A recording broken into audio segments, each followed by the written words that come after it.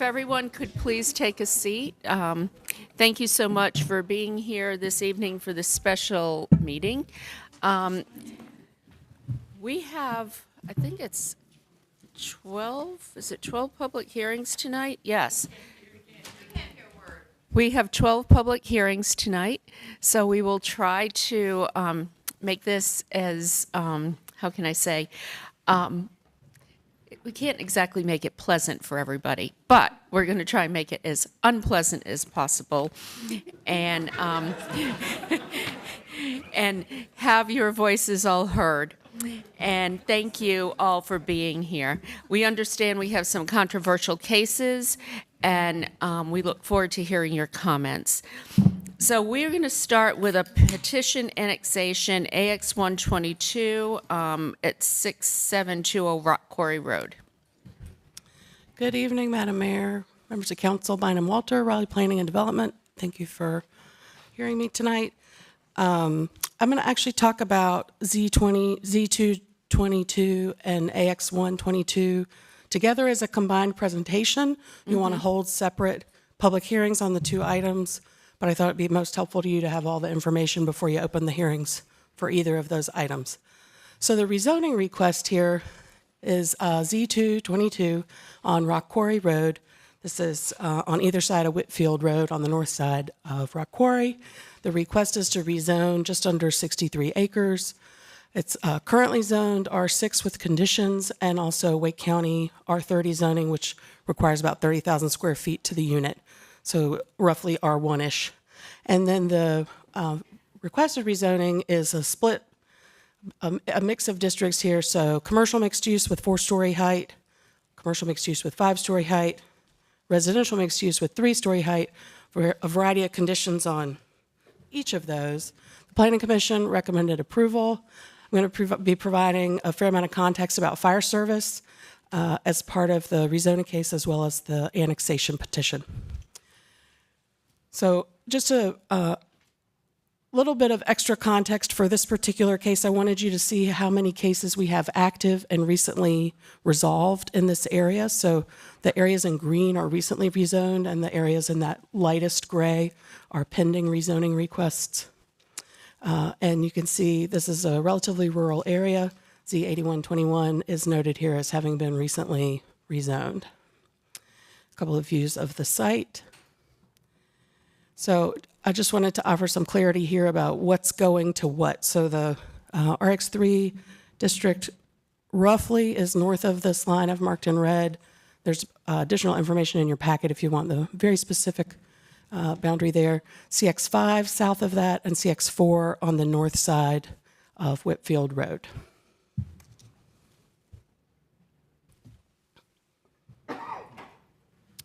So in the CX4 district, and this is why we needed to know what was where, there are limits on uses there. There also is a provision for a pedestrian connection to a public sidewalk along Rock Quarry or Whitfield to connect to a recorded greenway easement on an adjacent property. There are different uses prohibited in the CX5 district. In the CX4 area, there's a maximum of 400 residential units. And in the RX3 district, there is a maximum of 500 residential units. And then the applicant has specified that they would include a constructed wetland as part of their overall stormwater management plan for the property. So the entitlement here, the maximum number of units is increasing. Excuse me. There we go. Office square footage is going up here in the CX area. So remember, this is residentially zoned currently. So there's no office or retail entitlement there. So those are increases. This is inconsistent with the low-scale residential designation on the future land use map, and it is inconsistent with the plan overall. There are a handful of consistent policies here, but really this ties to the majority of the inconsistency here is tied to being around the timing of annexation, location of growth, and how we manage open space and new development. The requested rezoning, however, I would like to note, would be consistent with what's proposed as part of the Southeast Special Area Study. That's pending in front of Planning Commission right now. It'll be heard at Committee of the Whole later this week. And so while the currently adopted policy is inconsistent, the proposed potential future policy would be consistent. So if you take action on the rezoning, the future land use map would be amended, and you can see that change here from the low scale residential to medium scale and community mixed use. Planning Commission recommends approval. Then the annexation is for a portion of the entirety. So a portion of the rezoning area, most of the rezoning is currently outside the city's corporate limits and outside the ETJ. So I have mentioned earlier, Raleigh Fire has some service concerns here.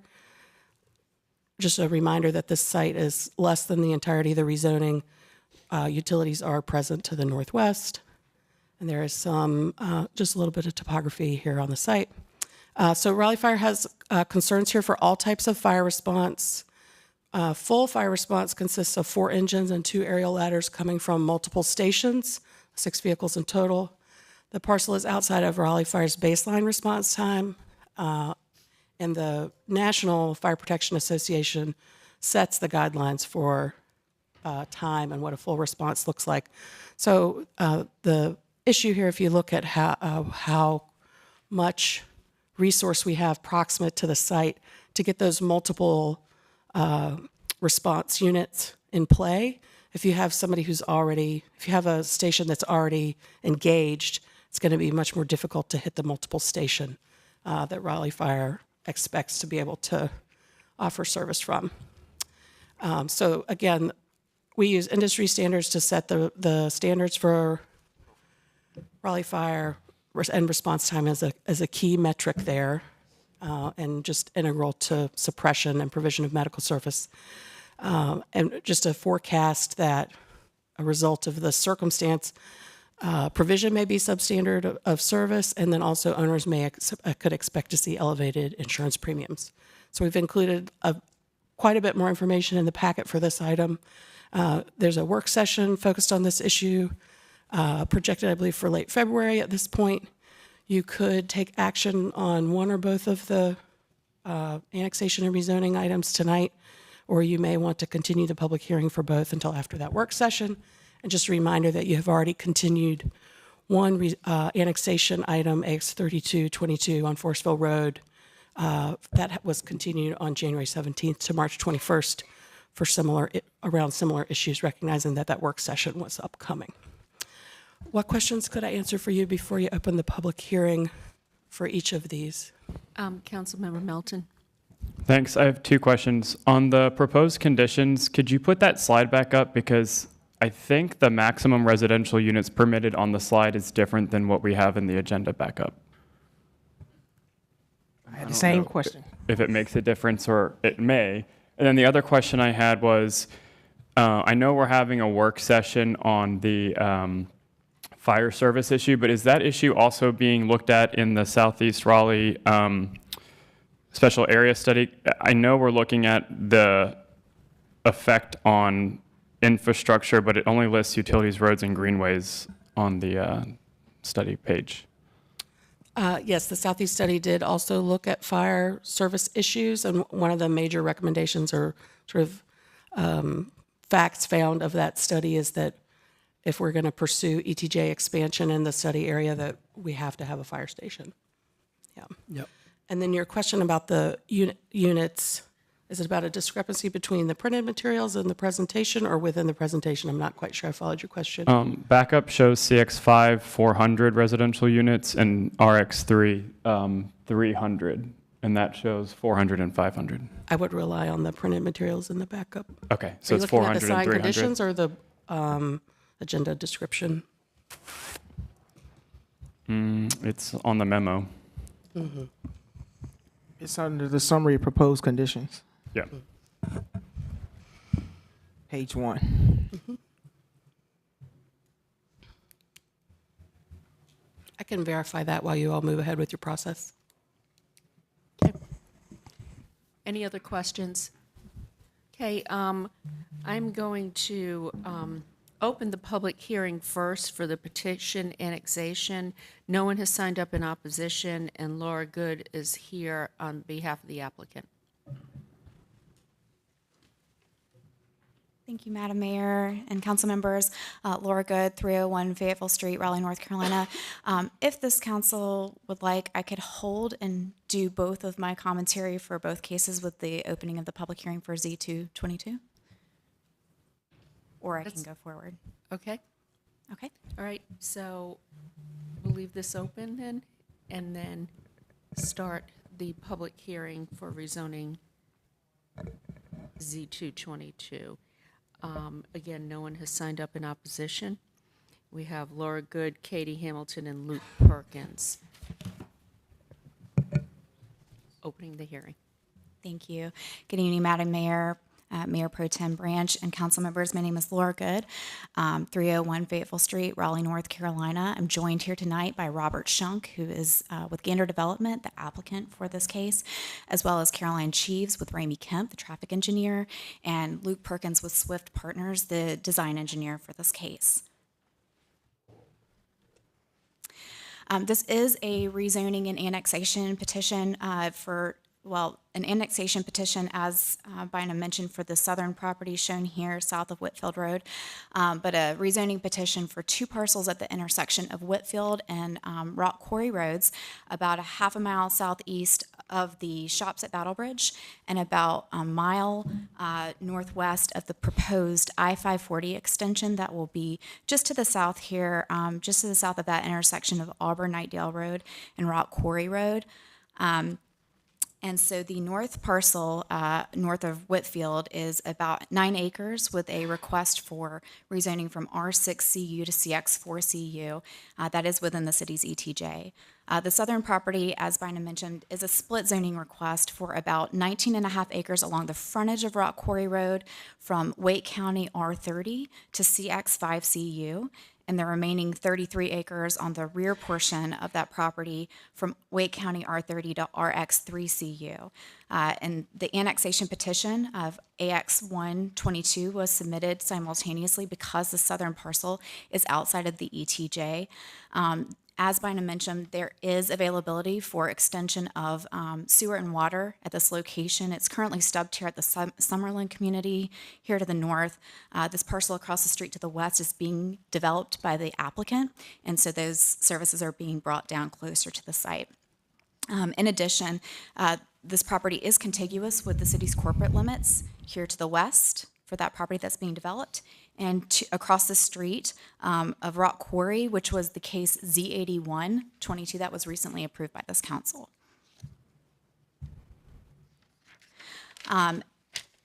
As staff mentioned in their presentation and in their staff report, this is inconsistent with the current future land use map designation and inconsistent with a lot of the associated policies with that future land use map designation and policies regarding location of growth and annexation. However, as mentioned by staff, this property is within the Southeast Special Study Area, or the SESA. That has been ongoing, and we have been trying throughout this process to time it with the passage of that SESA. We actually had our first pre-application meeting back in January of 2021.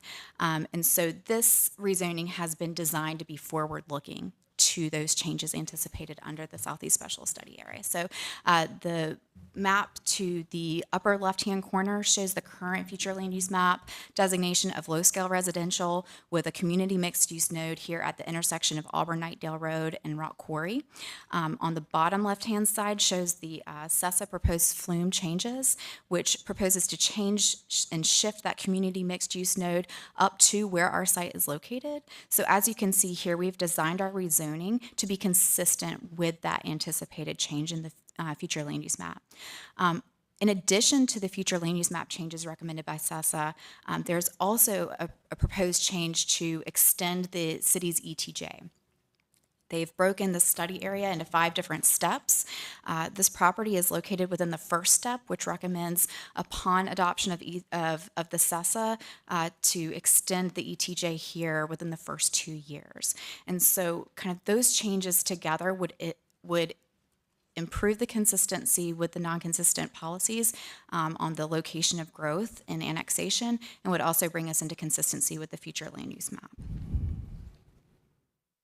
This next slide just lists out the conditions that we have for the site to the parcel to the north, which is namely to limit those more intensive commercial uses that would be inappropriate for adjoining to residential development.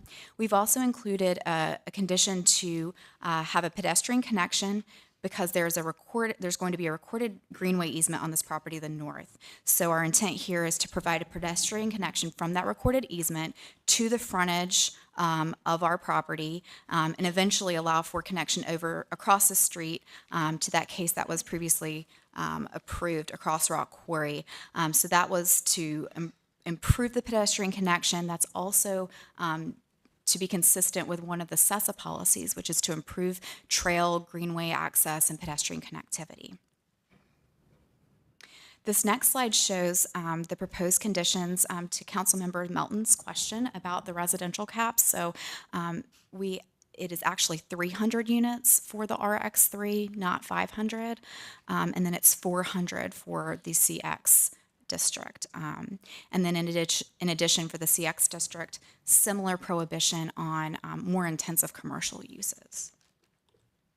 And then that just summarizes, as Bynum stated, a commitment to a constructed wetland.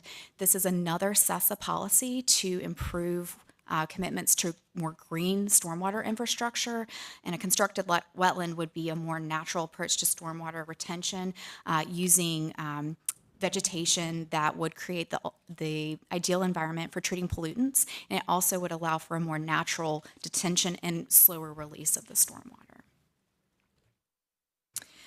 This slide shows the policies that have been identified as consistent with the current comprehensive plan, as well as the CESA recommended policies.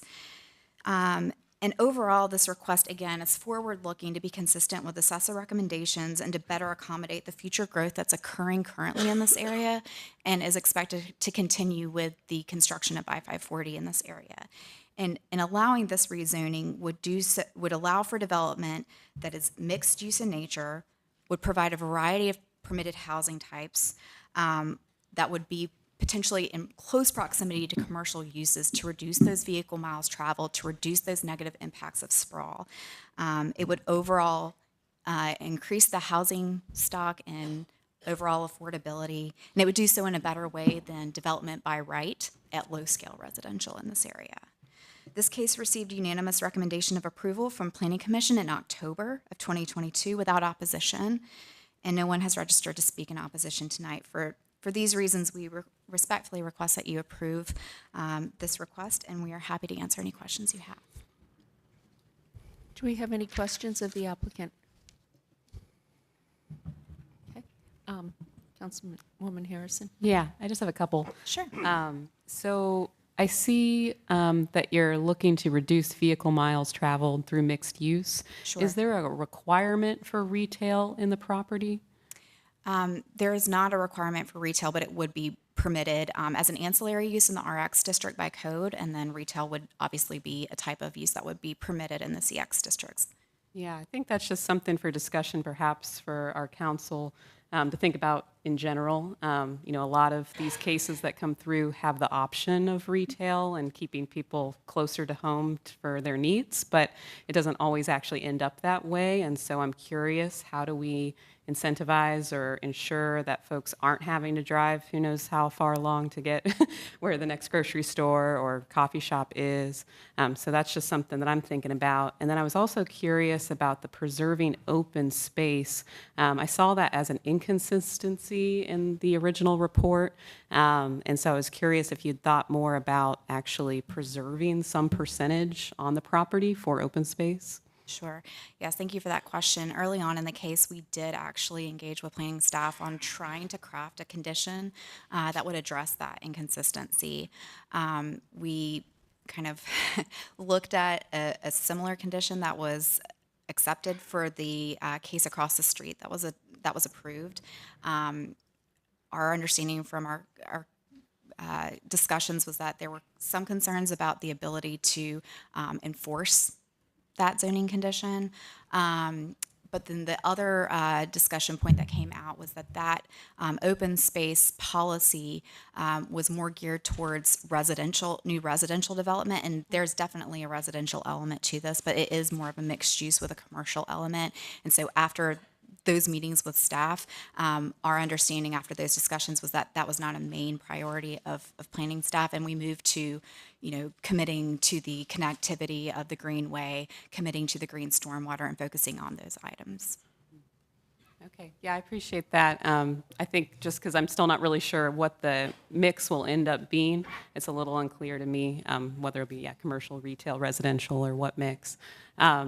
I won't ask any more about the fire, but I'm guessing someone is going to. I'm going to let someone else do that. Yeah, well, I've actually had conversation with the applicant and everything. As far as the fire, I'm actually ready to make a motion to hold this until March 21st.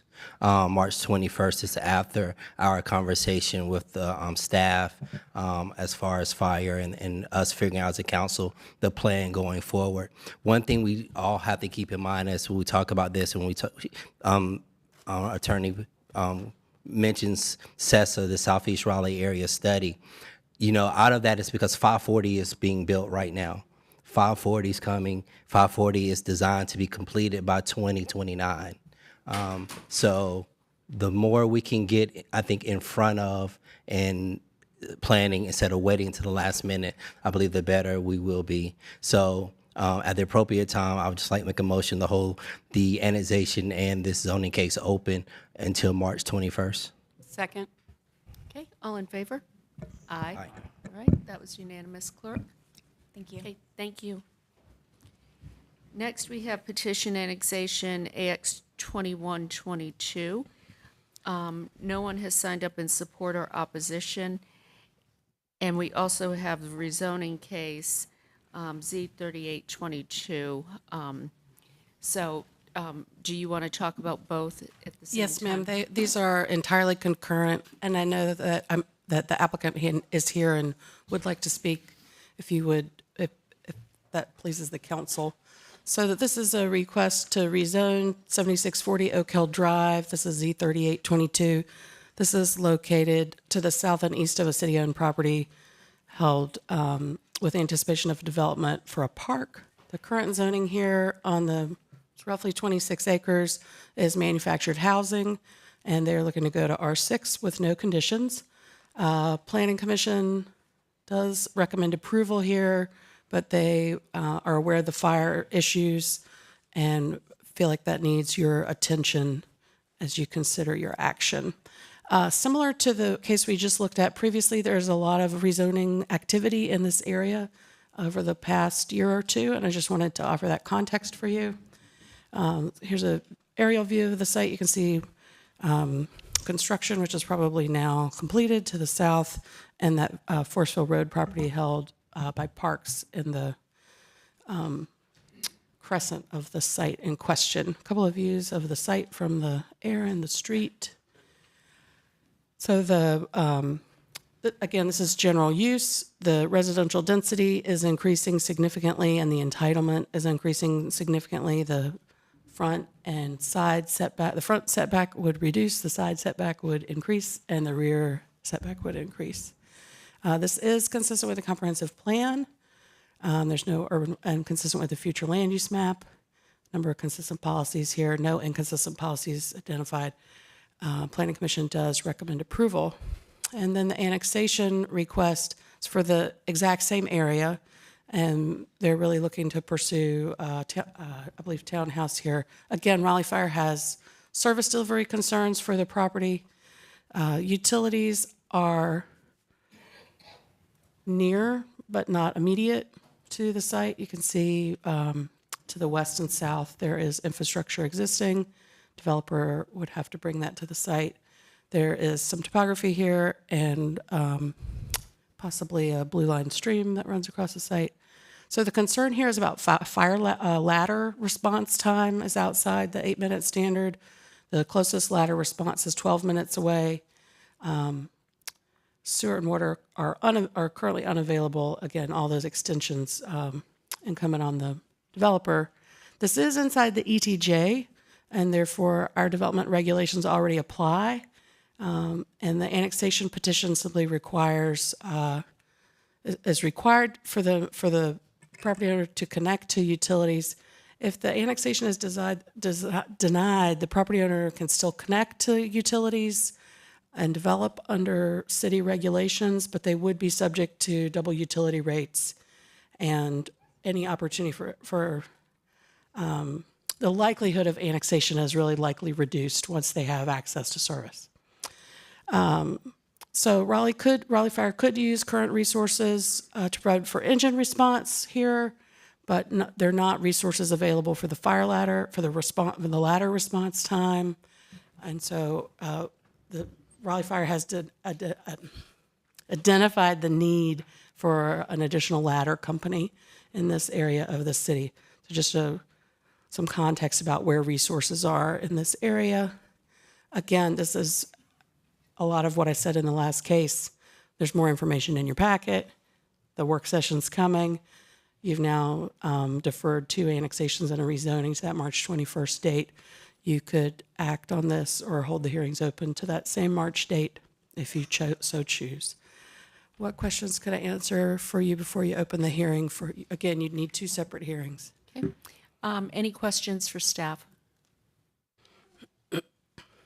Okay, I am going to then open up the petition annexation AX 2122. Do we have anybody here representing the applicant? I believe the applicant is present. They were not successful in signing up to speak to you through the... Well, we had some technical issues with signups. So if the applicant is here, if he or she would make themselves available.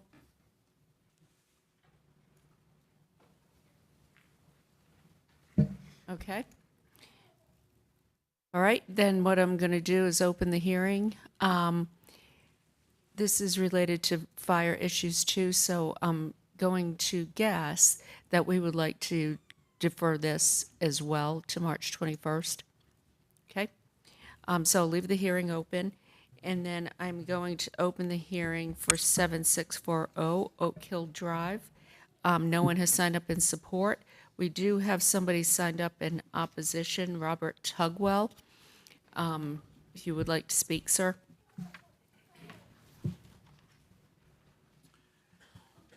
Thank you, Madam Mayor and members of the City Council. It is my request that the City Council table the zoning request for the Pippin Hollow property, Z3822, 7640 Oak Hill Drive, into further review of the following concerns. Number 1, conditional use should be added to this property that has aligned with the adjoining property's condition use being currently developed by Shenandoah Homes and Lennar Homes. This is the property south of the Pippin property that was mentioned that's under development now. There's an ordinance 261 ZC 605 adopted July the 10th of 2007. This ordinance was put in place to protect the character of the adjoining neighborhood, Ivy Ridge. Item number 2. Ivy Ridge subdivision was developed in the mid-1990s. All 28 lots are at least an acre, and no clear cutting of the land was necessary for this development.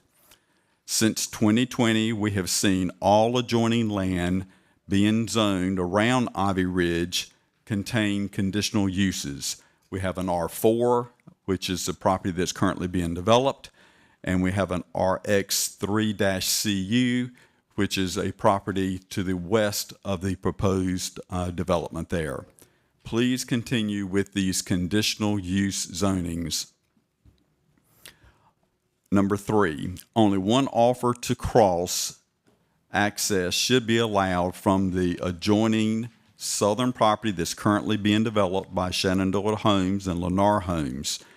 This is per the conditional use of the adjoining property. The current development has 3 roads terminating onto the Pippin property, a violation of the current use or the conditional use. Will the developer be allowed to tie in all 3 roads as planned? Or does the city of Raleigh have a definition of a cross access? That's spelled out in the conditional use that only be one cross access to this property. Item number 4. When conditional use are clearly spelled out, everyone should follow them. There appears to be some confusion with the city of Raleigh on what a crawl space is. When the conditional use clearly spells out only crawl spaces or basements are allowed, then the developer should not be allowed to put slab-on-grade construction, as such is in the case of the Shenandoah Homes, Lennar Homes development. The city of Raleigh needs to follow the NC residential code on what a crawl space is and stop using the following definition I received from the city of Raleigh. A determination was made by the former zoning administrator in March of 2020 referencing crawl spaces. His determination was the UDO does not define a crawl space, so I referenced the building code for guidance on how it is defined and any dimensional requirements. Building codes require an 18 by 24 door for an exterior crawl space and 16 by 24 door for an interior crawl space. However, since you are proposing an accessible crawl space, a slab, I believe the rendering you have provided satisfies the requirements of a crawl space. The reason I bring this up is that there is confusion already among various conditions of adjoining properties, crawl spaces, slabs, properties being able to access other properties there. So our request is that these areas be reviewed and a definition assigned to those that is proper before allowing the rezoning of this property. We in the neighborhood, we're not opposed to development. We do want to see responsible development, and we look forward to working with all parties to reaching these common goals. And I think I heard the comment mentioned earlier, there's been a lot of rezoning in this area. You guys are making us dizzy. There's so much going on out there now. It's really hard to wrap our arms around. We welcome development, but let's stick to a good development plan. Thank you very much. Thank you. Yes, Sir, sir, if you I just could have come one back quick up question to the for you. podium. So- Councilmember Fort would like to ask you a question. are the existing homes in the area, they have crawl spaces, and proposed homes have slabs? Is that what No, the ma'am, issue? the existing area that has the conditional use, it's stated clearly as one of the conditional uses that all construction has to be either a crawl space or a basement. And with the definition that I read from the former zoning administrator, a decision was made and they did allow slabs to be built there. And it's funny, the mix-up of understanding, well, what is a crawl space and what's a slab? If you look on the building permits, it clearly states that these are monolithic slabs that these houses are built on. Clear violation of going against what's in the conditional use there. Could we have staff come back up and address some of the issues that were just raised? I'd like to hear from staff on this.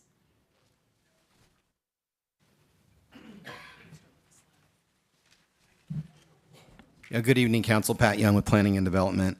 Mr. Tugwell is correct. We met with Mr. Tugwell many times that the UDO does not define the term crawl space. You'll recall that Councilmember Patton requested that we add that, and you all voted to add that to some changes to the UDO. So going forward, there'll be some clear specifications on what constitutes a crawl space. But as Mr. Tugwell said, the former zoning administrator determined that the sites that were, the units that were being built in the Ivy Ridge subdivision qualified as crawl spaces. I can't tell you right now whether, I don't believe they're slabs. I believe that they're crawl spaces, but they are not of the same size and dimensions that Mr. Tugwell noted. I can follow up with council in that regard. But the determination was made in March of 2020. there was an appeal period, and we're bound to that determination. What about cross-access, which was referenced, and conditional use? So I'll let Jason Myers from Transportation speak to that. Jason Myers in Transportation. I went and looked at the zoning conditions for, I'll just circle it here for everybody's benefit, this area that's under construction, this aerial photo. Those zoning conditions do include a requirement to offer one cross-access to the subject of this rezoning. It doesn't, in my reading of it, say only one. That may have been the expectation of many at the time, but it doesn't say that. And I also believe, and the city attorney may be able to confirm this, that stubbing of a public street is a different thing than a cross-access, and there's 3 public streets in that subdivision plan stubbed to there. Excuse me. And having more public streets helps distribute that traffic, calm that traffic, and not have one street that very much encourages higher speed travel through this new subdivision. And I think would be a good design to encourage a safer driving behavior. But I don't believe there's any issues with that, with the zoning conditions of the current subdivision nor the approved subdivision that's under construction there. Okay, thank you. Councilmember Patton? Yeah, can you stay for just a second? Sorry. I believe on one of the emails that I've been copied on related to this, that some of the stub streets have to do with a block perimeter. Is that aligned with you? Yeah, in general, the subdivision plans are implementing a block perimeter regulation and setting up what future would lead to blocks meeting those standards. I can't speak specifically to the review of this subdivision. It's not something I've worked with. We'd have to get some additional research there. But yeah, it's hard to see in this, but there's basically kind of 3 stubs roughly like that. One of those streets is in the street plan, a neighborhood street that kind of follows this alignment roughly like that. And the other 2 are just local streets, very narrow, meant to build a network within a neighborhood for walking and biking and everything, and avoid cul-de-sacs. Is it common to plan for a block perimeter for a site that hasn't been like rezoned or annexed? Yes, It is. yes. Okay. Okay, any additional questions? Councilmember Harrison? Yeah, this would be for staff. I'm just curious if you could go through the tree protections that would be part of this site. So I did see the setbacks that they're proposing are slightly different than the existing zoning. So they want to go from 20 feet in the front to 10 feet in the front. But in the rear, they want to go from 10 feet setback to 20 feet. So I was a little curious about what that means. And then if you could talk about the perimeter buffers that are required in this case. Just tell me a little bit about what would be protected in this particular case. Right, so a very high level tree conservation area prioritizes riparian adjacency. So if there's anything blue line here, then street frontage, and then boundary of the parcel with other parts of the site. This is of a size that I would expect tree conservation regulations to apply. And then I'm not sure how that relates to your setback question. Yeah, I'm just curious, does that impact the tree kind of perimeter buffer that is required in Right, this so case? typically tree conservation would be determined at the time of subdivision rather than site development. So typically, I would expect to see this come in for subdivision. They'd have to establish the tree conservation area at that time. So it might be not necessarily on a lot by lot basis related to individual residential structures, but rather associated with this is what, some 30 some acres, I think, would be scaled and possibly located in relationship to the larger tract. Yeah, maybe what I'm thinking about is the overall kind of borders of the site, not like the individual lots or homes. What would be required, on the outside of that site? It would really depend on what qualified as tree so we look at the quality of the trees in addition to just whether or not there are actually trees there. So you're looking for a trunk diameter of a certain size, that they're kind of together as a collective, right? Is the rather than general rule standalone. 10% conservation on the site for tree cover? I believe that's correct, yes. Okay. Yeah, just trying to understand what would be required just under our UDO. Thank you. Okay. Any additional questions? Okay, going to leave the hearing open. Councilmember Patton, are you? I'm going to make a motion to hold this at the table until after our fire service conversation, and the applicant is not here, but I'll also send out into the cosmos a hope that he will switch to conditional use and continue conversations with staff. Second? So you're asking to defer this to March 21st? Okay. All in favor? Aye. Okay, that was unanimous, clerk. Thank you. And that's both the annexation and the rezoning, correct? Both. Yes, ma'am. Great. Mayor, I have a question. Councilmember Patton indicated that she hopes there'd be some continued discussion about possible conditions. Do we need to close it to do conditions, or can it stay open? I can't remember. leave it open. Stay open. Can stay open. Okay, next we have rezoning Z4322, 405 Clover Lane. Yes, ma'am. This is a request to rezone just over 5 acres from R10 with an NCOD to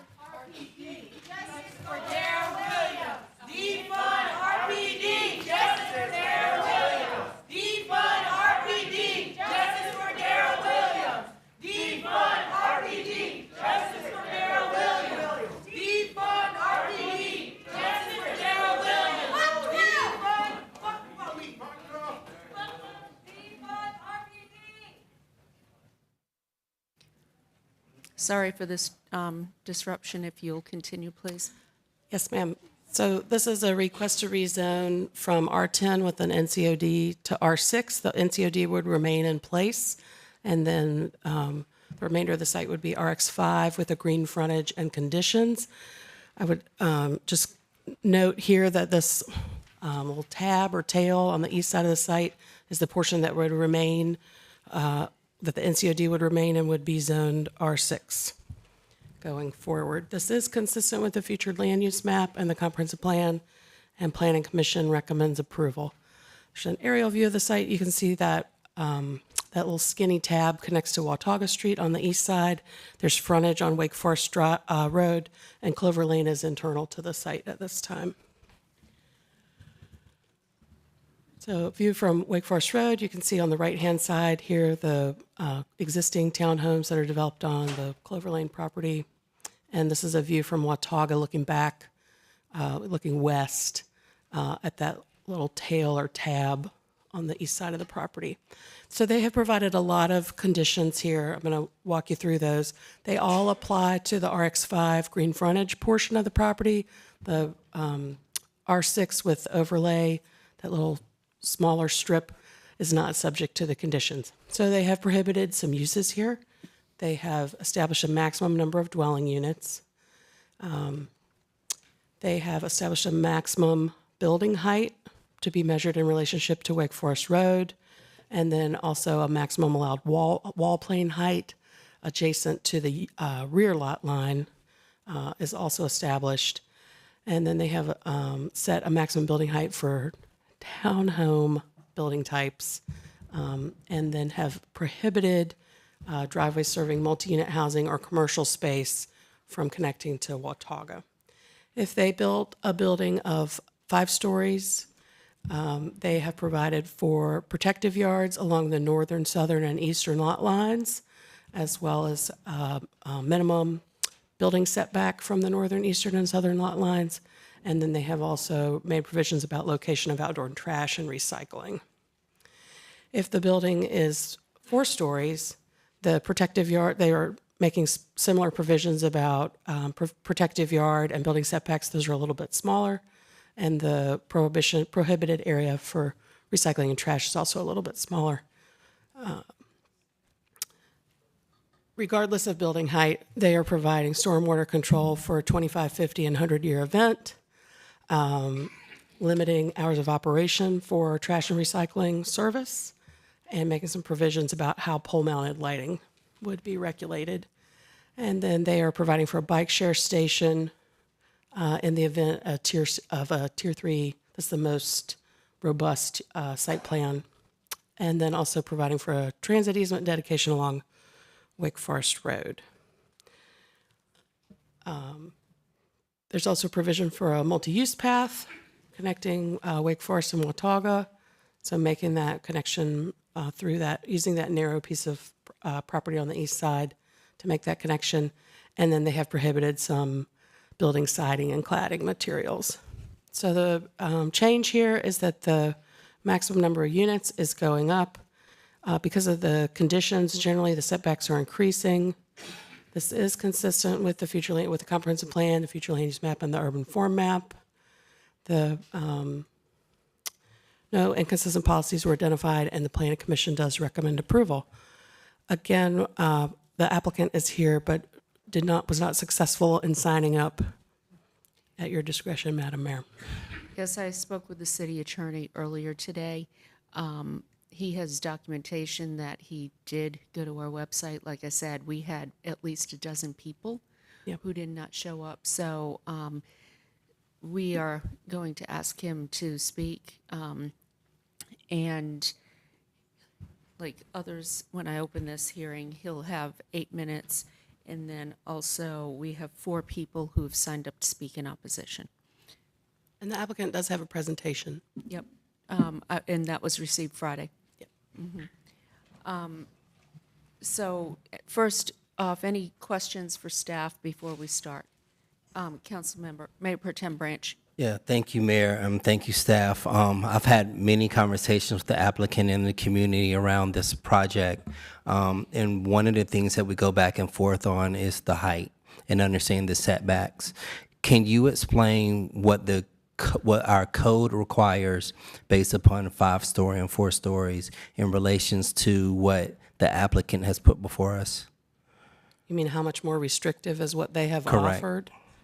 I'd have to look at the code Okay. very specifically, but I Okay. can come back to you if with that. Come back to that, so we can get a better understanding of that, as far as the code requirements and what the applicant has put in place. And my other questions are really for the applicant, so I'll wait until they present. Okay. Councilmember Fort. There was one dissenting vote at the Planning Commission. Do you know what that was based on?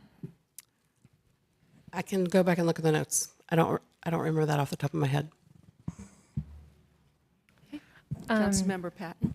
Yeah, can you clarify on the slides? It mentioned that the connection to Watauga would be close to vehicular access, but in the backup materials, it's a little more nuanced. It has to do with the density.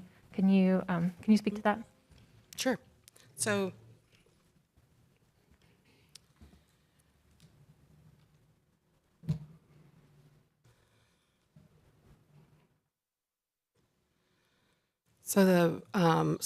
we provide summary on slides rather than spelling out all the words. The summary here is that driveways serving multi-unit housing or commercial space will not connect to Watauga. Do you have a question about the wording of the zoning condition specifically? I just want to make sure it's out in the open and known that if they choose a lower density, it says here that residential uses in excess of 7 units per acre would not connect to Watauga Street. So if they chose a lower scale, like a lower density, then they would have the option to connect Absolutely. vehicular traffic to Yes, ma'am. Watauga. Okay, just wanted to clarify that. Any other questions of staff? Okay, I'm going to open the hearing.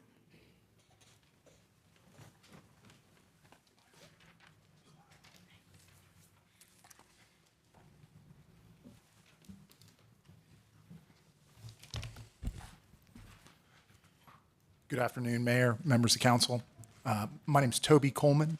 I'm here on behalf of the applicant Clover Lane LLC. And I am an attorney. My address is 150 Fayetteville Street, Suite 2300. Clover Lane LLC is actually, the principals are a couple gentlemen that are in the back, Howard Brooks and Ward Russell. They're both Raleigh-based businessmen. The reason for this rezoning, they currently own the property. There's 57 units on the property, and they're looking at sort of the next stage for what is frankly sort of a unicorn site. This is, I will acknowledge up front, this is one of the controversial rezonings that Mayor Baldwin mentioned earlier. I think you all know that. And so a lot of my presentation is going to be addressing issues where we have had a lot of discussions with neighbors. We've worked very hard to come to a compromise, but we are still working towards that. So here's the current development. I think Bynum did a good job of explaining sort of the basics. There's currently 57 two-bedroom units. They're built in 1968. This was built before stormwater mitigation requirements, so there's no stormwater mitigation currently on site. The buildings, as you can see, are all built around this edge here. And so there's somewhere within a few feet of the property line. There is this existing drive. It's pretty much unused except by the neighbors here and here, which I'll get into in a second. But if I could hold on a second here. Do you have her? Okay, sorry about that. So there's no current restrictions on access to Watauga Street. One of the things that's not on here, but I want to mention because I know it's a concern, is this is currently subject to the Mordecai NCOD. It was first enacted back in 1998, 30 years after these apartments were built. One of the provisions of the Mordecai NCOD is that there's a maximum lot limit of about a third of an acre or 14,520 square feet. Whether intentional or not, that lot size limitation operated to make apartments illegal in Mordecai up until recent years, so between 1998 and about 2021, because the minimum lot size for apartments was 15,000 square feet, just above the maximum. And so this made this apartment development basically, conforming, a non-conforming legal use, and a bit of a unicorn. If it burned down, you couldn't rebuild it today under the current zoning. And so, in looking forward, the proposal is to go to RX5, 5 stories. The goal would be to increase the density in an area that's incredibly walkable, a great neighborhood, at a location where there's already existing multifamily. I do want to mention that, the reasoning, again, behind the request to remove the NCOD is so the property can be used for apartments. Because of the restrictions inherent in the NCOD, you couldn't even build the existing 57 townhome-style apartments on this size of a parcel, 5.3 acres, without a zoning change. We have talked with the neighbors about this, and we've been grateful that the neighbors have, frankly many of the neighbors have been understanding about that proposal, and have indicated a willingness to consider additional multifamily units. There's a number of them here, a number of them holding up signs, and we do have some issues, but I think the issues are around things like height, how much density, things like that. In terms of engagement, we've had extensive conversations, and including 4 neighborhood meetings. We've gone to the CAC, and as a result of those, we have all those conditions that Bynum mentioned. As Councilor Patton mentioned, one of the conditions we heard a lot about, and we've pretty much come to agreement on, except for some issues, is restricting access from this nub to the main site. We've said if it's apartments, if it's non-residential use, that you can only have emergency access, driveway access there. We've also said basically, in Mordecai, the smallest lot you can have is 1/6 of an acre. So the current entitlement is up to 6 units per acre. And so we've said if you go above that entitlement, you can't have driveway access to Watauga. The neighbors have asked us to consider going further, and we're happy to continue to engage in those conversations. We have offered a multi-use path. We provide, outside of the zoning conditions, driveway and access easements for those 2 neighbors here that would be effective we would provide upon rezoning. Those would guarantee that they have access to their driveways, which are accessible only via this property. They don't currently have recorded easements. So one of the things we heard from the neighbors early on was we'd like you to do a massing plan. And we learned a lot of lessons. The big lesson was you could get, if you did a taller building, you could provide larger setbacks, up to 100 feet with larger buffers. And here's the massing plan. One of the things we heard from the neighbors in terms of height was we'd like 4 stories, no more than 4 stories. And so, as was mentioned, we took a look at the code and we went to Klein Design, who did this massing plan, and we said, is there any way we can get below the height limit for 4 stories and provide 5 stories at a 4-story height? And so they went and they looked, and they, based on their homework, figured out that about 65 feet, which is less than the max height allowed under the UDO for 4 stories, would be feasible for a 5-story product here. And so that's what we've proposed. Here are the setbacks for a 5-story. As you can see, it really flips how it operates on the site. You've got most of the buildings currently within 100 feet of the property line, and that would be flipped to where the parking currently is. And with those setbacks come large buffers. In terms of density, we are asking for a doubling of the density from 150 units to 310 units. What we've heard from the neighbors is that their concern is that many units would break the Wake Forest Road diet. A couple of years ago, Wake Forest Road went from 4 lanes to 2 travel lanes with a turn lane. We've worked with Kimley Horn. They've done a traffic count. They've done a level of service study, and they've come back and said we don't believe that would require another through lane. And happy to have got some additional information as needed, but one of the things I want to address with my final 40 seconds are the existing residents. So we've heard a lot about the need to take care of the existing residents. This property is on the Triangle J's list of naturally occurring affordable housing. It's 80% affordable. The rents are currently between $1,550 and $1,900 a month. So that's affordable to people making 2 or 3 people households making between $65,000 and $77,000 for context. We are working with staff to provide some conditions both for extended notice and for relocation assistance. And we'd be looking, when we're obviously craving, along with the neighbors, some further guidance from council on what else you guys would like to see. Thank you. Thank you. Okay, next, I have 4 people who have signed up. I'm going to ask you to come up to the podium. Sarah Mers, Catherine Clodfelter, Will Petrie, and Amy Cubbage. Madam Mayor, can I follow up on the council members' questions, or you want to Yes. hear from? So, Councilmember Fort, you asked about the dissenting vote. That was from a commissioner who recognized that the neighbors were looking for additional conditions, and her vote was essentially in solidarity with them. And then your question about how the, Councilmember Harrison, I think your question was about how the conditions differ from what would be required by code in terms of setbacks. That's my question. That was your question, I'm sorry. No problem.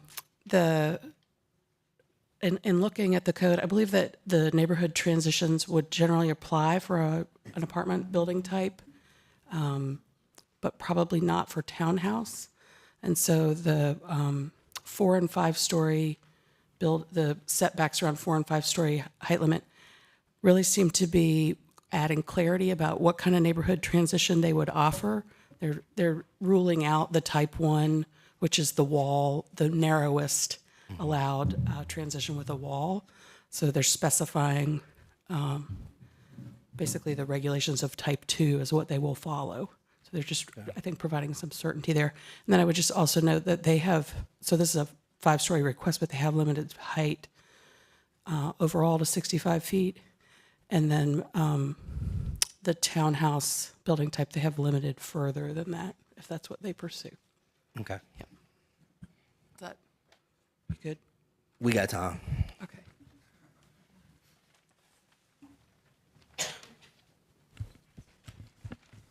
Good evening, Council. My name is Will Petrie, 505 Frank Street. I'm one of 4 people who will be speaking to you tonight as representatives for a large group of neighbors in the Mordecai neighborhood that have come together not to oppose redevelopment, but to chart a pragmatic path forward for this important parcel in our neighborhood. Since April, our neighborhood has focused on building community consensus of what's right for Clover Lane and what's right for Mordecai as we work to sustain our existing community and to welcome in new neighbors and new opportunities that are coming along. We've put aside our individualism, conceded important points to the owner's proposal in an effort to get this settled, as mentioned by the owner's attorney, and we've negotiated compromises amongst ourselves to reach consensus on a reasonable set of rezoning conditions.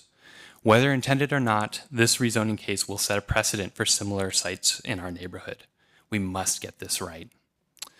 And we are confident that we can get it right with council's support for the handful of feasible safeguards we are still asking for. These conditions are described in a petition supported by over 300 signatories at last count, by our letter to council, co-signed by about 50 individuals in our neighborhood, and by about 30 of us here tonight in the room. Without these conditions, the proposal leaves open far too many ways for this rezoning to actively work against the city's investments towards our broader development goals. My neighbors are going to briefly highlight the unique aspects of the Clover Lane parcel and where the owner's conditions as filed fall short of realizing the full good this rezoning could have. Please remember that these reflect the consensus of a very large and very engaged group. That means we've examined every issue from a diverse and cross-cutting set of neighbor perspectives. Every single individual in our group has given up something that they deeply care about in order to get the most done right for the collective good. Nevertheless, the set conditions we've offered would allow for a major change over the existing zoning on the site and would provide a way for our neighborhood to play its part as we move our city forward together. Hi there, Sarah Mers, and thank you all.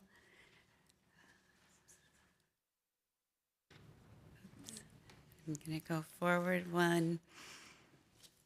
There's well-documented flooding at the intersection of Frank and Clifton. 510 Frank has had 4 feet of water in the basement with major flooding more than 4 times in 4 years. And I've had 1.5 feet of water in my basement, lost property, and now I have flood insurance to protect the HVAC. We're number 25th on the city's stormwater improvement project list, and I'm very grateful for that. And it may take 7 years for the city to get to us, and that's assuming no other higher priority projects get ranked, get slotted in before us. You are looking at the sinkhole 4 houses from me on Watauga, right across the street from Clover Lane. This opened up late summer, and it's now 35 inches by nearly 5 feet. They're 35th on the project list. So this is part of why limiting impervious surface and surface parking is so important to us. Thank you. Hello. My name is Amy Cubbage, and I live with my family at 1211 Watauga Street, and our backyard abuts the Clover Lane apartments. If an apartment building is built using the heights in the current conditions, a 65 to 75 foot 5-story structure, it would tower over the homes on the perimeter, including mine. This would be inconsistent with the comprehensive plan and unnecessary for adding density to this property. A building of that height next to 1 to 2-story bungalows would block natural light, remove the natural green barrier of shrubs and trees, cause light pollution to shine in our windows, and more. Here you see the renderings by neighbors that are drawn to scale, so this shows what it could look like just 3 doors down from my home. Because the land slopes down to my street, my neighbors and I along Watauga, those of us living along the perimeter, could be looking at this massive structure with 75-foot walls from our back windows, our porches, and our backyards. In addition to a height consistent with the comprehensive plan, I also want to be sure that green space is preserved in the setback, and that area is not simply used for a lot of surface-level parking spaces. I conclude by saying that we moved here just in the last few years, so we are the new people contributing to the growth of Raleigh. We moved here because of job opportunities and the quality of life. We very much understand the need for more housing, but it needs to be done in alignment with the city's own well-designed plan and is not injurious to those who are already living here, nor the investments that we have made that have contributed to Raleigh's growth. Thank you very much.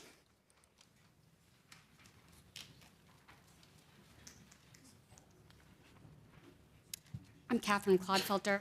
I live at the intersection of Watauga and Frank Street, and my concern is what 310 units worth of cars would do to the walkability of our side streets, many of which have no sidewalks, and the Wake Forest Road Diet, as you heard from the applicant.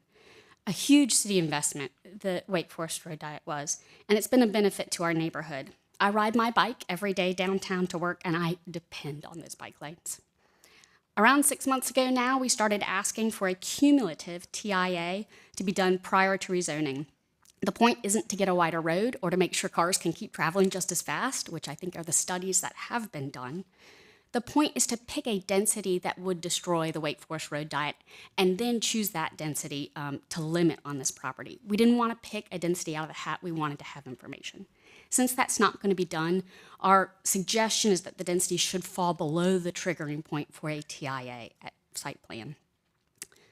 Given these concerns that you've heard and others, here are our points of consensus. First, there's nothing in this application that protects Raleigh from losing the 57 units of at least somewhat affordable housing that's currently there. We'd like thoughtful discussion about how that could be addressed.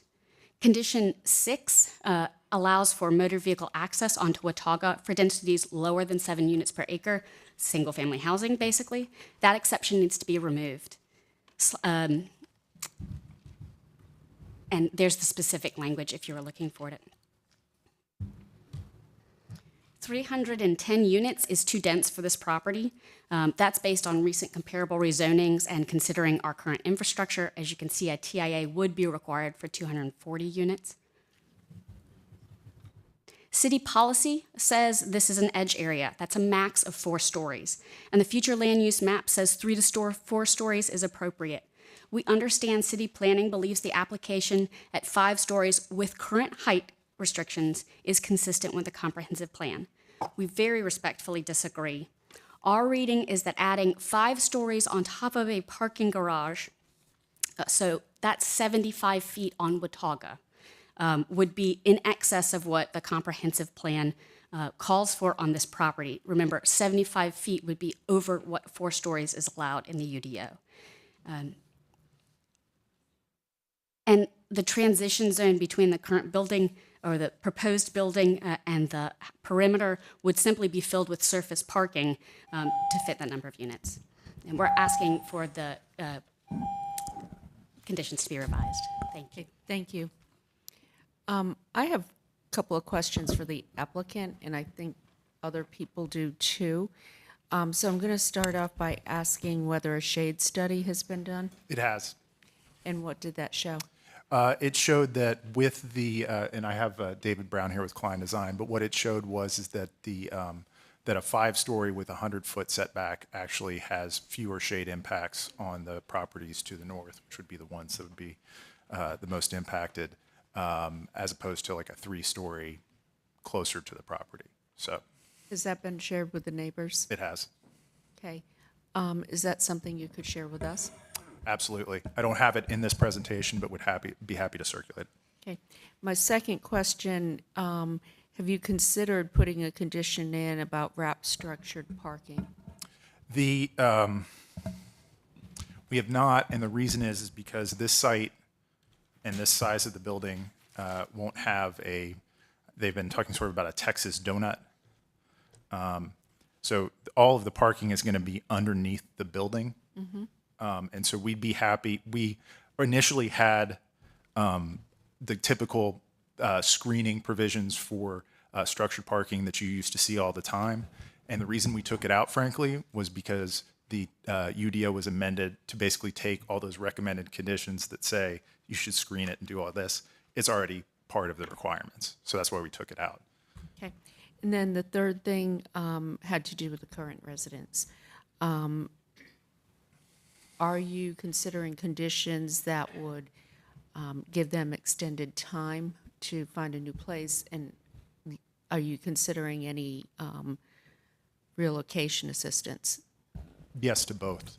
I have reached out to staff this week. I had a conversation, just so everybody knows, I've had conversations with Larry Jarvis and Bynum, as well as with the city's attorney's office about options here, and really looking at what could we do, particularly for the current residents. And those were the two sort of off-the-shelf solutions that the city has in terms of zoning conditions. So I'm working with staff to try to get what they like to see and then craft that. So we hope to have that next time we come back before you. And then we're looking at creative options here as much as we can. Okay, Councilmember Melton and then Mayor Pro Tem Branch. I have one question, I think, for staff, but I can jump to the question for you. Sure. I go by this site often. I also use and love the bike lanes that were installed. I think they were a critical missing connection.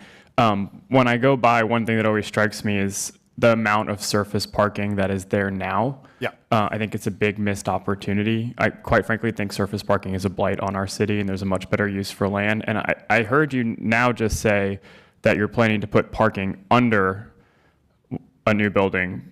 But then when you were showing us the proposed renderings, you had a bunch of surface parking on the perimeter. And so we don't have parking requirements in Raleigh anymore.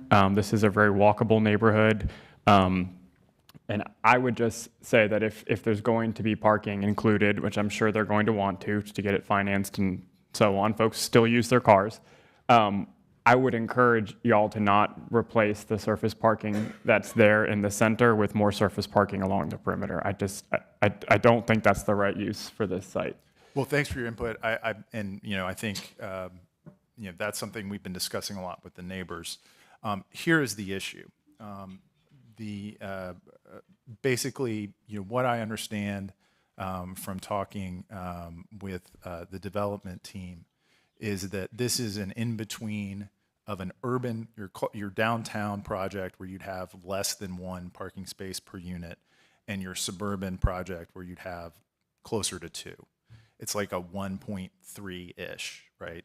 And so as a result of that, you're going to get most of the parking handled underneath, but the surface parking is to handle some excess parking. And frankly, one of the issues we heard at the neighborhood meeting from people was that they were concerned because these streets are narrow. A lot of people, because of the age of some of these homes, don't have driveways. And so there was a concern that we heard about, we don't want people parking on our streets. We don't want people coming from this development and parking on the neighborhood streets. And so part of what this plan shows is not exactly what's going to happen, but frankly, in discussions with neighbors, we wanted to be really frank that there would be some surface parking there, in part to make sure that there is not that overflow parking into the neighborhood. But I mean, we can address that on the city side, though. That's right. And then the question I had for staff is, there's been a lot of talk about the stories and then the height. And I thought we got rid of measuring buildings by height and story, and it's just story now. But did that only apply to certain types of building? Exactly, only certain types. So Okay. 5 stories and 80 feet is the limit in the code currently. Okay, so There are- anything under 5 and under still has a height on it. Okay, thank you. Okay. Mayor Pro Tem. So a couple questions for the, since you're up, I'll start with you, Bynum. I have some for the applicant as well. They mentioned stormwater. What, and the applicant hopefully addressed this as well, but per our code, what 10-year, 5-year, 10-year, 25-year, 50-year, what do they have to build towards if they were to do the apartment building? I know it differs with townhomes. And I had a question about the parking deck versus surface parking, but right now, as far as stormwater, because that has been a major issue, what? The stormwater condition applies across the board. What they've offered is to control for, I see Ben Brown sidling up here, and I looked before I said Wayne Miles.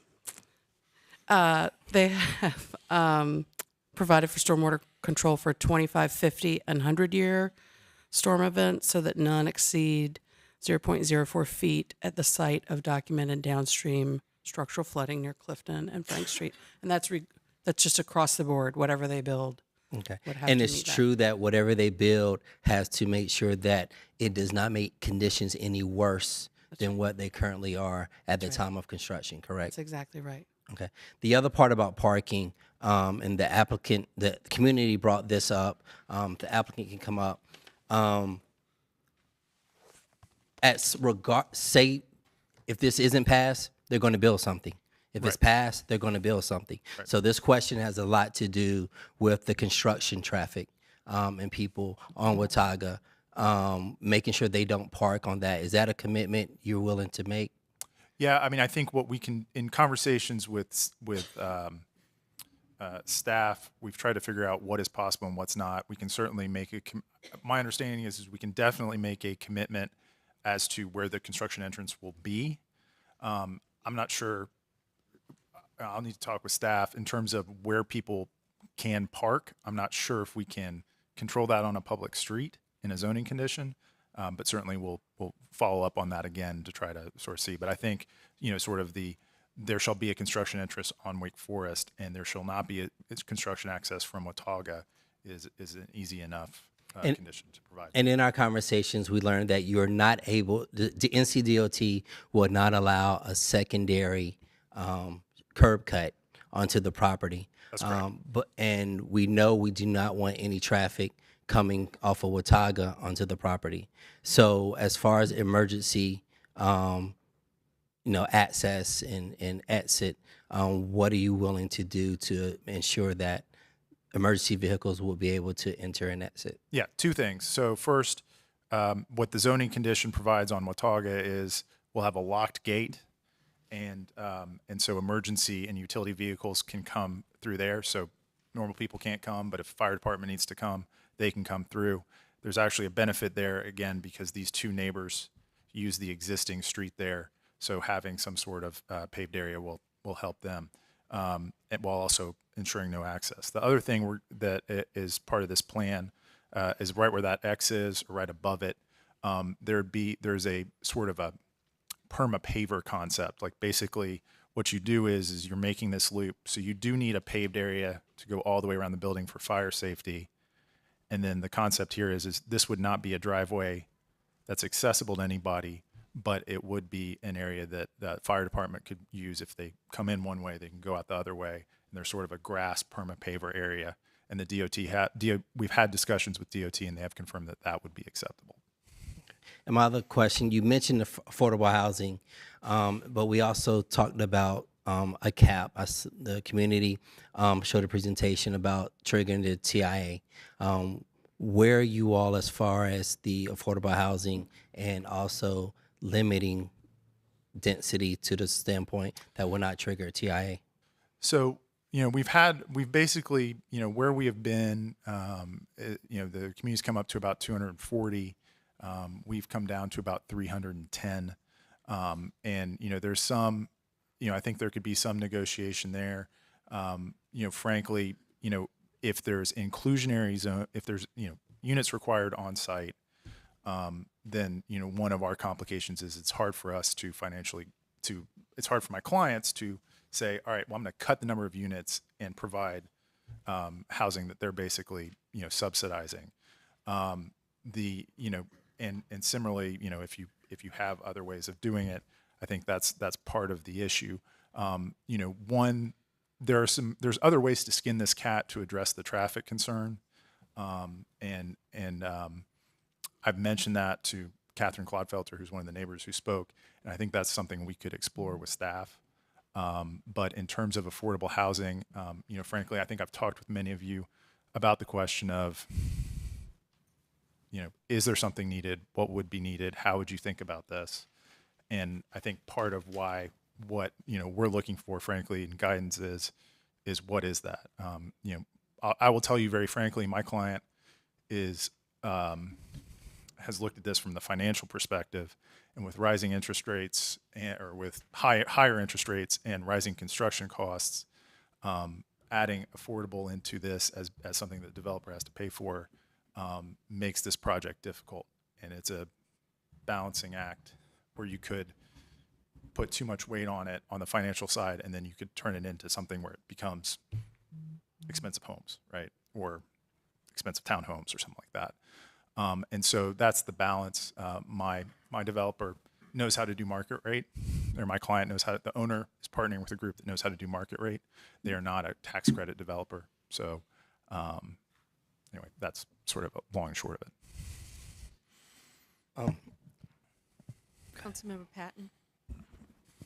In your conversations with the city attorney and staff, have you explored the option of protecting the existing leases by offering specific lessees a unit in the new development at a similar price point? We've discussed it in a very general sense. I'm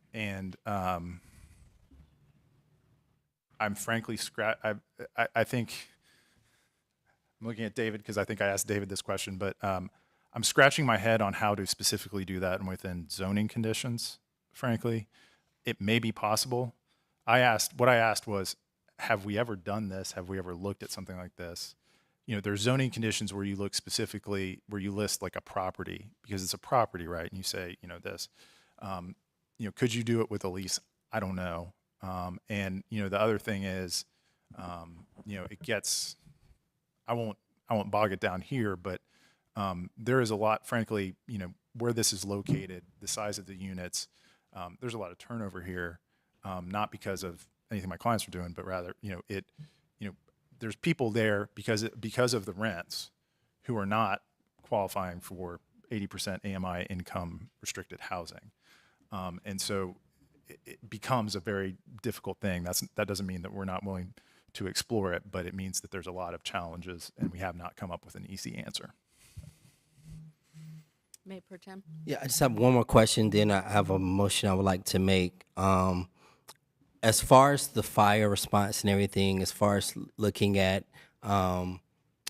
underground parking, are you looking at a standpipe system for that? Because if it's underground, fire vehicles aren't going to be able to get in there. An underground, are you talking about the water or the? Yeah. So the water system, do you know?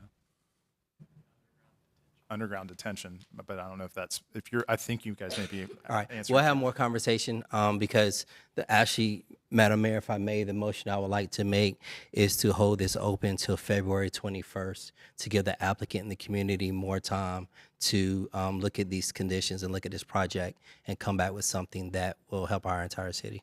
Okay, do we have a second? Second. All in favor? Aye. Aye. Okay, those unanimous, clerk. Thank you, everyone.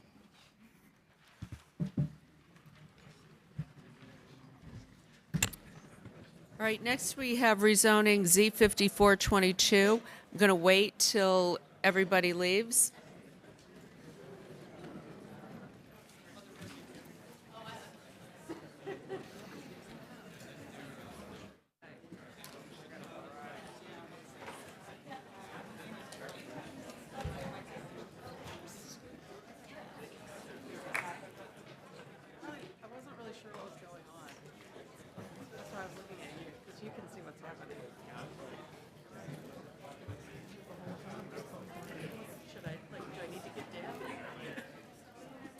Yeah.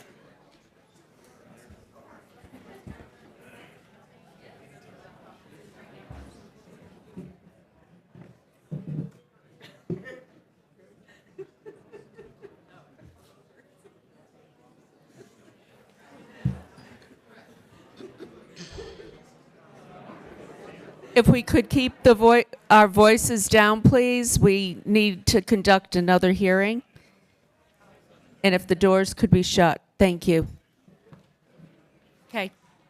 Yes, ma'am. This is Z5422. This is a handful of parcels on the east side of West Street and north of Peace Street, totaling about 2.5 acres. The request is to go from industrial mixed use with a 12-story height limit to downtown mixed use with a 30-story height limit. The urban general frontage is also offered as well as conditions. This is consistent with the future land use map, the urban form map, and the comprehensive plan. And Planning Commission recommends approval with some additional suggestions to you. I'll talk about those at the end of the presentation. So you can see the aerial view here. So this is on the west side of future Smoky Hollow Park, also west of Capitol Boulevard. couple of views of the site. This is a view from West Street, a view of the northernmost portion of the property on West Street. They have offered some conditions. They have prohibited some uses. They have prohibited on-site surface parking between any building and the eastern boundary of the site, which would be the boundary with Smoky Hollow Park. And they have provided that site plans will include pedestrian connectivity to the future park. Any site plan offered will also include a minimum of 2,500 square feet of outdoor amenity area, meeting the urban plaza standards along P Street and or adjacent to the city-owned parcel that is the future Smoky Hollow Park. And they have limited office uses to 500,000 gross square feet. So the change in entitlement here is actually relatively minor considering the increase in height. They're not, the residential units go up modestly here. Office square footage is controlled by condition and remains relatively about the same. The retail square footage is actually projected to go down, and the industrial square footage stays about the same. This is consistent with the future land use map and the urban form map. Number of consistent policies here. The inconsistent policy here is around downtown edge and how development downtown transitions to outside downtown. So Planning Commission did recommend approval. The one recommendation that they made to you was around considerations for additional conditions, specifically because of concerns they heard expressed from neighbors, conditions related to glare and shadow, and they thought that those might be managed through conditions related to building materials, articulation, and height. What questions could I answer for you before you hear from the applicant and the members of the public that have signed up to speak to you? Anybody have any questions for staff? Okay, I'm going to open the hearing.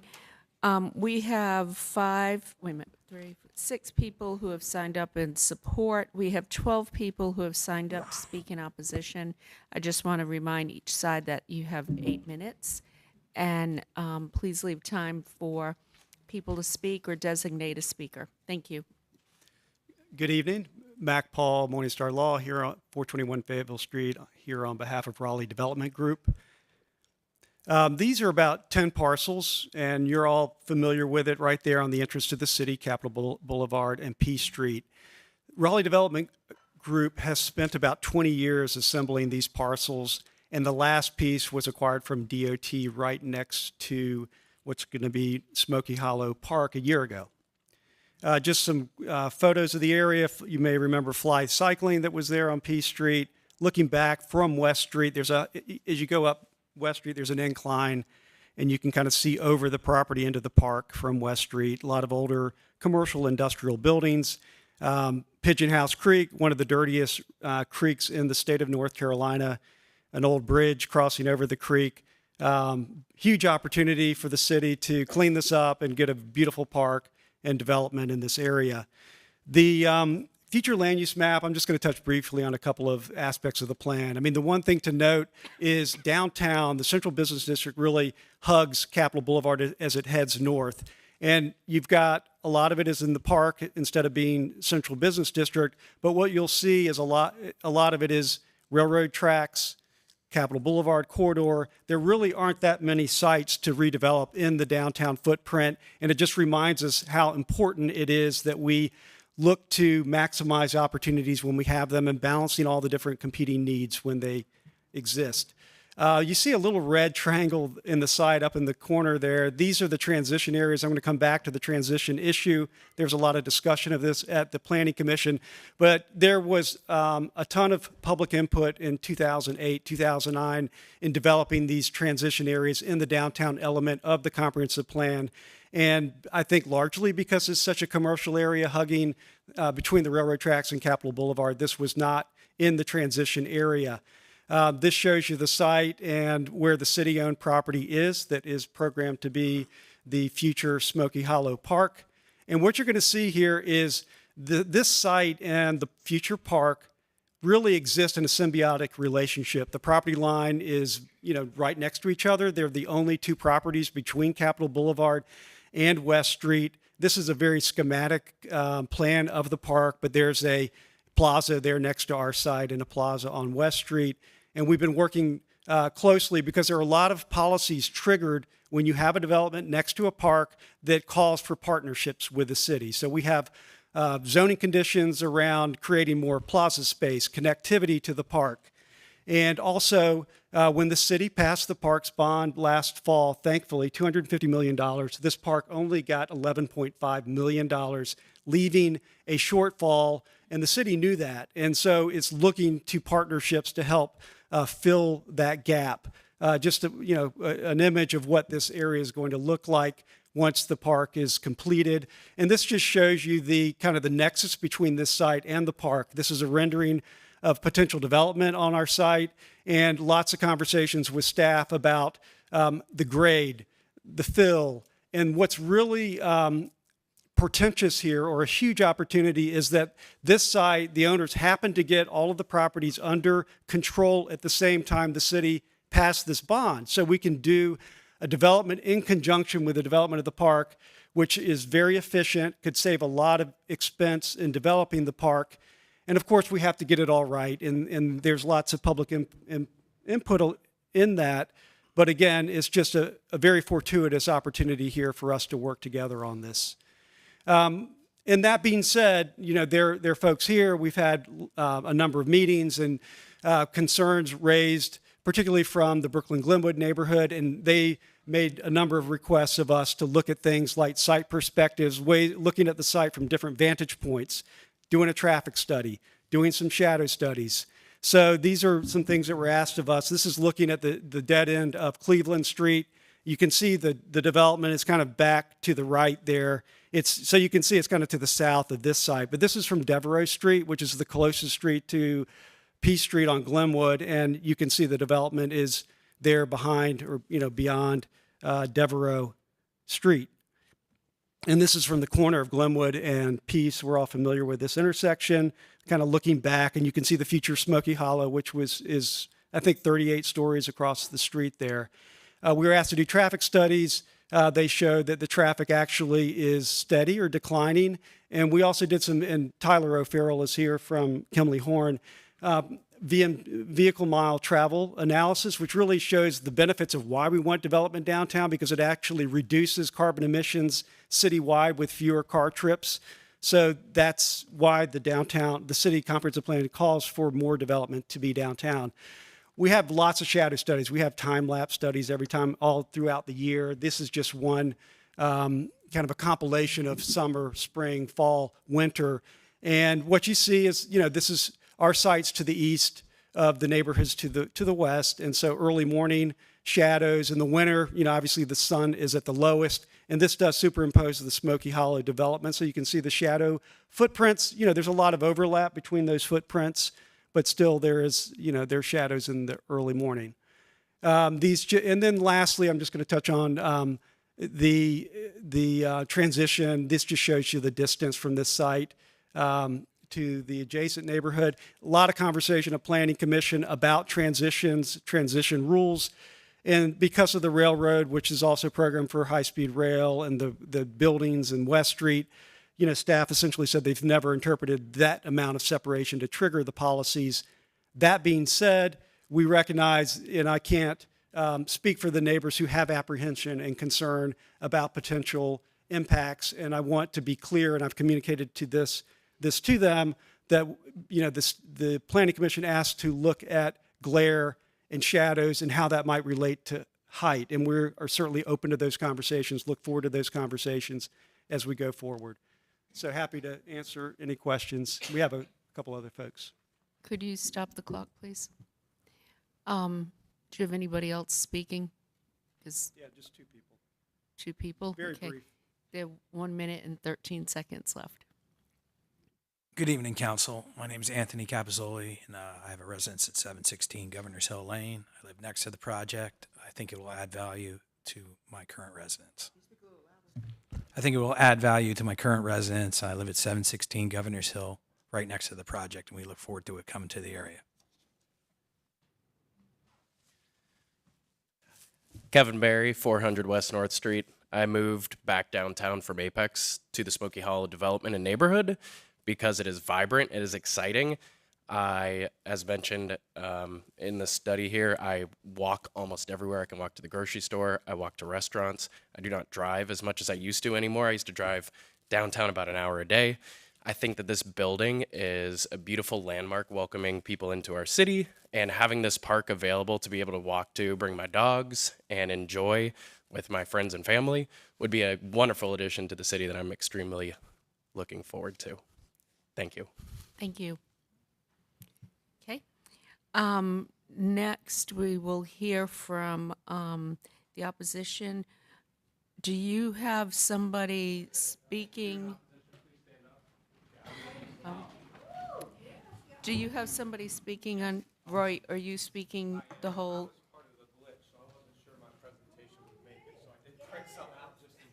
Okay.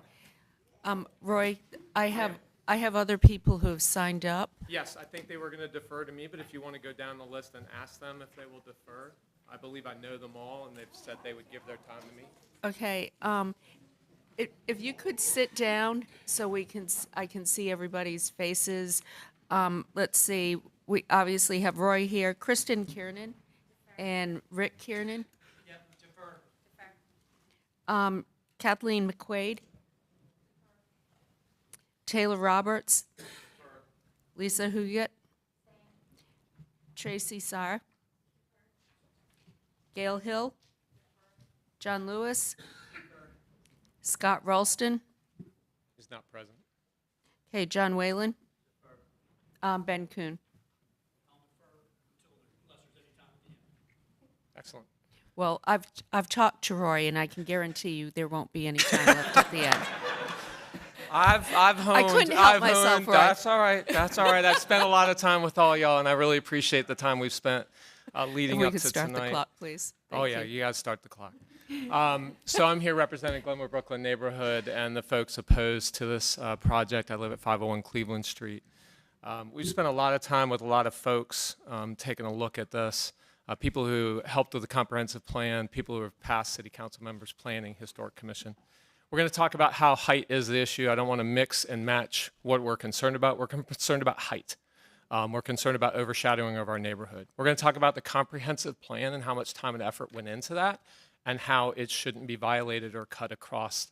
We're going to talk a bit about the staff report and what we found in our analysis to be violations of the comprehensive plan and how it gives a very strong indication for 3 to 12 stories for this exact area. And then we're going to talk a little bit about how the neighborhood worked 10 years ago with City Council to actually help input into the zoning process and the rezoning for the UDO. I want to point out that this is the site as Mac talked about. It's 240 feet. I measured it on iMaps in 4 or 5 different locations between 235 and 245. This isn't a fin all by itself. It will never be contextual as a high dense building. And it will overwhelm our neighborhood. Here you can see a little bit more how many houses would be affected by this neighborhood. I made a proposal that was kind of chuckled at that maybe the site should be moved closer to Capitol Boulevard instead of where it is to be contiguous with other development. This is an image Max showed, but I wanted to pull out the houses. This is how close it is going to be to the historic houses in our neighborhood. That 240 feet is to structure, not to the lot lines. This would be completely overwhelming. You can see a single-story building in the bottom right, so you can imagine 30 stories and how overwhelming it would be for our neighborhood. I put the cardinal bar and A&M printing here just so you could see the scaled line drawing here and look and see how massive the structure is, how completely overwhelming it would be for our neighborhood. Merriam-Webster's dictionary defines adjacent as close at hand, nearby. This meets that definition, therefore violates many conditions in the comprehensive plan, including the definition of central business district and downtown edges. It doesn't taper down to meet the neighborhoods. It doesn't appropriately transition in height or scale. I also found that it violated high density development, DT 1.6, as 80% of it fronts on West Street, which is a minor street. That calls for high density development fronting on major streets of 4 lanes or more. There's no site plan to tell us where this is going to actually front, and therefore it can't be consistent without any more details. A little bit of background on our neighborhood. The most important thing here is we've spent over 30 years, longer than my time, but I've been in this house 22, working with a lot of different agencies to come up with good, sound development. We have several hundred infill units in our neighborhood. We are not holding up our hands against change. We live in a downtown neighborhood. We've welcomed it, but we've worked with developers and other agencies to make sure it makes sense for our neighborhood. This does not. We are mentioned in the comprehensive plan as needing protection. We have a petition with over 621 signatures opposing this development. The city spent over 10 years, thousands of hours of collaboration with citizens, millions of dollars on a plan. It's not simply a guideline. It was a really important plan for intelligent development of our city. And one of the major inputs was actually population. I was surprised to learn that we're actually under our population projection for 2030. That would have us not cutting across these policies, but celebrating them and making sure that we held them. There's a large number, I've talked to each of you about this, the amount of work that you all do on rezoning is absolutely amazing. Just a huge volume of cases. In that, you expect some mistakes. I believe the staff report is one of those mistakes.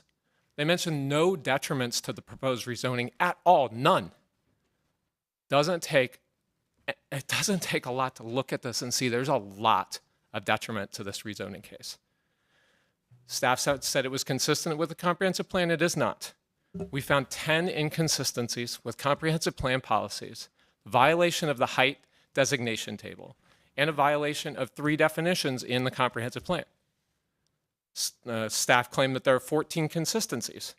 We refute 4 of those, including DT 1.6. 3 of them are inappropriate as saying they're consistent because they weigh parks and amenities over people and homes. Many of their consistencies are still consistent well under 30 stories, but the inconsistencies can only be rectified by 12 stories or less. Long list here, but I talked about adjacent, we've talked about downtown edges, central business district. These are the other highlights that I would say that are inconsistent, mitigating impacts on historic sites, building heights transitions. And then we are formally requesting protection and conservation under Action HP 2.7. A little bit more on the table, the recommended height designations table. This is clearly in between an edge condition 150 feet from the edge of the zone and the core, which is closer to Capitol Boulevard and falls directly in the category of general, which is listed as a 12-story maximum height. This is a slide in which I made a mistake and I overstepped and said that we negotiated with the city. We worked with our city council members at the time to come up with inputs to this to the rezoning that happened 10 years ago. I talked to Russ Stevenson and other people and they corrected me. Mary Ann, you corrected me. I appreciate it. Mayor, excuse me.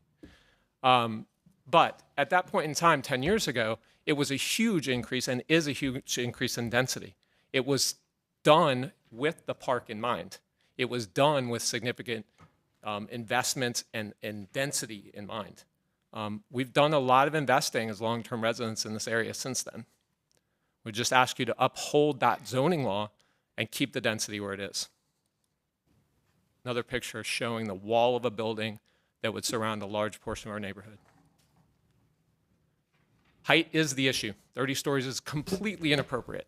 12 stories is already a huge increase in density over what's there.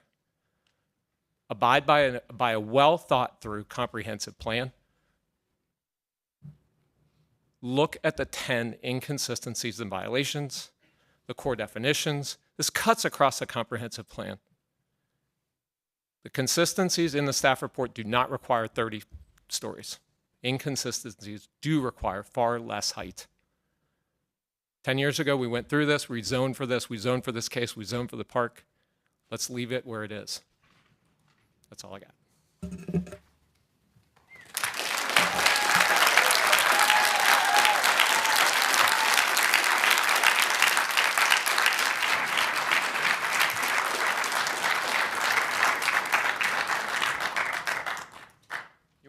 Ben, would you like to try your hand at 20 seconds? You better run to get up here. Ben Kuhn, 1223 Pierce Street. This rezoning will cause an enormous imbalance in the density, bulk, and height along the northern edge of downtown, directly adjacent to our neighborhood. This case would be used as a precedent, much like I've heard the precedent for the 40-story zonings over at Peace and Capitol. I would point out that those two are not precedent because they were not rezoned for this kind of development. It was supposed to be zoned very specifically as an Ben? entrance gateway. Thank you. So,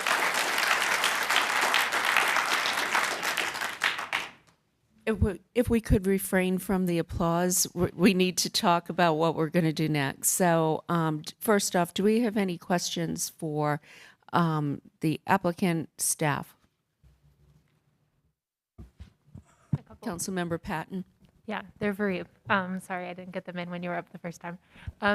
Can you, going back to the Planning Commission suggestions around glare considerations, can you just give some examples of what we might consider?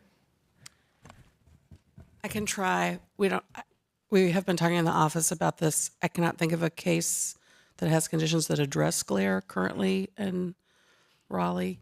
I think the considerations around materials you might consider, the applicant might consider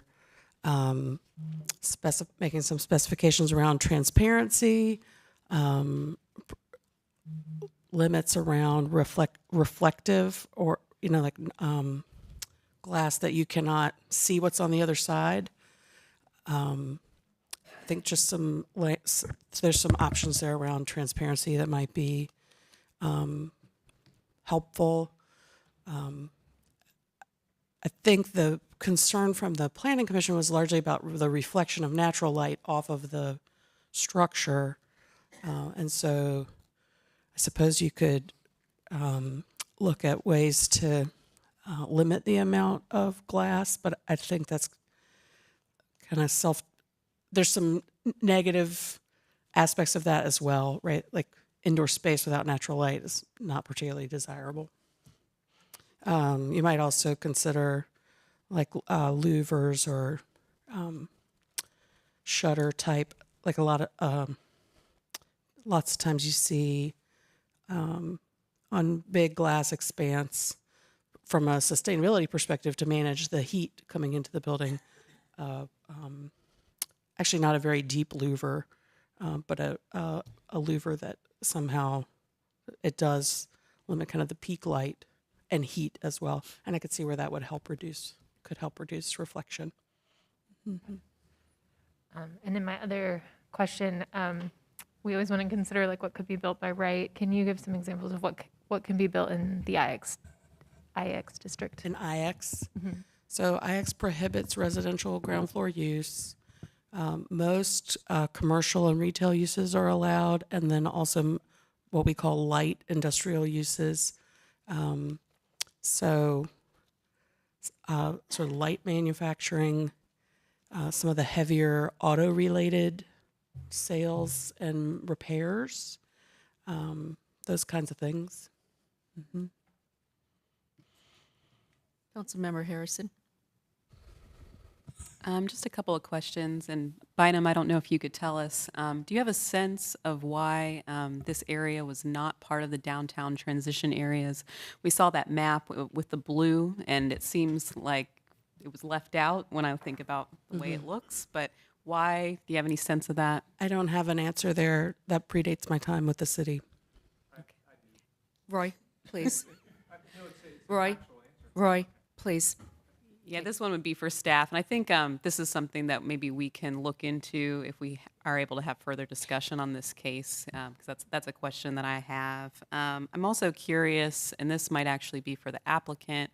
I saw that you'd be going from a potential max 549 units to 770, going from 12 stories to 30, and it didn't seem like that much of an increase in number of units for the height. So I was just curious if you tell me why there isn't that much increase in density or housing supply for that kind of height. Those numbers are generated by the city staff as a projection of what's currently allowed under entitlement and what's projected as fees possible under the proposed rezoning. We adjust to reflect any conditions that specifically limit development entitlement. So they limited office to 500. So that's why the number is 500 there. After that, it's a calculation. And I would suspect that it's probably tied to just the ability to realize development potential of the site. So the geometry of the site is it's not a very square or rectangular lot, and I would imagine that there's some inefficiency in the development potential there. Okay. And I don't know if Mac, you want to also respond to that one. As Bynum said, the numbers you're looking at are generated by kind of a software program. The practicality is you can get a lot more units with a taller, most of the high-rise multifamily is in the 25 to or 20 to 30 story range, and you don't get as much efficiency, or doesn't make as much sense to build a shorter building unless you're doing stick built, and then you're like 7 stories. So we're looking at, it could be several hundred units, families and individuals who have a chance to live downtown, just from a practical standpoint, by that going from the 12 to the 30. Okay. Thank you. Yeah, I do have a motion to move this to committee, but I just want to check and see if anyone else had questions or anything they wanted to add to the discussion. Go on. Yeah, there's your motion, second, and this is going to, I'm going to make a motion to move it to the Vibrant Communities. Vibrant and Healthy Communities. Yes, committee. I do expect to attend that committee meeting, although I'm not part of that committee because I have several other cases that I expect to go to, Growth and Natural Resources. So yes. and that meeting will be set for February 28th. And just so the community knows, there is public comment always available. We will set the rules Okay. that day depending on who comes, but yes, we have conversations. It's open to the public. Yeah. Thank you for everyone So, coming. Okay, all in favor? Aye. Okay, that was unanimous, clerk. Thank you. Madam Mayor, just one thing on this one. Can staff, when it goes to committee, look at these, I think, 10 inconsistencies that they mentioned and be willing to address those? All right, thank you. Thank you. All right, next we have rezoning Z5522 on Johnson Street.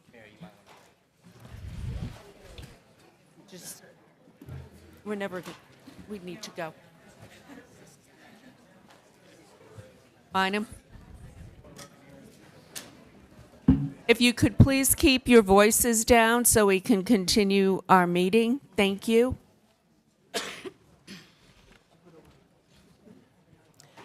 This is a request to rezone parcels on the south side of Johnson Street between North Boylan and St. Mary's Street. The parcels together total about 2 acres, and the request is to go from neighborhood mixed use with a... Mayor, we may just need to, we got a lot of people missing right now. You know what? This could be a good lesson All right. because, nobody who left is excused. That means if we had a vote right now, you vote yes. So, lesson for the new people. So the zoning here is neighborhood mixed use with a 3 or a 5-story height limit and urban limited.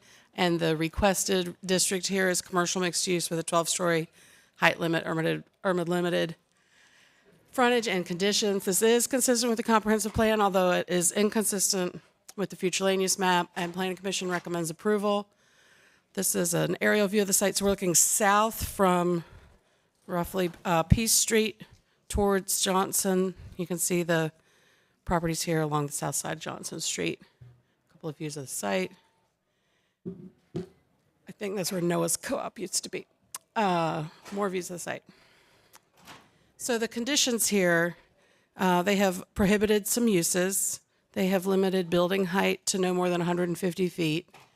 They have prohibited some materials on exterior facades along St. Mary's or West Johnson.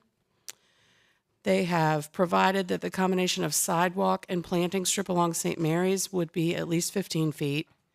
They have provided, they're offering some specifications around parking provision, which is, as you know, there's nothing provided in the code.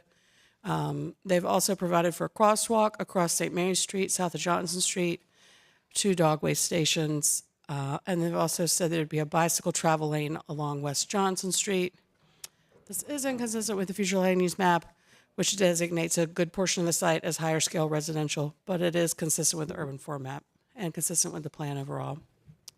So the inconsistent policies here are around building height, just recognizing that the scale of development immediately adjacent currently is lower, even though policy envisions taller heights here than what's currently on the ground. And if this is approved, it would result in a future land use map amendment. The area shown in red here, that would be community mixed use. That would be the designation that would be applied if you were to approve the rezoning. Currently, it has that higher scale residential, which is the brownish color there. So that would be the change from higher scale residential to community mixed use. Planning Commission recommends approval. What questions could I answer for you before you hear from the applicant and those and the members of the public signed up to speak to you? Okay, do we have any questions for staff? Okay, thank you. I'm going to open the hearing. Jamie Schwedler, it appears, is here on behalf of the applicant. We have 3 people who have signed up to speak in opposition. Good evening, Mayor, members of council. I'm Jamie Schwedler, 301 Fayetteville Street, here on behalf of the applicant. I also have with me tonight Matt Stevens with Stevens Enterprises, the landowner, as well as Tyler O'Farrell with Kimley Horn. This 8-parcel assemblage is 2 blocks west of the bustling Glenwood South District. It's adjacent to more height and more intense uses and multifamily development, as shown on the screen. And it's adjacent, in addition to the 12-story Glenwood Towers you see just to the right of the screen, and catty-corner to the Paramount condos, as well as an additional 12-story zoning that was recently approved last year. Today, it's home to the My Way Tavern, which sits in a low spot on St. Mary's Street, so the road slopes up both in the north and the south direction, effectively placing this property in a bowl. The Forest Park neighborhood is to the west side on your screen there to the left. It's on the other side of St. Mary's and is roughly 2 to 3-story single-family residential. The current zoning is NX5 and NX3 Urban Limited. Our request proposes CX12 Urban Limited conditional use to accommodate a mixed-use project with additional housing and commercial options close to this bustling part of Glenwood South. There's a great deal of commercial activity and CX zoning shown in red along Boylan on the screen, and the site is less than a block from our most intense zoning district, the DX district, along Glenwood Avenue. Our development would likely feature ground floor residential with, retail with residential above to balance out those commercial uses and consistent with the other multifamily projects shown in the previous screen. The Flume designation is higher scale residential on the majority of the site, which contemplates apartments up to 12 stories, shown in left on the light brown on the left side of your screen, and the smaller portion in teal is an office and mixed use designation. So the CX really makes sense here because, as you can see on the screen, it's wrapped by the most intense zoning comprehensive plans district, the central business district, both to the north and to the east of our screen, so that CX provides a nice transition as you move west towards the residential. It will also complement but add transitions as we move towards that lower scale residential. But keep in mind that this is still in a frequent transit area where we do expect a more intense use on the urban form map. It's just 1 block south from the BRT station and transit station area. And as the staff report notes, it's 1 block west of Glenwood Avenue where high-speed transit is anticipated. It's downtown Raleigh area on the comprehensive plan. It's consistent with those downtown transition plans that Bynum noted earlier. This map shows some of the recent zonings and context nearby, of course, to the top right is the case that you just heard. The case in the center of the screen is our case C55. The green that you see are recently approved case. We have two 40-story zonings that were approved just a block away from the site, a DX12 zoning that was approved catty corner to the site, and then the blue is the Glenwood Towers. Surrounding that is the everything you haven't seen is what was shown on the last screen, the existing residential multifamily that was done, some under the old code, which had different modes of measuring height. And that led us to the conditions that you see today. The conditions here are all a product of extensive community outreach and discussions, and all of them are based on what we've heard from staff, the Planning Commission, and citizens throughout the case. So prohibited uses were done to go beyond what's normally prohibited in the CX district and make this closer to the NX district, what they'd have by right. The building height on the 12-story portion was brought down to 150-foot maximum. There's no maximum in the code for that today. We added restrictions on the building materials in response to the Forest Park Development Commission. The St. Mary's streetscape was increased to include at least a 15-foot sidewalk, planting area, or combination of both at the request of the Forest Park neighbors to increase planting, but also accommodate the heavy amount of pedestrians that are experienced in this area. The parking minimum was increased, again, at the request of the Forest Park Development Commission to absorb additional parking that's occurring in their neighborhood today and provide more of that on site that the code would otherwise allow. A crosswalk connecting the southern side of West Johnson across St. Mary's Street was added at their request due to concerns they had about pedestrian safety. The dog waste station was added at Planning Commission based on community concerns of waste in the area, and the protected bicycle lane was also added at Planning Commission's request based on the multimodal and increased bicycle traffic that is anticipated for this area. Within 150 feet of the St. Mary's property line on the west, we've limited height to 5 stories and an 80-foot cap. That was not there present at the beginning of the case. That was added as a result of our community meetings, as was the limitation on no bars, nightclubs, or taverns. Any new bars, nightclubs, or taverns or hookah bars would have limited hours and no live performances. This is a condition diagram showing where that crosswalk is in space. The red area is the 5-story limitation that is reflecting the transitions that's supported by the comprehensive plan. The blue area is the 12-story limits. And what you see on the green on St. Mary's is the increased planting and sidewalk. The purple dashed line is the required area where parking deck screening would be required on upper stories if parking decks were required in that area. And that's a product of the text change that was passed during the pendency of this case to increase screening and require active ground floor uses for parking decks.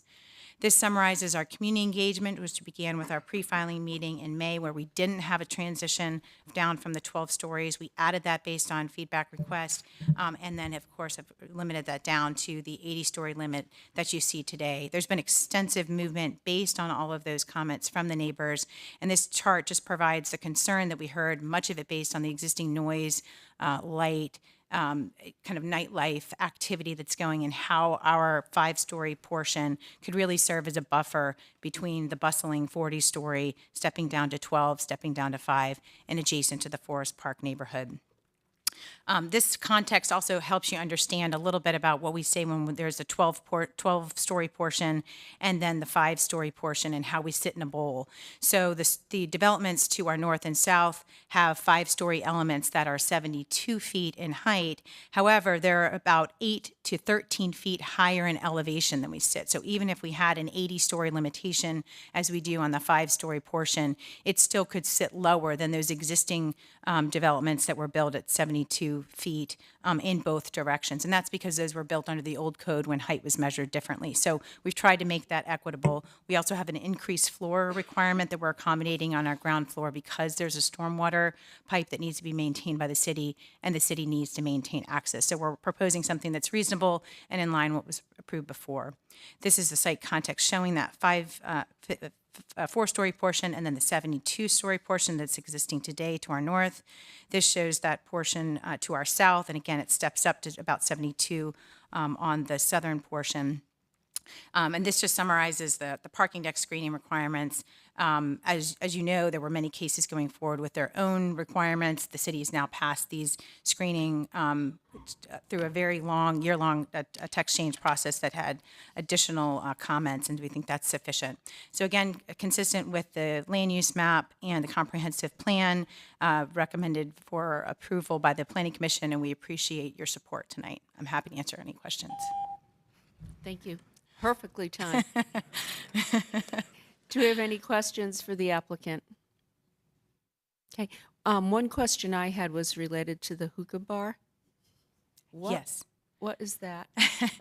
Well, we learned a lot about hookah bars in our community engagement, and apparently there are at least one or not more, if not more, within the district that are operating at later hours. And it's difficult, we learned with planning to regulate, to single out certain businesses, but if any new hookah bars would be on this site, then they'd be subject to our hours of regulation. So we couldn't include that as something that's not allowed? To restrict it completely? Yeah. We could. We might need to consult with staff on that, because I think we talked about that. We wanted to bar it completely, and we learned there might be a barrier to that. So a hookah bar is considered a restaurant. I think they clearly don't want to prohibit restaurant out of hand, and it's not identified as a distinct use in the code currently, and I don't think that we can't define every use in the code, right? Yep.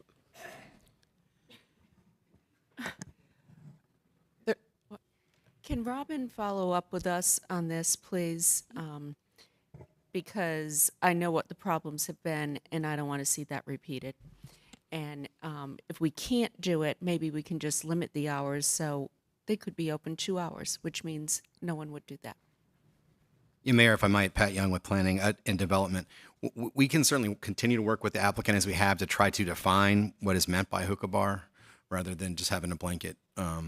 Because Bynum's right, currently the hookah bars exist in this area operate as restaurants. So there would need to be additional conditions that were both legal and enforceable. So just wanted to make clear our commitment to continue to work with the applicant if his case has continued to do that. Councilmember Fort, Well, thank you. As a spinoff from that, I think we need to look at how we define hookah bars, because they're not restaurants, and you and I have had extensive conversations with folks about the one that's a problem in that area. So whatever we need to do to address that, to have If it's a definition. legislative issue, then, or if it's a city code issue, we need to come up with some kind of solution. Councilmember Melton? Just to piggyback on that, it looks like this condition applies the parcels 150 feet of St. Mary or Mary Street. I think, isn't My Way Tavern already over there? Isn't that where aren't they in that corner? Yes, so they're in the corner, and the way the condition reads is any bar, nightclub, tavern, or lounge, including but not limited to hookah cafes, saloons, and speakeasies, not already in operation as the effective date of the ordinance. So the plan would be to let them to continue in operation, My Way to continue in operation until the property is developed. There's existing. But if they wanted to come back and be a tenant in the new property, they would be subject to these limitations? Mm-hmm. They would be. There's no live performances, no dance floor, and the hours of operation, no outdoor seating, and the hours of operation would be no earlier than 6 a.m., no later than 11 p.m. I'm not trying to get into a big fight about other issues we've had in the area. I'll just say that it seems like we're trying to solve one problem by doing a bunch of conditions here that are actually, like, this is going to be like the least fun retail place in the world if this applies. Like, no outdoor seating. I mean, they already have outdoor seating over there, and we've done a lot of policy work on outdoor dining in the city. So I have concern about these really restrictive conditions trying to address one type of problem, and I'm wondering if there's just a better way to do this. That's my thoughts. Well, we have some people here to speak in opposition. We have 3 people. We could start the clock with Steve McKinney, Lisa Huguet, and Jennifer Olson.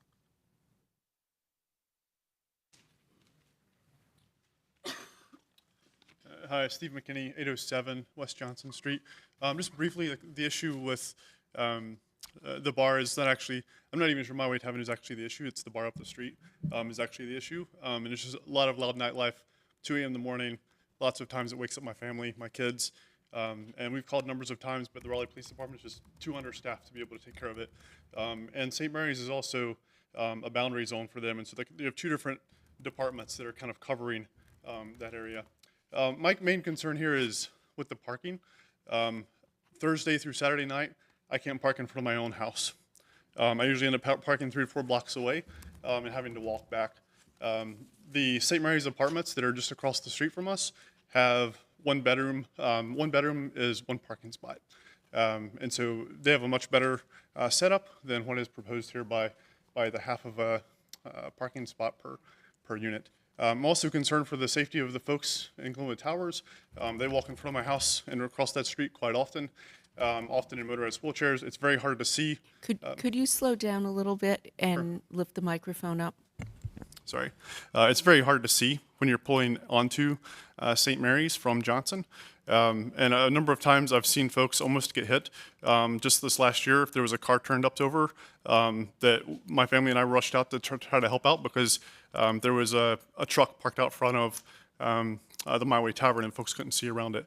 And so I'm just asking that we be very careful about the amount of residential and cars that we put in that area for the safety of the citizens, and also just for the folks that live around, that we can actually park in front of our own homes.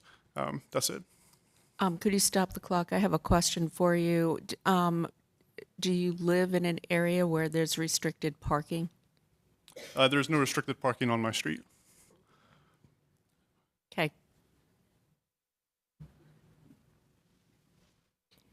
Lisa Huguet.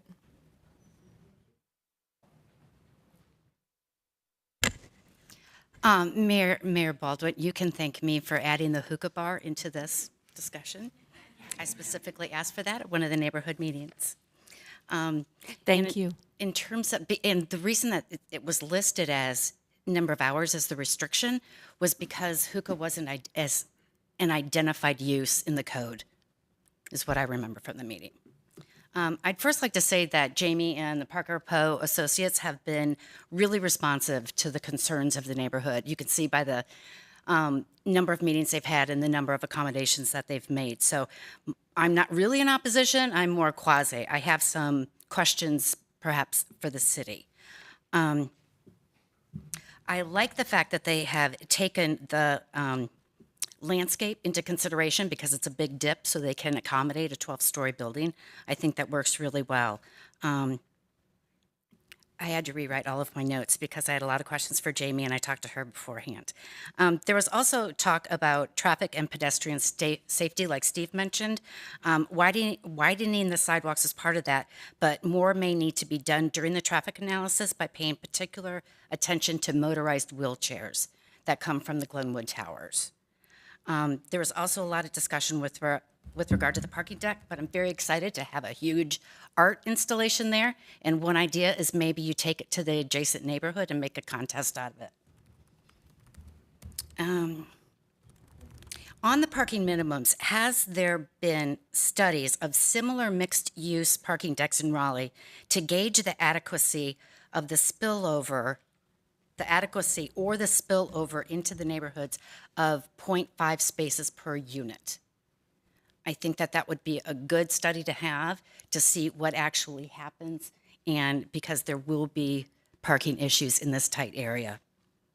And finally, this property does sit on a creek, I think it's Pigeon Branch, and it runs the entire length of the property, so I just want the city to pay attention to that. What are the environmental concerns about putting a 12-story building on top of this instead of the 3 stories that are there now? Thank you. And then Jennifer Olson.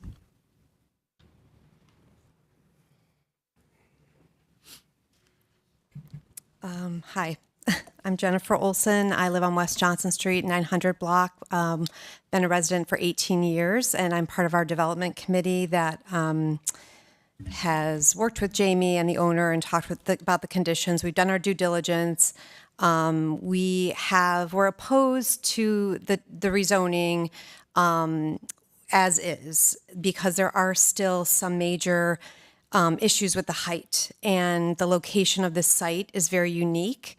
The concern, one of the concerns we have coming into this meeting is there is no plan for the site at this point. So I know they're talking about residential CX designation. This is not a CX area. There's just, we're trying to understand what's going to be there. If it is going 12 stories, it's not in the best interest of the citizens.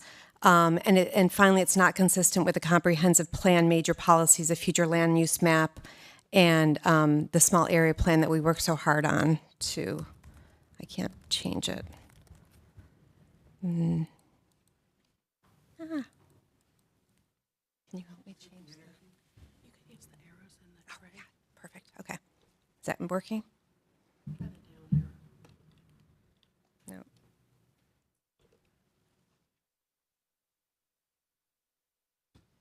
Could you stop my time for technical difficulties, please? Look, we can't get out of the menu. Can you help? Thanks. You go there. There you go. Okay, just down. Okay. So these are our recommendations. Again, the 52 feet at the corner of St. Mary's and 95 feet not to exceed along West Johnson Street. Is that good? Okay. Got it. Got it. All right. We did some mass modeling of the site. So if you can see here, looking from West Johnson, that's a 5 and 12 stories going down West Johnson Street looking east. And so it's way, way taller than that's Glenwood Towers in the far distance. The prior, rezoning cases are in more of the downtown core. We are on the border of St. Mary's and our neighborhood, Forest Park. So really, this version of like a 4 and 8 story rezoning would be more compatible with that site. Here's looking down St. Mary's at the 72 foot, and then that just dwarfs Tucker Street Apartments at the 5 and 12 story size. Sorry, I'm rushing. So we've got inconsistencies with the urban pattern. We really feel, and it is in the comprehensive plan, that North Boylan Street is the boundary of the downtown transition area and the edge. So if you look at all of the developments along St. Mary Street from Morgan all the way to Wade Avenue, there's nothing higher than 5 stories.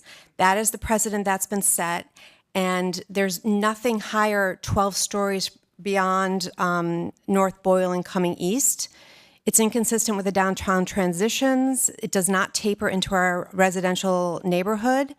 There I'm sharing developments, St. Mary Square, Tucker Apartments, the Devon, the Paramount is on a hill, so it's really a 6-story development, and it's inconsistent with the future land use map, which looks at the location and context of development, and this is a site location and context that borders this 2-lane street of St. Mary's that poses a safety risk. Other speakers have said to the Glenwood Towers residents, the students at Wiley Elementary, the Arts Together preschool, Broughton High School drivers.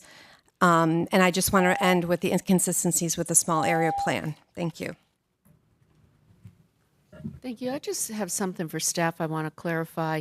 It was just mentioned an open parking deck. We have requirements now for screening. Yes, ma'am, we absolutely do. There were text changes adopted in the past year that So provide that's not for- accurate. Right. Okay. So I just wanted to clarify that. Can I follow up on that? Yes, please. Yeah, Bynum, can you tell me exactly, what protections are there? So I think what I've heard from neighbors is they want active uses on the outside of the parking deck. And so would the entire parking deck be shielded by active uses like residential or retail? What does it mean to have it, protected? Yeah, so there's an urban frontage offered as part of or requested as part of the rezoning case. So what that means is on the ground floor adjacent to the right-of-way, there has to be active space between the deck and the street. So you might have, there would be a driveway and pedestrian access into the deck, but you can't have, like if you think about the deck on Salisbury Street, the News and Observer deck there across from Deco, you can see you walk right by the spaces on the street. So the code prohibits that style of development now. There has to be finished space between the deck and the street. And that's been in place with the urban frontage since the adoption of the UDO in 2013. But then more recently, we modified the code because we saw a long series of conditions offered by applicants. We heard a lot of concerns from residents about the screening issue that you're raising. And so now that's just required across the board, not just in the downtown district, but in all mixed-use districts. So the facade of structured parking that faces the right-of-way must be screened. It limits visibility so in deck construction, oftentimes you have a sloped ramp versus a flat floor plate. And so it limits the visibility of the sloping. And the screening provisions require, I believe it's at least 40%, like sort of the porosity of the screening material has to cover at least 40% of the surface. So if you're using like a metal mesh or some kind of sort of woven or fiber was one of the options, you have to have at least 40% coverage. So is this correct, what I'm hearing, that there would be an active use required on the ground floor, but Absolutely. not necessarily on like floor 3 or 4 or 5? Like that's where the parking deck could actually be on the edge of St. Mary's. Right, but any facade of the parking deck adjacent to the right-of-way would have to be screened.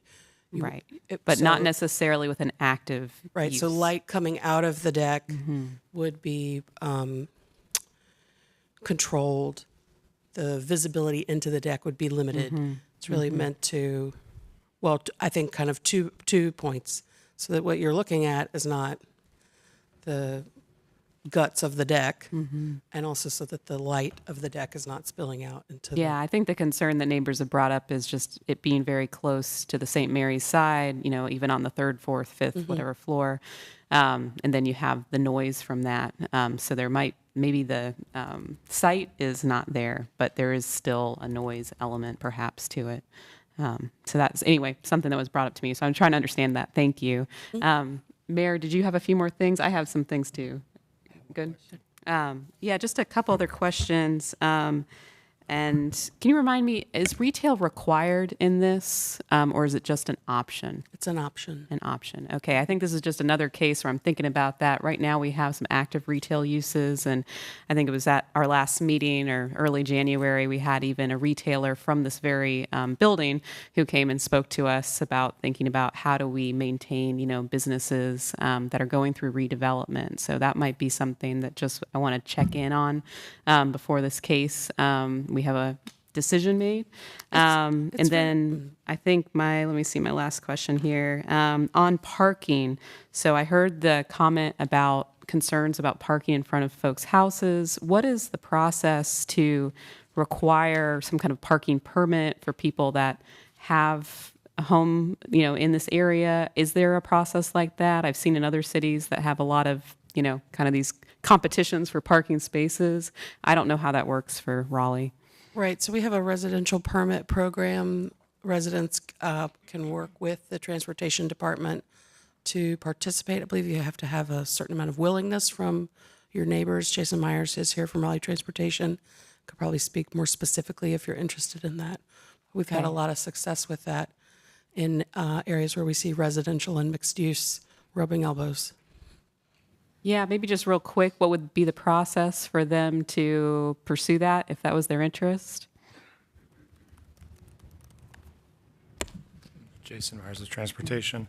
It's not a program I work with a lot, so I just went to the city's website and consulted with that. So what I'm looking at is in order to create a new residential permit zone, and there are some nearby, but not in the streets closest to this district, would require at least 8 adjoining blocks to be brought into that zone, block faces, or be a continuation of an existing zone. So Calvin Street is one of those existing zones. Maybe that could be extended, and that there'd be an application and a study that would result in a council decision to institute that program. And we can certainly provide some more details about the nitty-gritty of that. I'm sorry if maybe if I do a little more research in 5 minutes, I could tell you a lot more details, but that's the big picture of it is Okay. a study. Yeah, I think that's something I could look into in the future for this area. Thank you.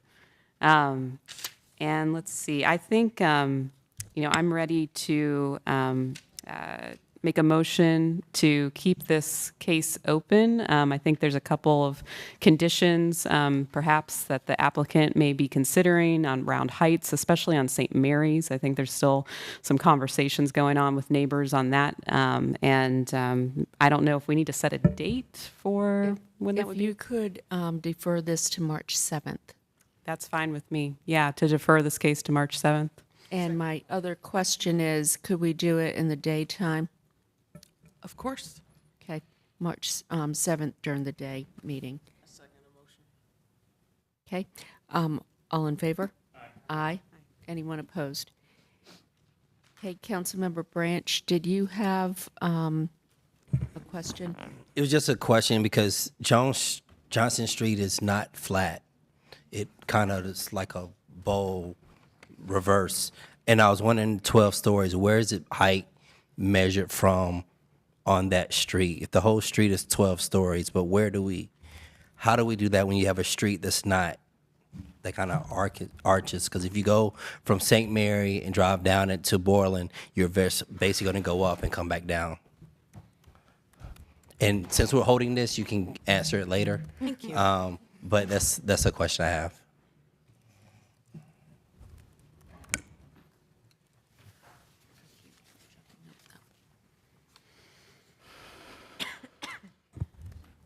Okay, next we have Z72 Lake Wheeler Road.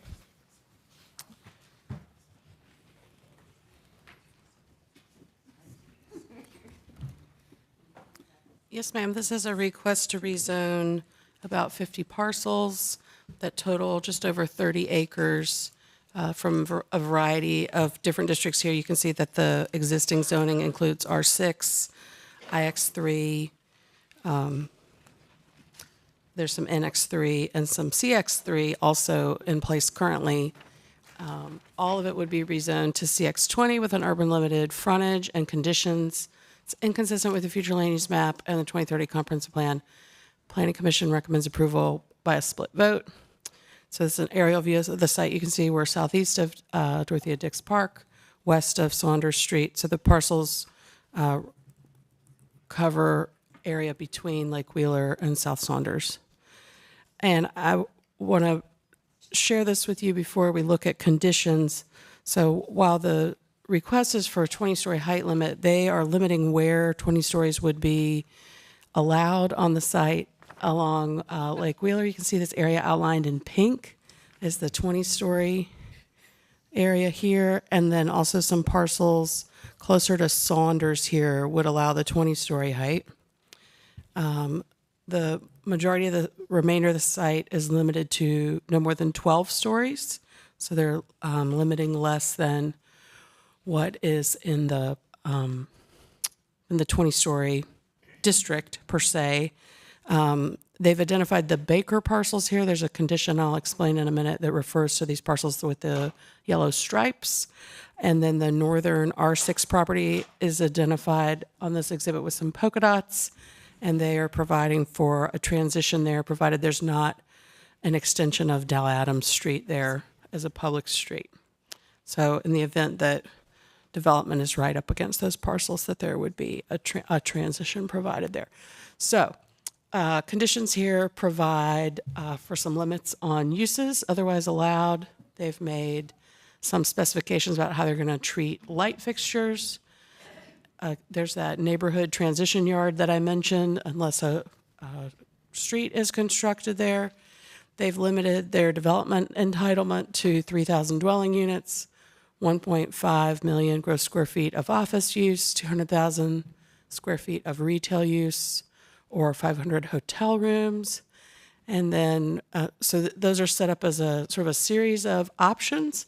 And then they're saying an exception to that would be that for each dwelling unit beyond the 3,000 limit that they've offered, then there would have 250 fewer square feet of office space would be permitted. So setting up kind of a sliding scale there. If they have more residential, they would have less office. The central parcels, those were the more blue parcels in the exhibit I showed you, are limited to 12 stories. And then they've made some provisions about materials on Lake Wheeler, and then made some provision for notice to existing tenants. And then the Baker parcels, those were the yellow stripy parcels. They are offering a bike share station with any site plan that creates 400,000 square feet or more of new construction. The first Tier 3 site plan for Baker parcels will include public art.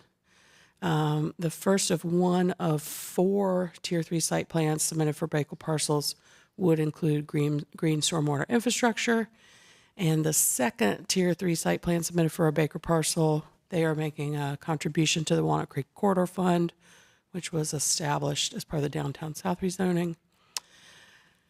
They're also providing the first area to be developed on those Baker parcels, a connection to Lake Wheeler, to either Fuller or South Saunders or Summit, and they're also providing dogway stations there.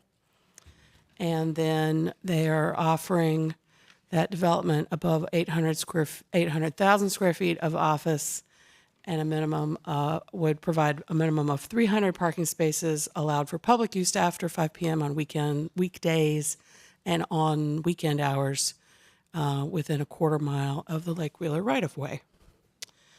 So the changes here, the maximum number of units is limited to 3,000 by conditions. The office and retail square footage are also limited by conditions. So the request here is not consistent with the current future land use map designation. As you can see, there's a mix here, including higher scale residential, low scale residential, and office and residential mixed use. It's inconsistent with the comprehensive plan and the future land use map, but consistent with urban form map. And those inconsistent policies largely around managing scale and impacts of more intense uses. This would be more consistent with the proposed future land use map amendment in the Dix Edge area study and the area specific guidance there and the future land use recommendations. Not perfectly consistent, but more so. And if you approved the rezoning, it would amend your future land use map to regional mixed use across the entirety of the rezoning area. So you can see the existing mix there of higher density, higher scale residential, regional mixed use, low scale residential, and office and residential mixed use would be across the board regional mixed use. Planning Commission recommends approval, and I'm happy to answer questions you have before you hear from the applicant or the public. Councilmember Fort.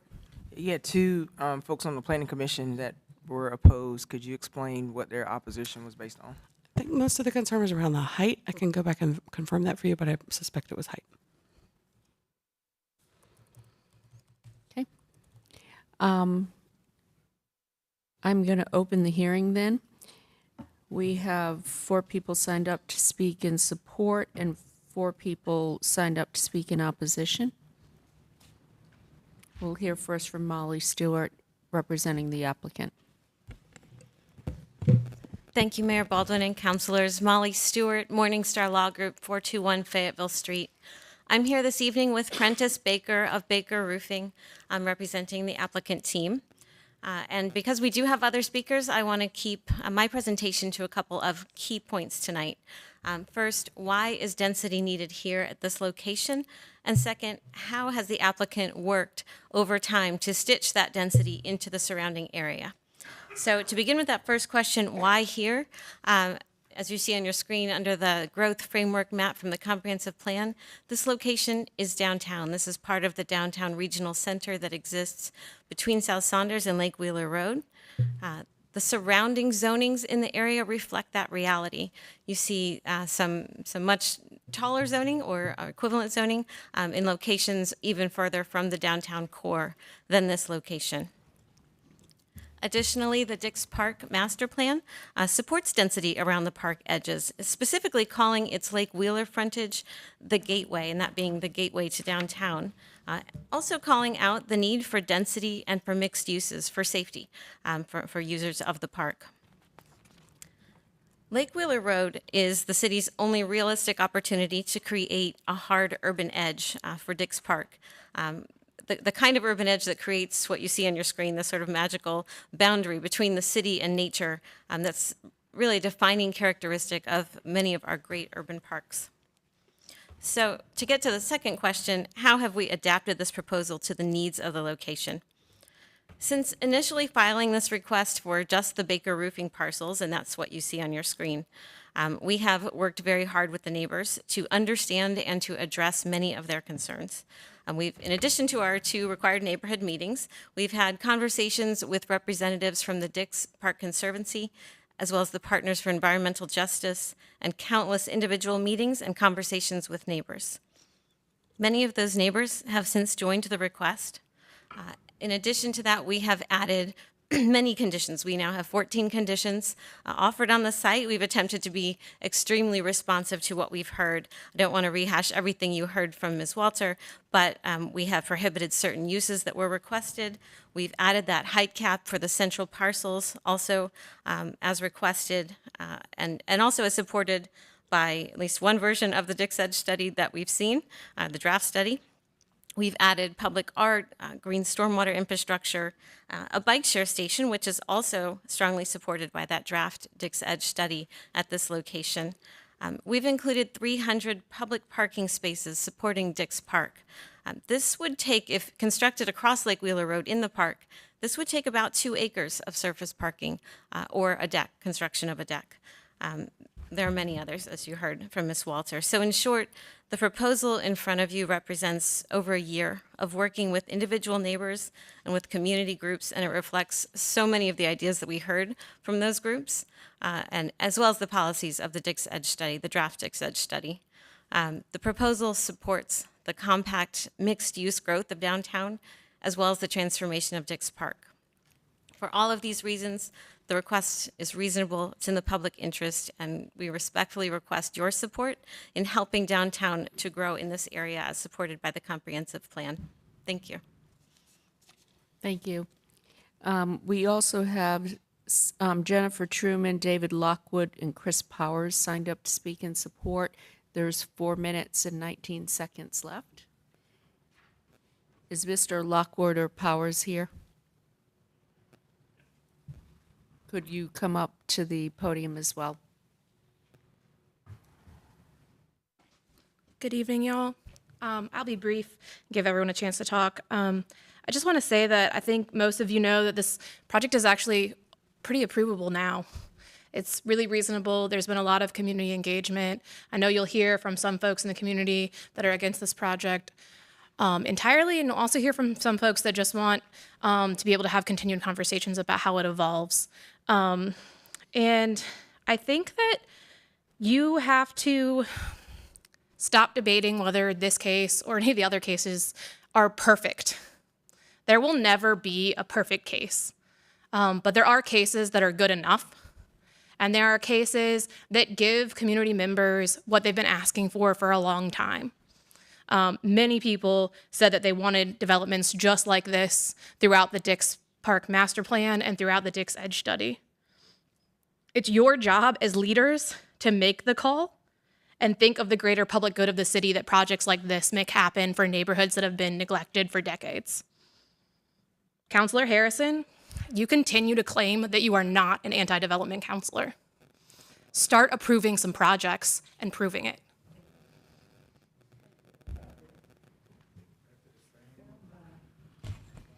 Hey everyone, I'm Woody, and I'm one of the owners of Trophy Brewing Company right on Maywood Avenue within this project. We've been there for about 9 or 10 years now. We've always been excited by the thought of the warehouse-filled neighborhood becoming a more dense and walkable and even bikeable extension of downtown. It always seemed like the natural path for that neighborhood.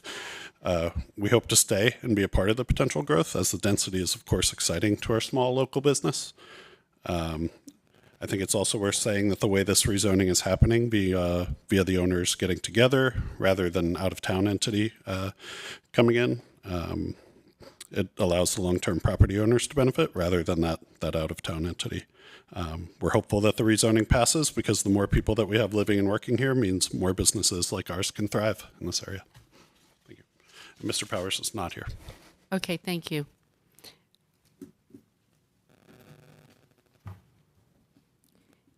All right, and speaking in opposition, if you could set the clock for 8 minutes, please. Michael Rudden, Jeffrey Roselli, Lisa Huguet, and Bob Geary. Please remember there's a total of 8 minutes.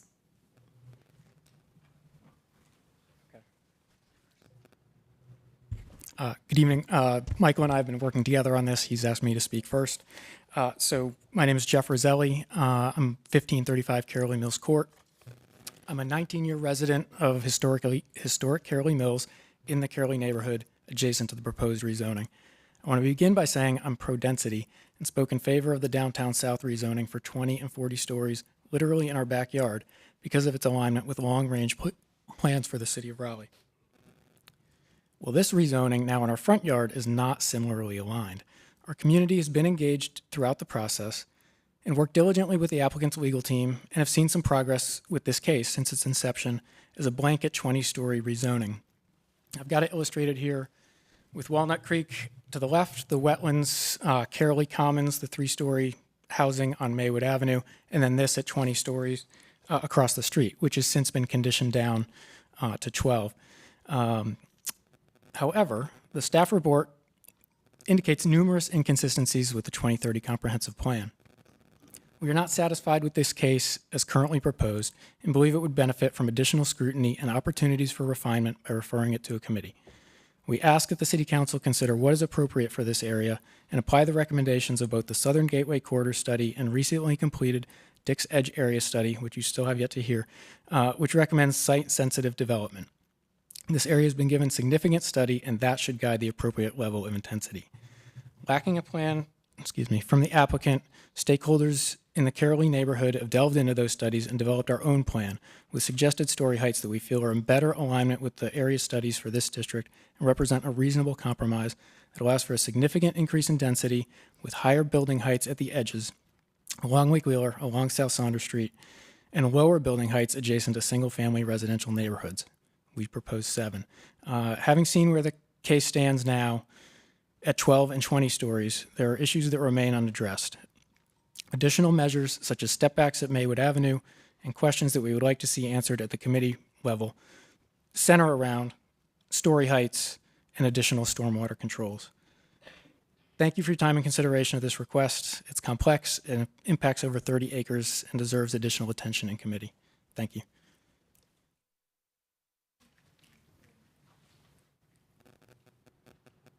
Just going to go back to the map real quick.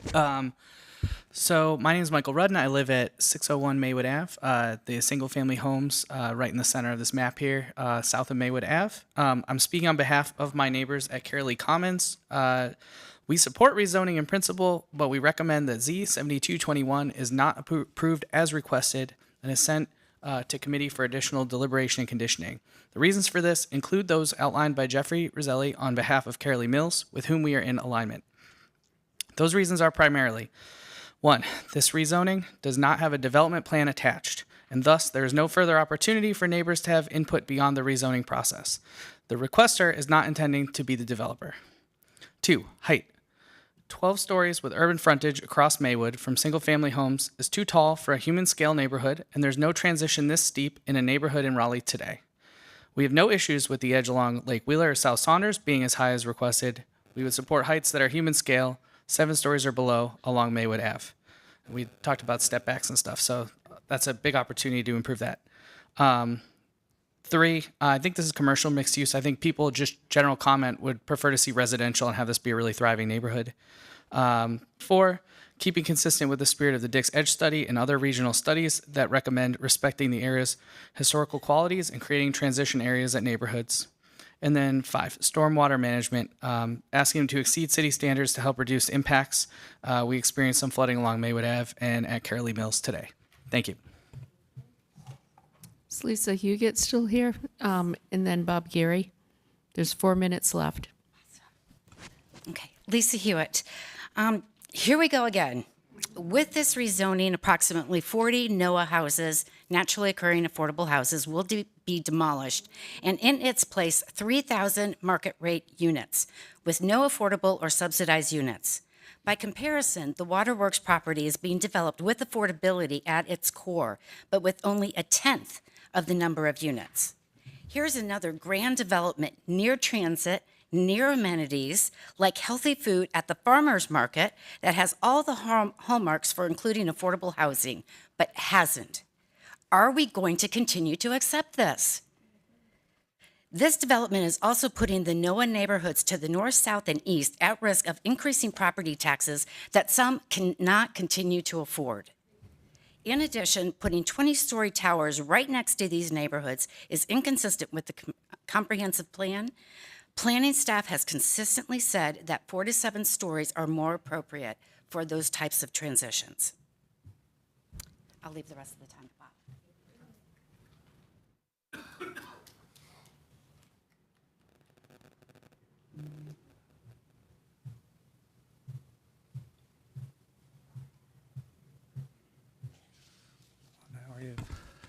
Mayor, Council, I signed up to speak on the Dix Edge study in a few minutes, and I may or may not get to do that because there are other people here to address that study. But I have a simple ask, and that is that you not approve any more major rezonings in the Dix Edge area until you've reviewed and thought about in committee and take some time to consider what the Dix Edge study says.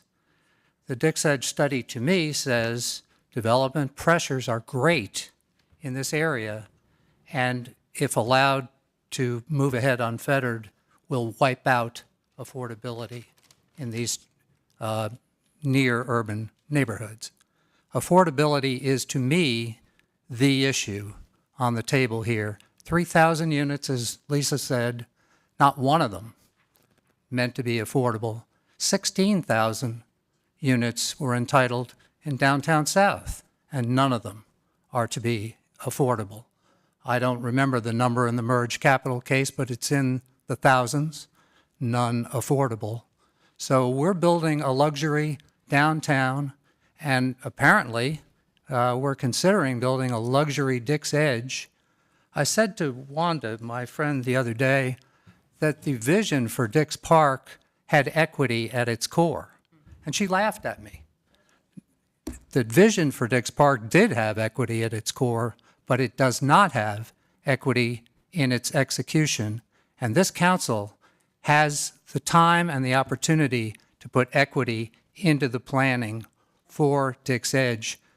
The hour is late, but it's not too late. So I encourage you to look at this case in committee in conjunction with the Dix Edge study and think hard about how to blend affordability and density in this area. Thank you.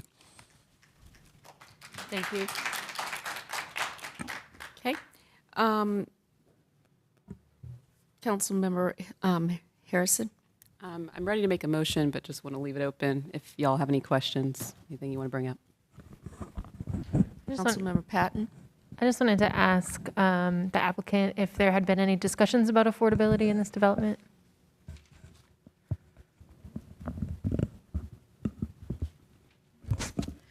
We have discussed this issue internally, and there have been a couple of different paths taken there. One, for a while previous to this filing, I had been hearing from staff when filing a rezoning case that there was interest in public-private partnerships, that there, based on the housing bond, that those were things that could happen. We did reach out to find out if that is something that's still happening. We have not heard. If that's the case, it is something we're very interested in.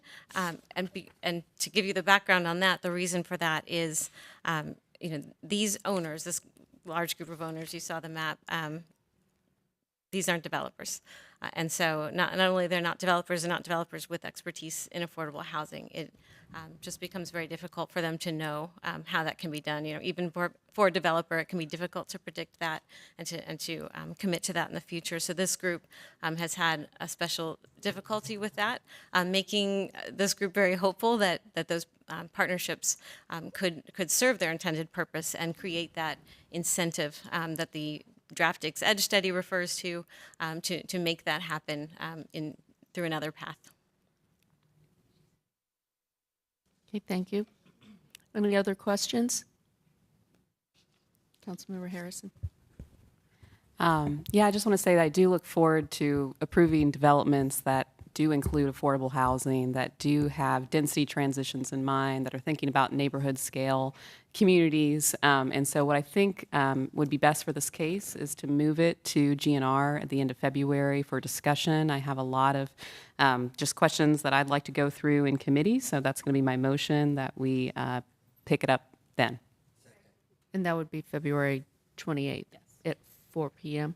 Yes. Okay. Who seconded that? Mayor Pro Tem? Okay. All in favor? Aye. Okay, that was unanimous, Clerk. Thank you.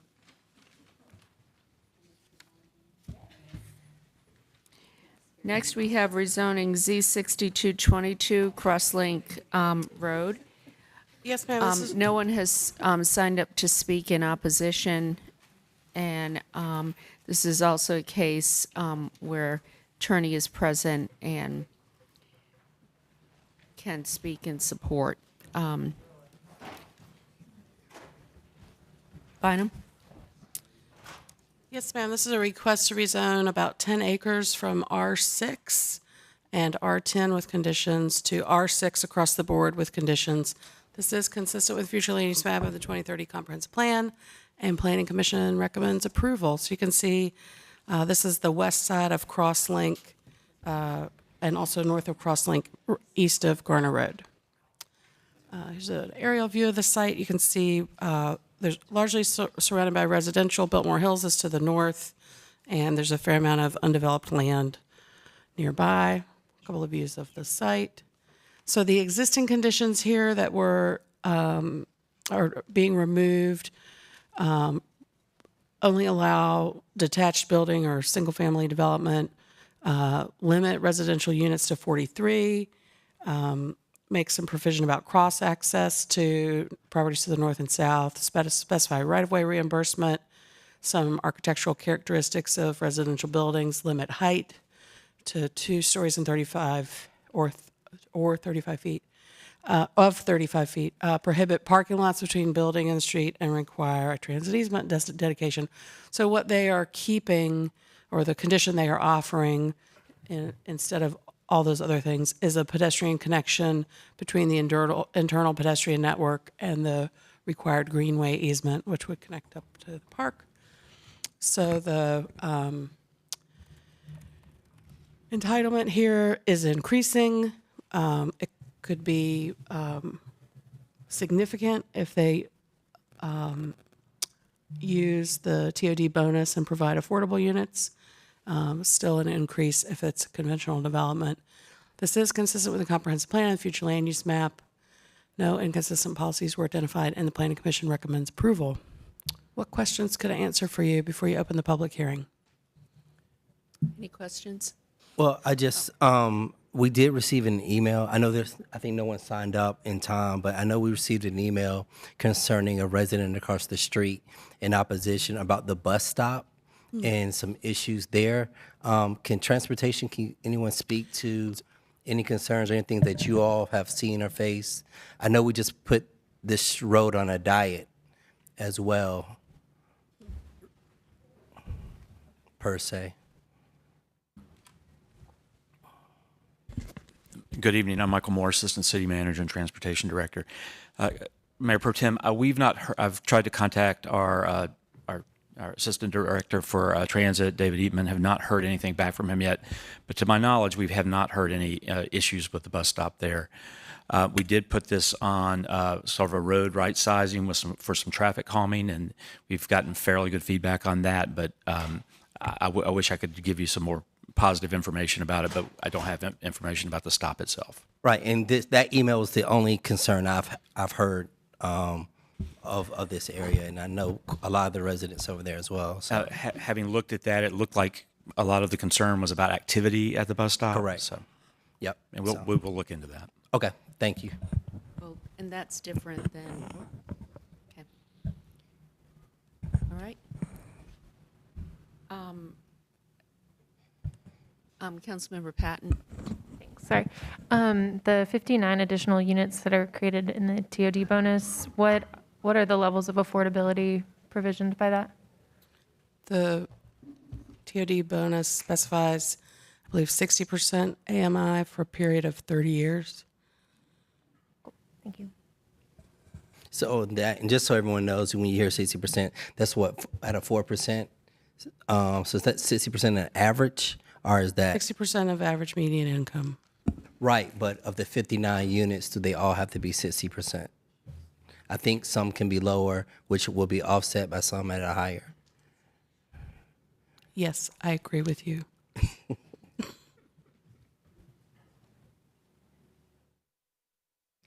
Okay. Any other questions?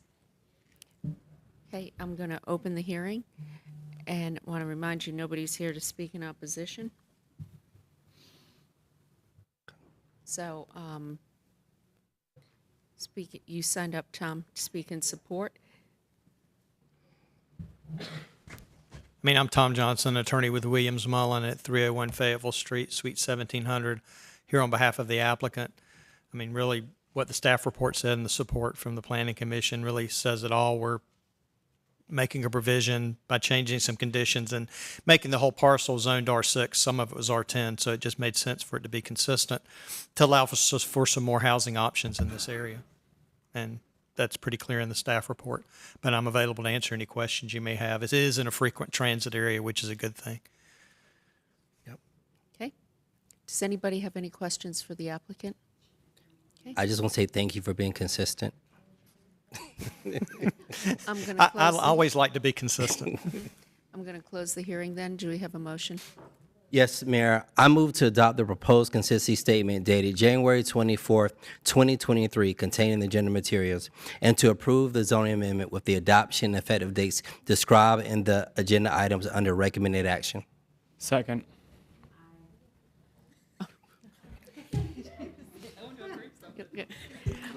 All in favor? Aye. Anyone opposed? Okay. Unanimous, clerk. Thank you. Thank you for your enthusiasm. Next, we have the Dix Edge Area Study Final Report and Comprehensive Plan Amendment.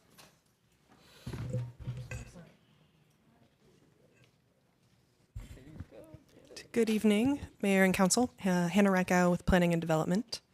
So this is the item, is the final report for the Dix Edge Area Study and the associated Comprehensive Plan Amendment, CP 122. I'm going to provide a little context on the study's process and the engagement activities, and then talk through the amendments that are before you tonight.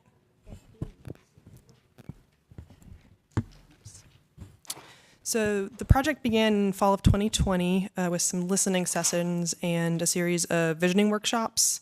And then there were then several phases of work and community engagement after that. And these allowed the project team to refine their understanding of the issues the community was seeing and establish support for the recommendations over several phases of the project.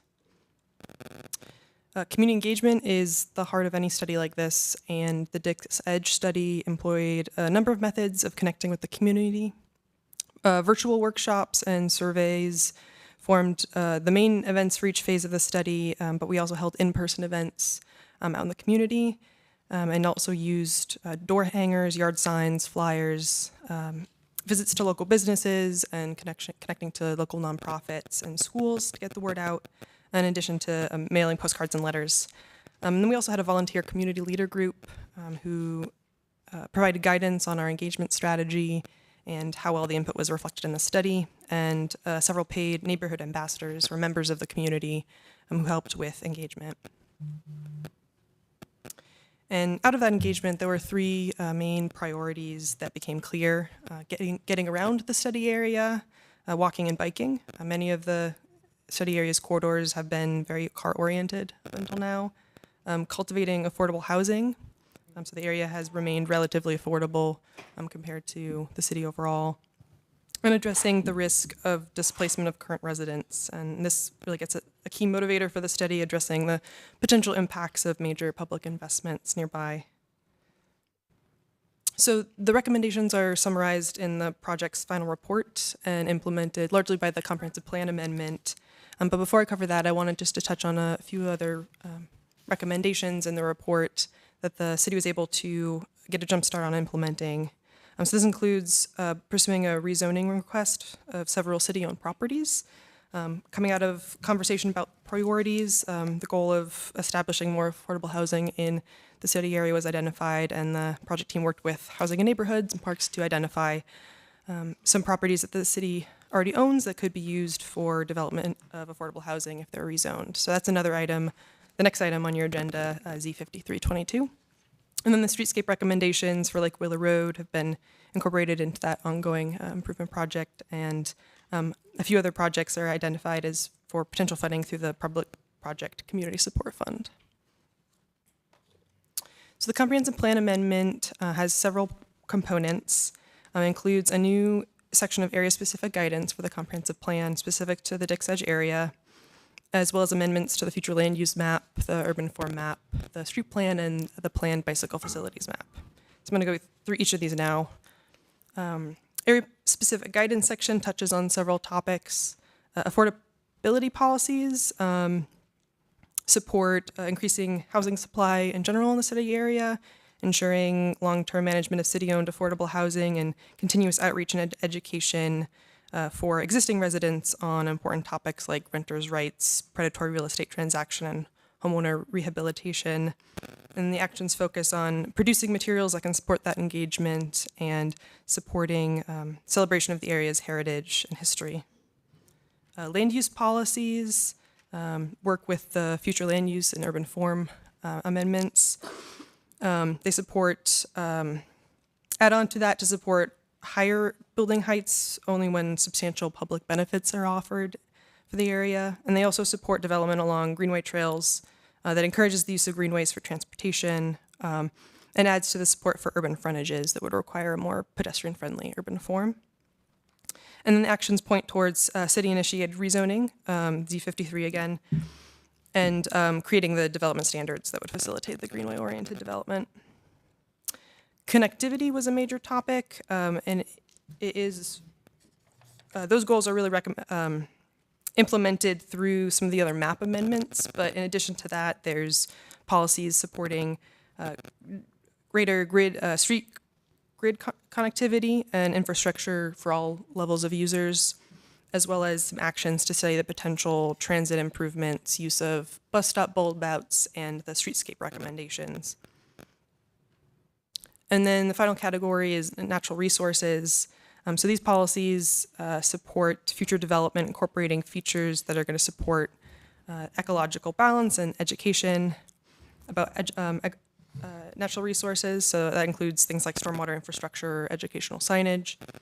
And then this section also points to improving connectivity of trails through collaboration with private property owners and educational signage along wetlands in the area. So moving now to the future land use map recommendations, there are several changes proposed here. In the final report, the land use and urban form vision is described in the report as a form and function map. So that's the product of several iterations of community engagement, which led to the final recommendation, and the future land use map amendment is the implementation of those recommendations. So this includes amendment of low-scale residential areas to moderate-scale residential, higher-scale residential along like Wheeler Road, and office and residential mixed use along a portion of South Saunders Street to regional mixed use. and a portion of a parcel currently public parks and open space to medium-scale residential. Amendments to the urban form map include addition of a mixed-use center designation to the study area. Mixed-use centers are neighborhood retail nodes all the way up to larger mixed-use areas where more walkable and mixed-use form is desirable. And then Lake Wheeler Road is designated as a urban thoroughfare, indicating its plan for public investments, infrastructure for multiple modes, and Maywood Avenue, Hamel Drive, and a new street extension near Bluff Street are designated as Main Street, indicating them as pedestrian commercial streets. And all these designations would recommend new zoning have an urban frontage attached. And then there are several amendments to the street plan that include modification of existing designations, addition of new designations for streets that aren't currently marked on the street plan, and then a few places some tweaks to the alignment of proposed streets. So these include modification of Hamel Drive to Main Street parallel parking, Mercury Street to Main Street parallel parking, and modification of a portion of Maywood Ave east of South Saunders Street to Neighborhood Street, and addition of Green Street as a neighborhood street. And then moving south in the study area, modification of Penmark Drive and Waterworks Street to Avenue 2-lane divided, addition of Montrose Street as a neighborhood street, addition of the addition of a Main Street parallel parking designation on the new connection between Hubert Street and South Wilmington, and then removal of Keeter Center Drive as a neighborhood street. And lastly, amendments to the planned bike facilities map to increase the connectivity of the planned facilities indicated there. So an addition of a separated bikeway on Hamel Drive and Waterworks Street and a bike lane on Green Street. So again, just as an overall, your CP 122 includes a new section for the comprehensive plan and then amendments to a handful of policy maps. And the Planning Commission recommended approval of CP 122 with a recommended amendment to one of the policies, Action DE1, city-owned property, and that is to align with their split recommendation on Z5322. So with that, I'm happy to answer any questions you have. Okay, do we have any questions for staff? I just want to say I pored over this report again this weekend. It's really a great piece of work. And I know a lot of hours went into it, so thank you. I'm going to open the hearing. So I'm not sure if this is a mistake, but I have two people signed up to speak in support. One was DeMonte Crawford. Is DeMonte here?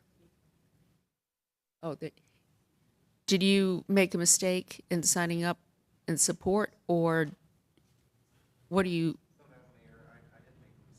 Okay. I can't hear. Why don't you come up? Okay, come on up. And then Jen Truman.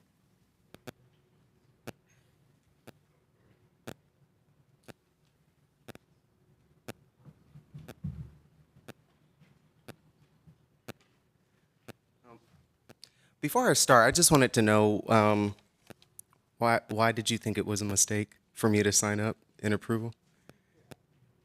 Because some of your friends are signed up in opposition, so I didn't know if you had made a mistake. Oh, no. No, ma'am.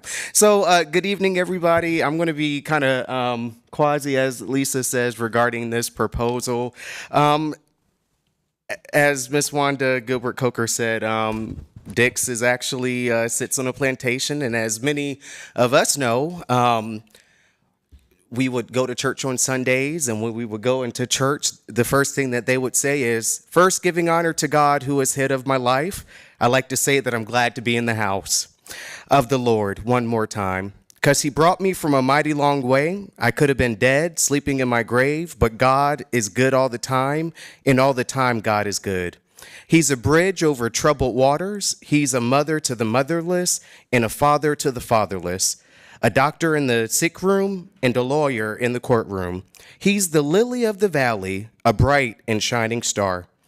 He got up early one Sunday morning with all power in his hands. And then they would follow up with, pray for me that I grow stronger in the Lord.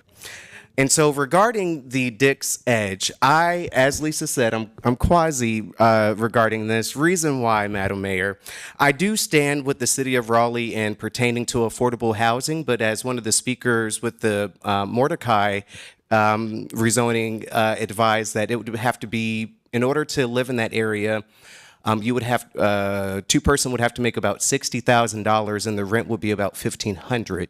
So as I was sitting in the seat, something that popped in my mind was, how will this affordable housing be affordable in that area and to who? And the Dix Edge, whose district is that in? Jane, okay. And so it kind of leaves me with what Jennifer said. I think she walked out as far as Councilwoman being anti-development. Well, Jennifer's doula was African-American, so only imagine if her doula had to live in that area, how affordable would it be to her? And I won't be long because I know there are people that oppose. Again, like I said, I am quasi in this. But there was once a gentleman by the name of Martin Luther King Jr. About 65, 70 years ago, he made a great speech on our national capital. I have a dream, and it goes like this. 50 years ago, a great American in whose symbolic shadow we stand today signed the Emancipation Proclamation. This momentous decree came as a great beacon of light of hope to millions of Negro slaves who had been seared in the flames of weathering injustice. It comes as a joyous daybreak to end the night of their captivity. But 100 years later, the Negro still is not free. 100 years later, the life of the Negro is still sadly crippled by the manacles of segregation and the chains of discrimination. 100 years later, the Negro lives on a lonely island of poverty in the midst of a vast ocean of material prosperity, meaning this Dix Edge area study. 100 years later, the Negro is still languished in the corners of American society and finds himself in exile in his own land. And that's what we feel, Madam Mayor. And we've come here this evening to dramatize a shameful condition. In a sense, we've come to our nation's capital, whether state capital, to cash a check. When the architects of our republic wrote the magnificent words of the Constitution and the Declaration of Independence, they were signing a promissory note to every American, or to which every American was to fall here.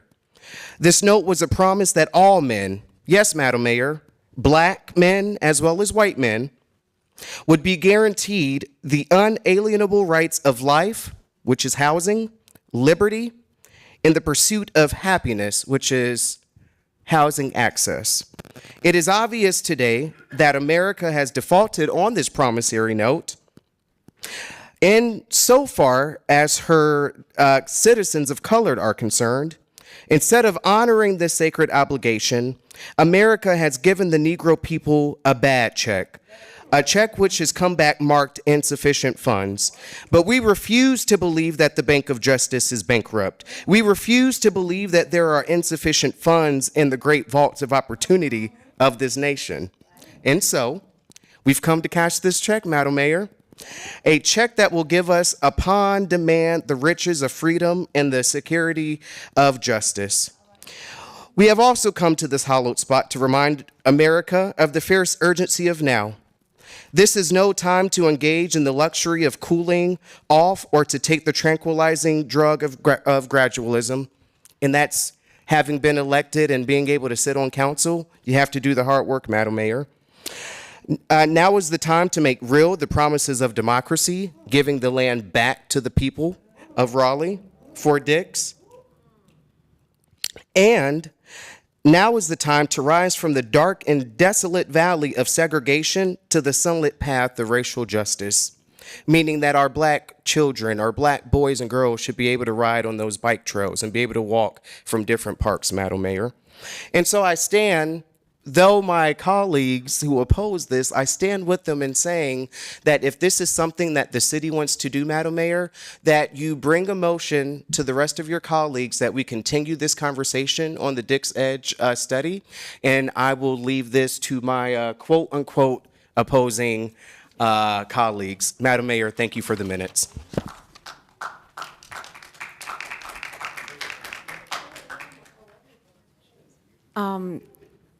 Next time, I'm going to move you to opposition, but, okay. And then, Jen Truman.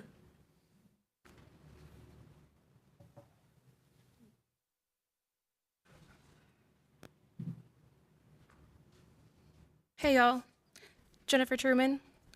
I live in the Dix Edge area study, and I served on the community leader group who spent countless hours with staff making sure that this Edge study was one of the most publicly engaged studies the city has ever done. We put up door hangers. We were the first study to ever hire neighborhood ambassadors. We had meetings in the park where the kids could play at the playground at the same time that we had meetings, so parents like me could come. Things like that had never been imagined before in Raleigh planning. So when I say that this area study is one of the most publicly engaged, that's what I mean. Now, many of us in the neighborhood wish that this study had happened sooner, that the people in office before 2019, when this got moving, had thought of it before. Many of us were advocating for it before. But taking more time now doesn't give you that time machine. There are real actionable actions that staff, the city, and developers can take together within this plan once it's approved. Dragging your feet and taking more time to have discussions doesn't build affordable housing. There are so many people here tonight to oppose this that constantly tell me and you that we need more housing that is affordable, that the city controls on their land to make sure that it's affordable. Dix Edge study recommendations consider a lot of that. They consider community engagement, they consider public education, they consider bicycle connections, they consider pedestrian connections. I have so many notes here because so much of this has already been discussed and talked about and made community members so excited that we even convinced the people behind the Edge study to make sure the Lake Wheeler Road Improvement Project happened, because it didn't have funding until we stood up for that. This study reflects what the people who live around this neighborhood actually want. Please approve it. Thank you. Okay, Del Monte used almost all the time in opposition, but we're going to let that be a little bit of a warning for the future, Del Monte. And we will now do, Del Monte, please, we're trying to get on with the opposition. We will have now, we have, Del Monte, I'm going to have to ask for you to be removed if you continue. Okay. Next, we have those speaking in opposition signed to speak up. You have 8 minutes total. And please remember, there are 6 people who have signed up, so please don't take all the time. Christopher Busbin, then Kimberly Mokhtarian, Bob Gary, Haley Kinsler, Wanda Gilbert Coker, and Barbara Smalley McMahon.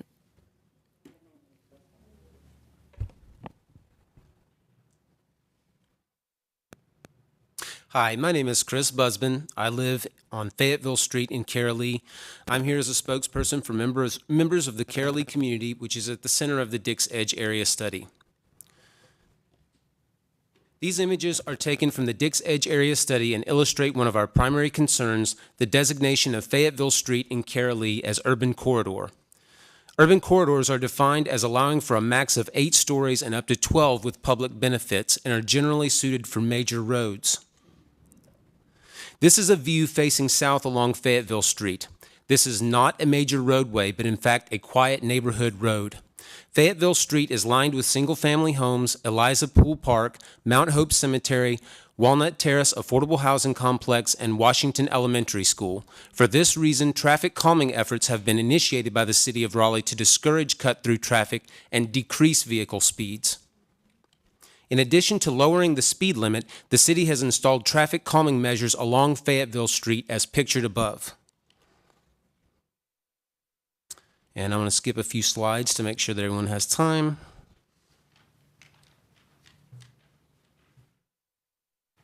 Creating an urban corridor along Fayetteville Street is not only inconsistent with the 2030 Comprehensive Plan and future land use map, but would be the most dramatic zoning change proposed in the entire Dix Edge study. The Dix Edge study does not merely suggest a stepwise increase of neighborhood density. It proposes that 44 acres of publicly owned land, which is mostly in a floodplain and currently designated to remain in open space in perpetuity, be rezoned to support high-density development of up to 599 units. The Dix Edge study also calls for amendments that would increase the Carolee neighborhood itself to moderate density. Current conditions in our neighborhood cannot support more intense development. Community members are already forced to walk in the street because we have no sidewalks. Moderate and medium density development means increased cars parked along our streets, increasing vehicle traffic that will create even more hazardous conditions for walkers and bikers. In summary, we feel that the designation of Fayetteville Street as urban corridor is not appropriate because of the scale of the existing Carolee community, the presence of the Rocky Branch stream and floodplain, and the lack of infrastructure to support the densities proposed. And we request that this language be removed from the Dix Edge study, and that efforts to needlessly amend future land use policy to support infeasible densities in Carolee be denied. I would just add one further note. The extensive community engagement. I'm here tonight with members of the community who have been leaders for decades, and there were a lot of folks in our community that were completely unaware of this Dix Edge study.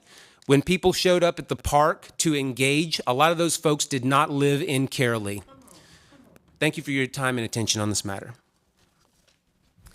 Next, we have Kimberly Mukhtarian. There are 4 minutes and 54 seconds left.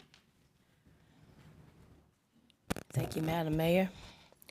Dr. Kimberly Mukhtarian, homegrown of Raleigh. I am addressing not just the study of Dix Park, but historically, as we well know, that this was a plantation where property, equity, and opportunity was stolen. As I look at your website, it tells you everything about we're going to dance with Native Americans. We're going to have Dream Fest for those whose dreams were stolen. But you don't put the equity back in the people that it was stolen from. Now, once you put it back, that's called reparations. You repair what you broke.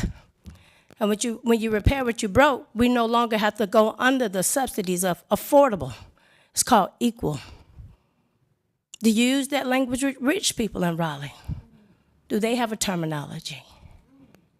We want to be treated so equal and repaired equally so that we don't have any labels. That way we're not purchased, used against each other, and then not brought so low that we're just killed in the streets like dogs, tased, shot, murdered. When you talk about the natives, don't forget that while they dance on one day, when they return home to their reservations, they are #1 in suicides and overdose of opioids. When we return to low income after your celebrations at Dreamfest, we are shooting each other in the streets. We are suffering from mental oppression from the equity that you stole. And when you put it back, we can build whatever we want to. And we might not even want to be included because we don't need it. Help us get back. Thank you. Next, we have Bob Gary. There's 3 minutes left.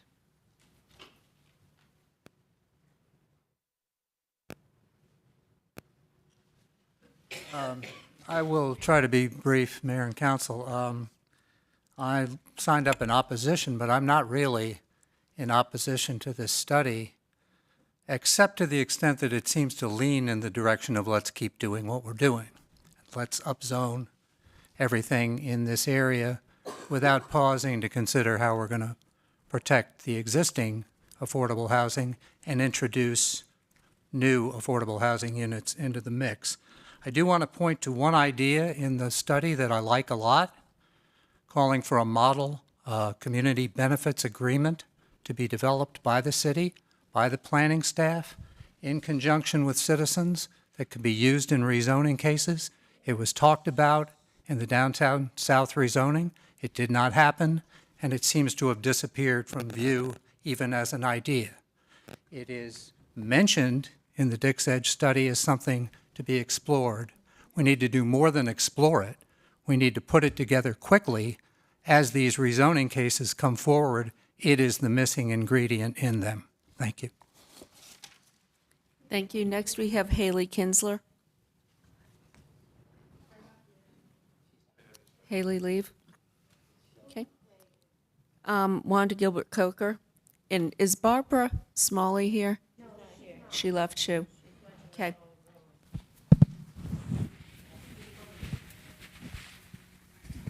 Hello, all.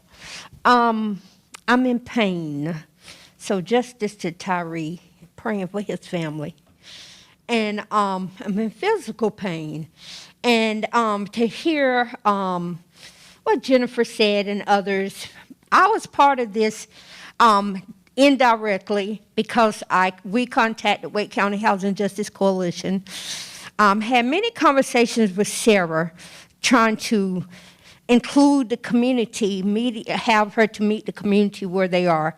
She did her best. When you say community leaders, it was not these beautiful people that I grew up with in my 35 years of knowing from the CACs. It was Barner Gaylord as a community leader, Eric Braun as a community leader, someone from State Farm as a community leader. We don't know them. You come knocking at our door, you're not getting in, especially you driving some luxury vehicle and coming to Heritage Park. What do you expect? There is no equity. They don't know anything about equity. They look down on us, and what I would like you to do is to defer this, but go look at the community meetings, those notes, and see how they talk about us. See what the words they use when they talk about housing and when they're talking about community members. My phone died, I can't find it, but how they talk about culture, our culture, but not equity, not putting back equity, but they want us to dance, but don't want any equity. You can't find equity anywhere in this comprehensive plan. Why? Okay, thank you. Okay, do we have any questions for staff? Councilmember Melton? So the one policy piece I heard about a specific issue with something in the report was on the Fayetteville Street, the proposed change there to the streetscape and then the density. So I guess my question is, there have been pieces of this EDGE study recommendation that we've already acted on, the increasing in the zoning on the city-owned land, starting the Lake Wheeler Road improvements. And so my question is can we pause on that Fayetteville Street piece and look at that and then approve the rest of this plan that has been going on for a very long time? But that was the one policy piece that I heard that I think actually directly relates to our next rezoning case. And so it may make sense to put those two together, but that's my question. Councilmember Harrison. Yeah, I definitely want to table that Fayetteville Street area for more discussion. I'd like to take that to the Growth and Natural Resources Committee in February. I've got some concerns about how that's developed long-term, whether it should be, considered urban corridor or not. I think the rest of the study, I do want to just thank staff and everyone that's participated in this. I recognize, some of us are new to council, and there's been a lot of work before we came. I think it would be helpful to have one, at least, discussion in committee on this, and then to bring it back to the table in March, just to make sure that everyone has a chance to do a deep dive, because I know you all have been there, but some of us haven't. But I'm going to leave it there just in case anyone else has thoughts. I would prefer to defer this and bring it back to the full council in March for a more comprehensive discussion. Because I have a lot of interest in this. I think others do who aren't on that committee. And so I'd like for us to all have a shot at hearing more. I'm especially interested in that one rezoning case too, because that's going to come up next. Yeah. And there are concerns related to that. I think those two things in particular I want to explore on a deeper dive because they're connected. Councilmember Fort. Your mic. Would the public have an opportunity to weigh in at that March meeting, or how would we give an opportunity for more community feedback? I think one of the things, if we can have a discussion, then we can ask for more community feedback. Because I don't know where we're going to end up, because a lot of that is still up in the air. But we could even ask to do something at a work session, if that was feasible. Madam Mayor, I think a work session would be better because I think it's more conducive to the community feedback at that time than bringing it towards the meeting as a special item.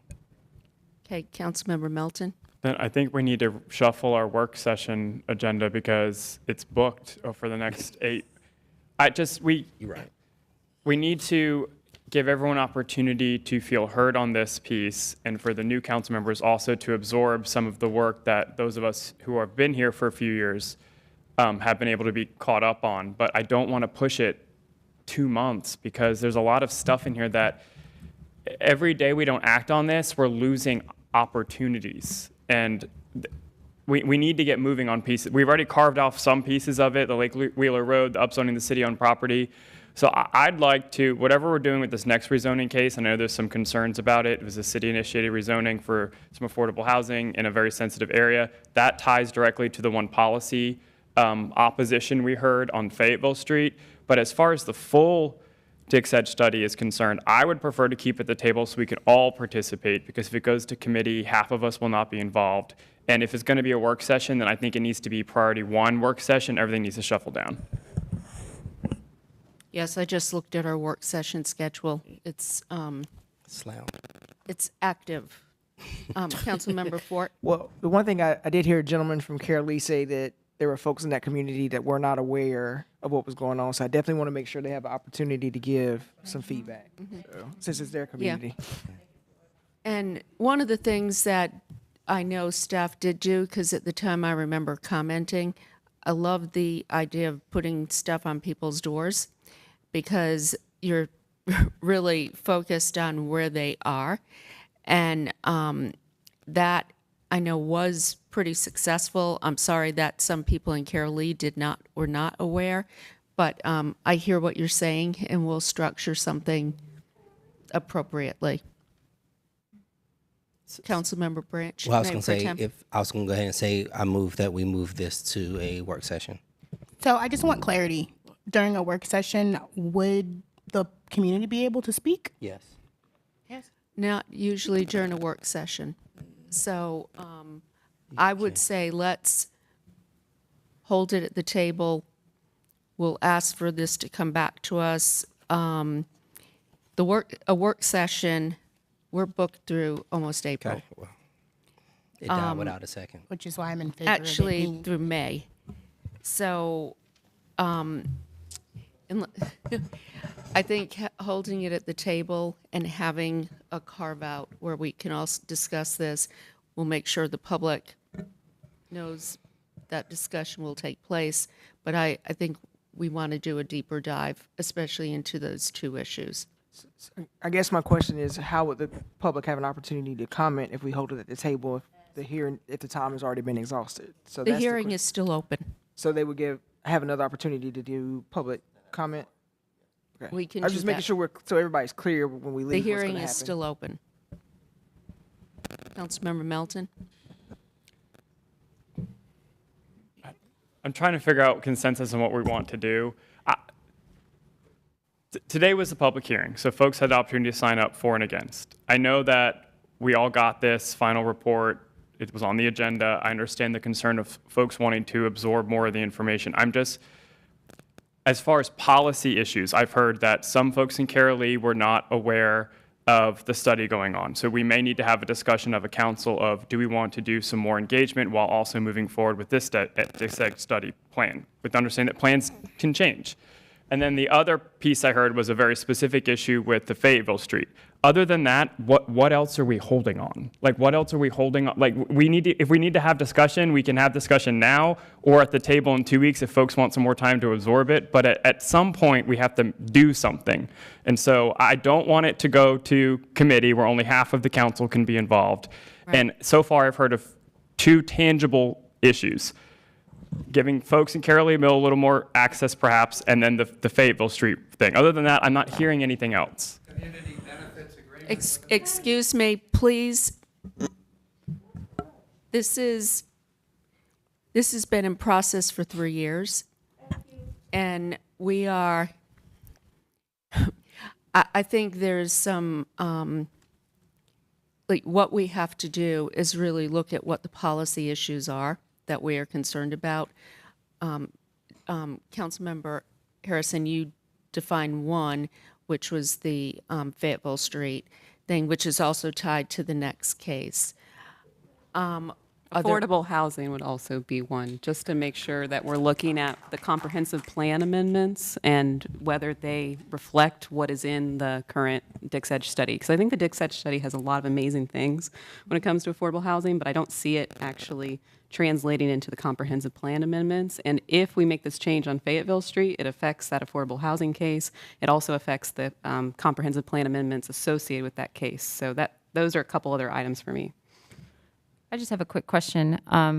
Tonight's meeting is a special meeting. Is it not possible to call a special meeting just like we did tonight? I would hesitate to get in that habit.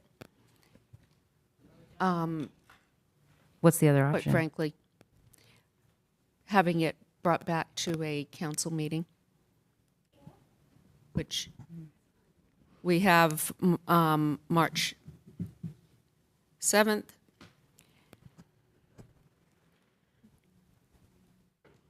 Where we could ask this to come back. I have a question.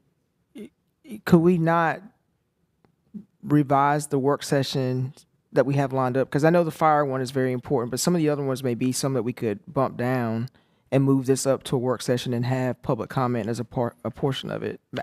I guess I should ask the city manager, is that not a possibility? Well, just be mindful of the fact that we were very intentional about taking some of the policy concerns that you guys articulated to us into consideration as we built that. Obviously, a lot of those topics that are coming up in the next 4 to 6 weeks are topics that you all asked for on the city council retreat agenda, but we didn't have enough time to do. So it's totally up to you guys. We can switch around, but staff was very intentional about including items that you asked for. Well, I see some things on there too that are budget related that we're going to have to address sooner versus later.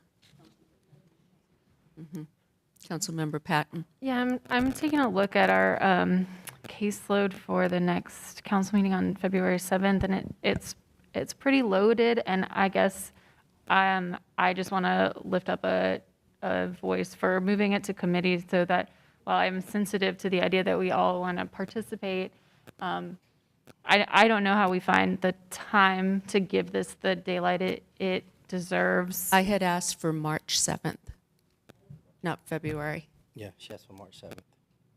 So if we took it to committee, could we not bring it back by then? Wouldn't we achieve both goals? I think for all the reasons we cited, we want this to be a discussion amongst all of us because it's pretty complicated. And I think there are things that we all find important and want to be a part of that discussion. So my suggestion was March 7th, and then city manager can kind of build an agenda around that, so it's not book solid. I'll just say I'm fine either way, and everyone is invited to the Growth and Natural Resources Committee anytime. Thank you.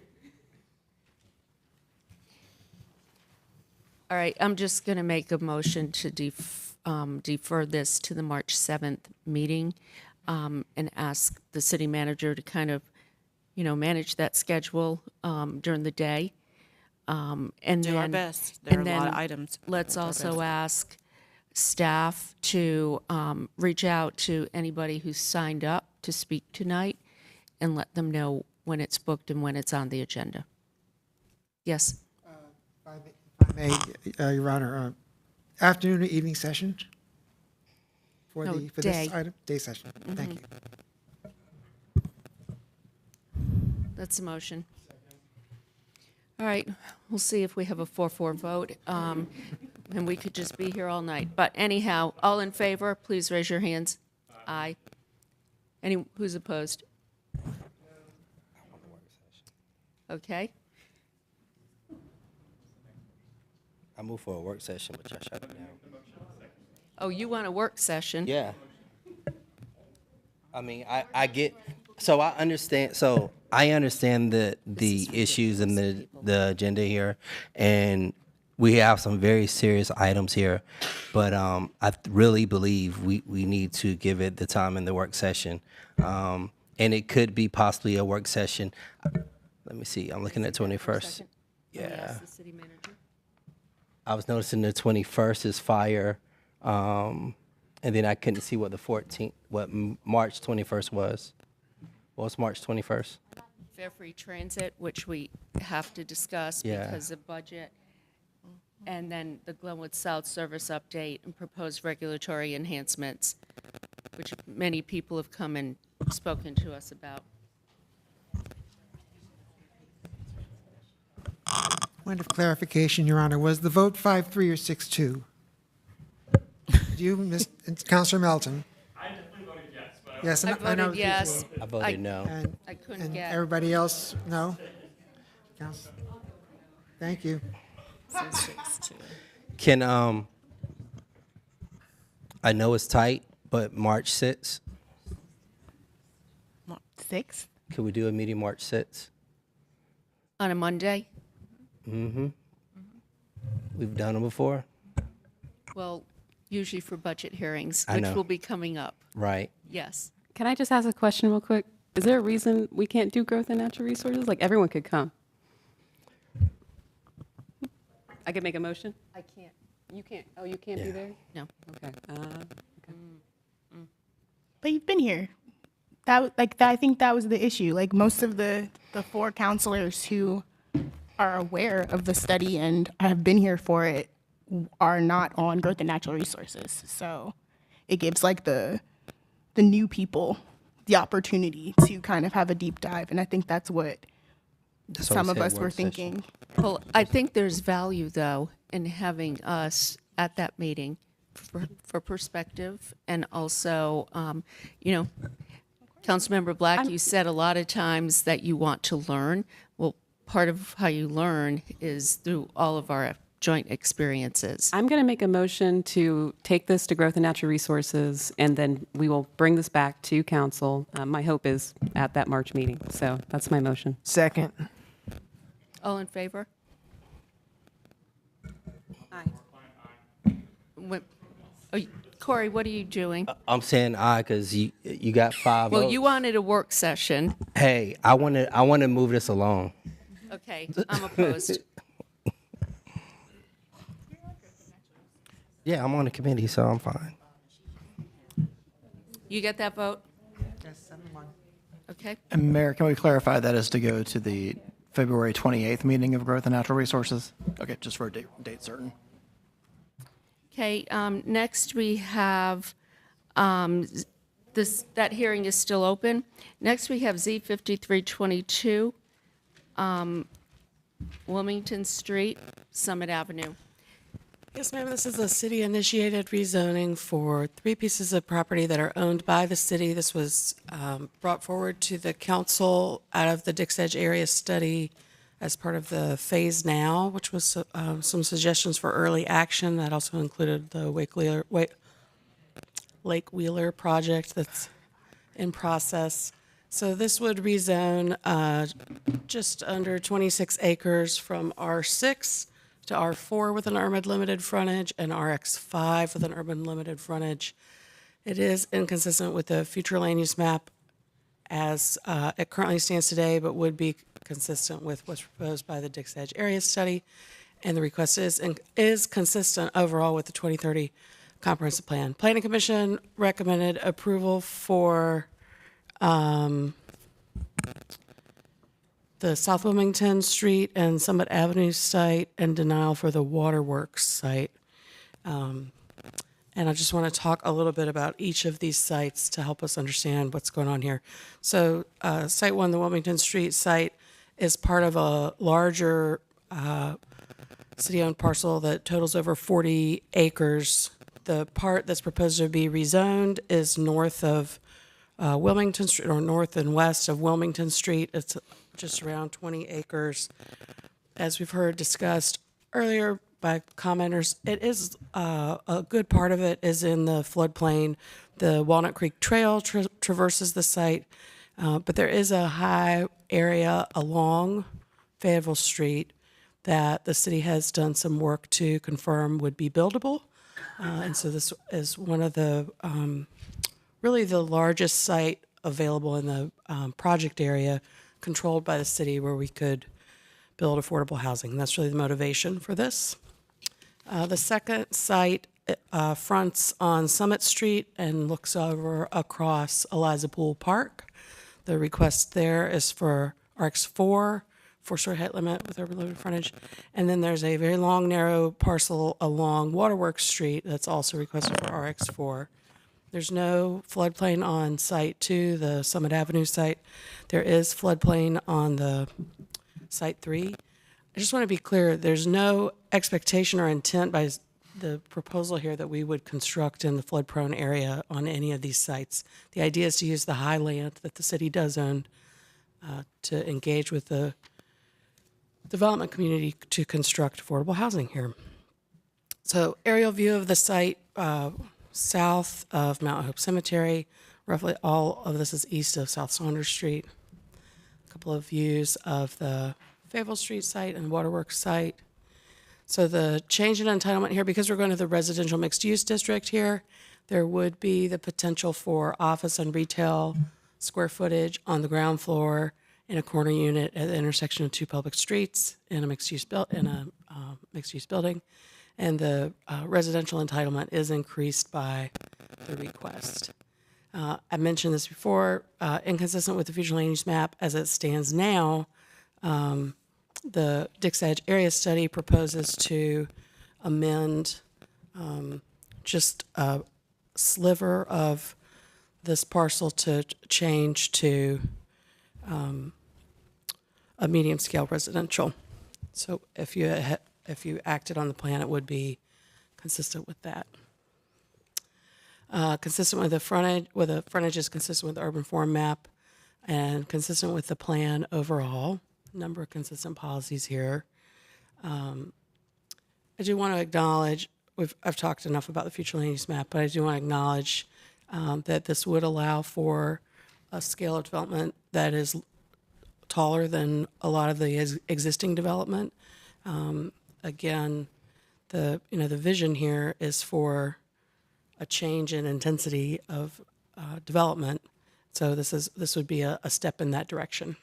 And so there would be an amendment to the future land use map if you were to act directly on the zoning case. Alternately, if you approve the plan, it would amend the parcel in part rather than in its entirety. So Planning Commission recommends approval of sites 1 and 2. That's the Wilmington Street site and the Summit Street site that look across the park. They were concerned that the third site along Waterworks Street that the yield was just too small for construction, and voted against that. What questions could I answer for you before you open the public hearing and hear from the public? There was discussion about the floodplain, whatnot. Could you dive a little deeper into that again? Sure. And was this kind of discussed at Planning Commission? Like, was this visual discussed? Yes, ma'am. We shared this visual at Planning Commission. I think staff is very much aware of the floodplain, the flood hazard area on the site. Of course, the greenway would remain in operation. I think this is really an opportunity to cultivate affordable units in a very amenity-rich area oriented to the greenway, excellent access to BRT, access to downtown, and the future employment and services of downtown South that we expect from the private development there. So I guess what I'm trying to get is the floodplain. Where's the visual on that specifically?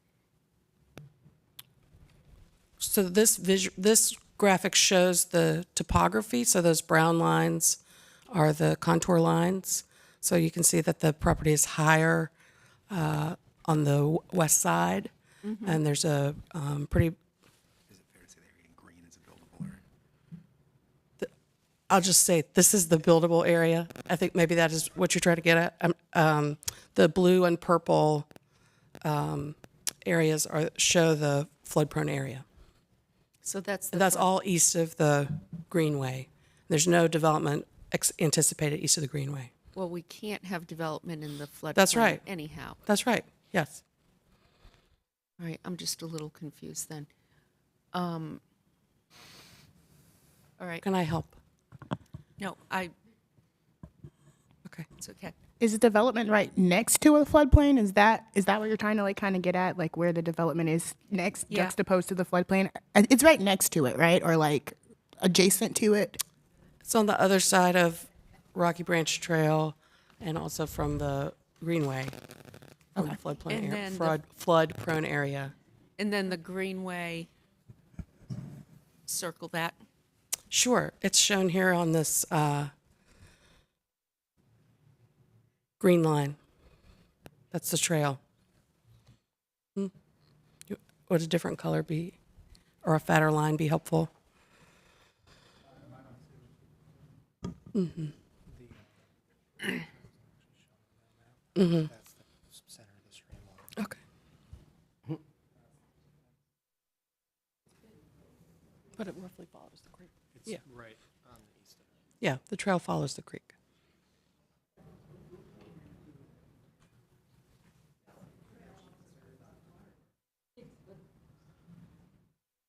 Big time. Was, during the Planning Commission meeting, what kind of stormwater controls were discussed for this property? So this would be, the city does not intend to develop this directly. We would put out a request for proposals. So the city, the council certainly could direct staff to include advice above and beyond what would be required by the Unified Development Ordinance, if the council felt like that was appropriate.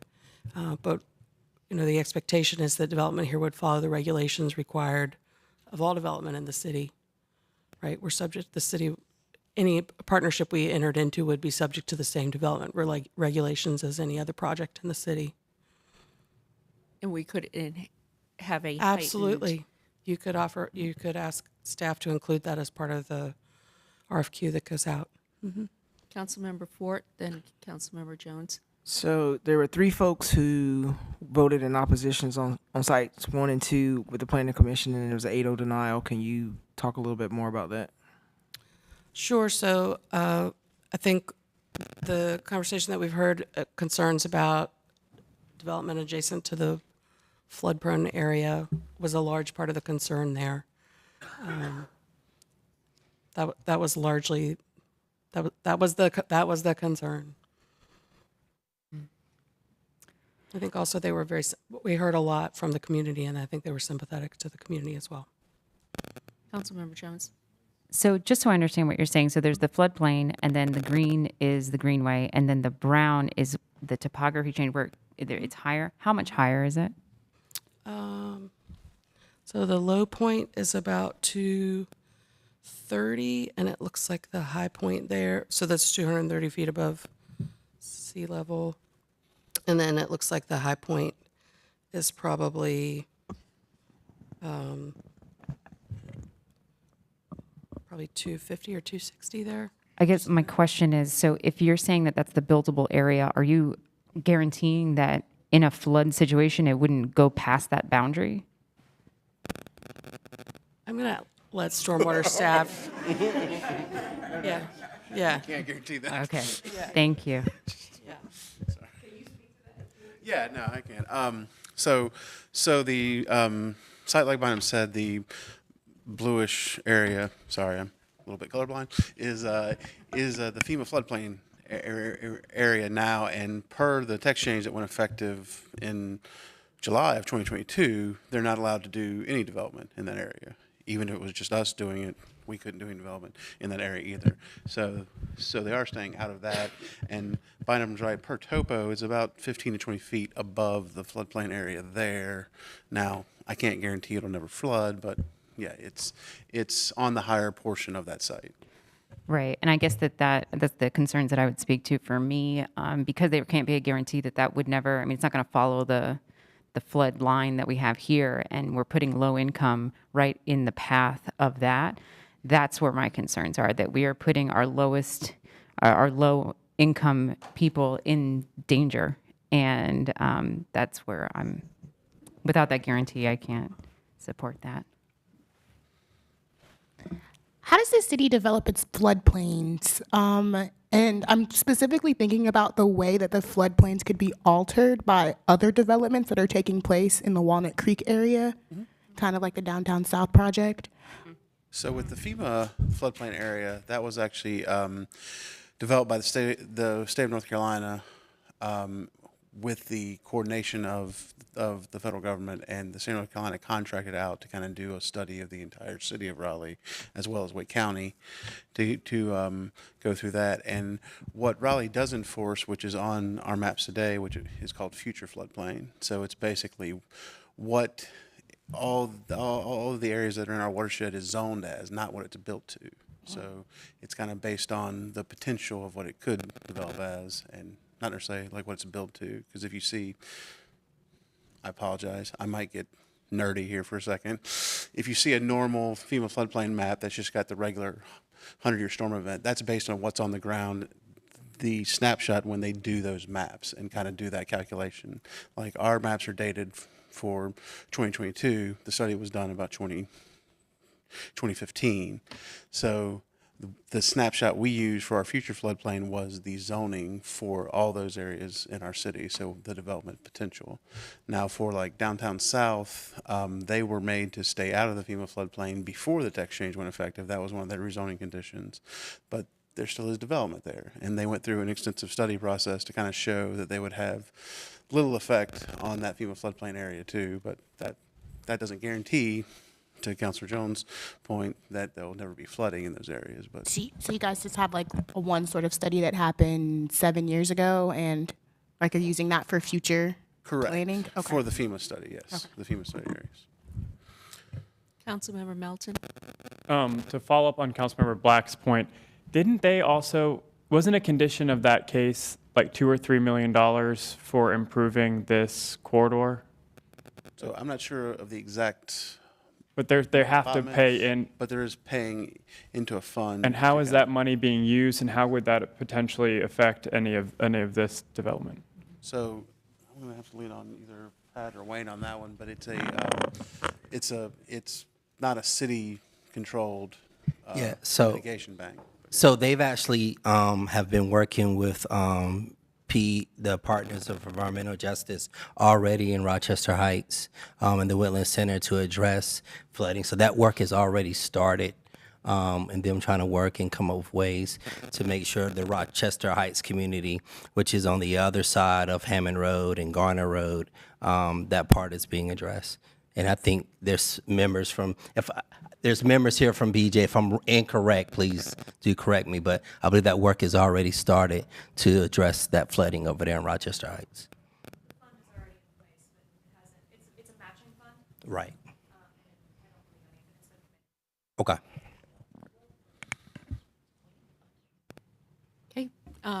Any other questions before we open the hearing? Councilmember Patton? Yeah, and these might go back to Bynum.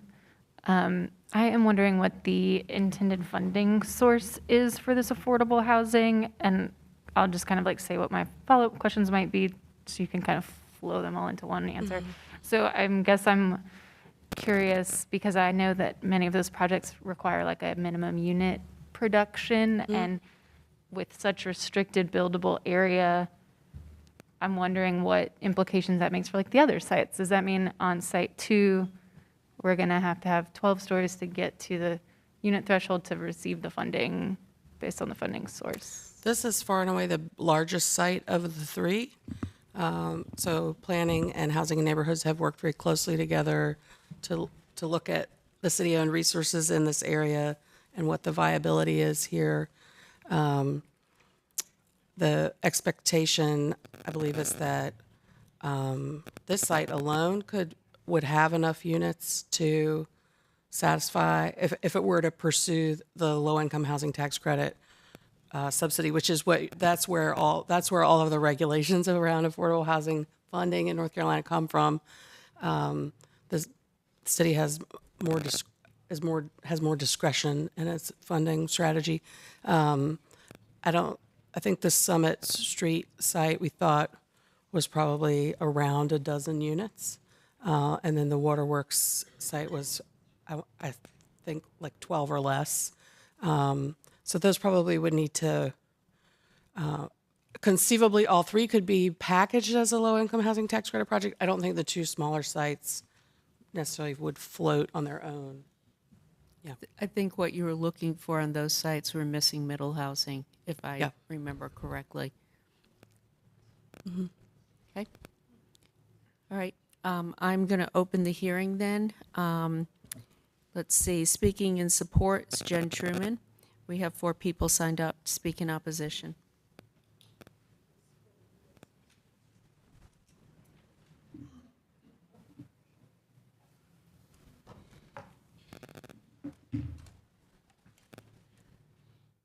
Hello again.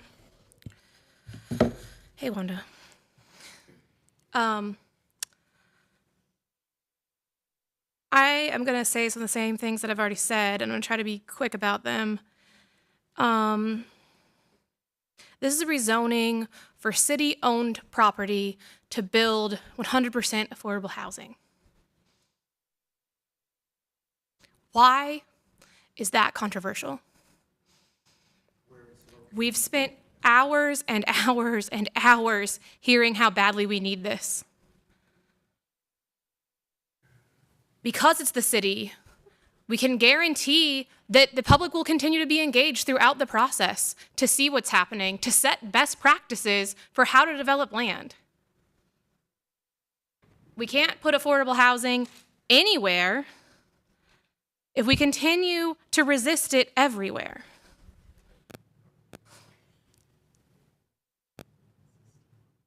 Be bold, be considerate. Think about how this isn't about personal stuff. This is about thinking about what's best for the community, for the hundreds of people who can't move to Raleigh, who have to move further out into Wake County and Johnson County and Person County because we just won't build enough housing. You could take a small step to fix that by approving this. I'm sorry that I have to be the bad guy, that everyone has to come up here and attack me and the person who helped me bring my children into the world and my friends and just because I want to say that we need more affordable housing. We're better than this in Raleigh. Y'all have the power to make change, to reimagine what Raleigh can be and the standards we can have for affordable housing. Approve this rezoning. Thank you. We have 4 people signed up in opposition. Christopher Busbin, Lisa Huget, Ann Franklin, and Dresden Hasala. There'll be 8 minutes. Sir? Sir, please, other people are speaking. Thank you.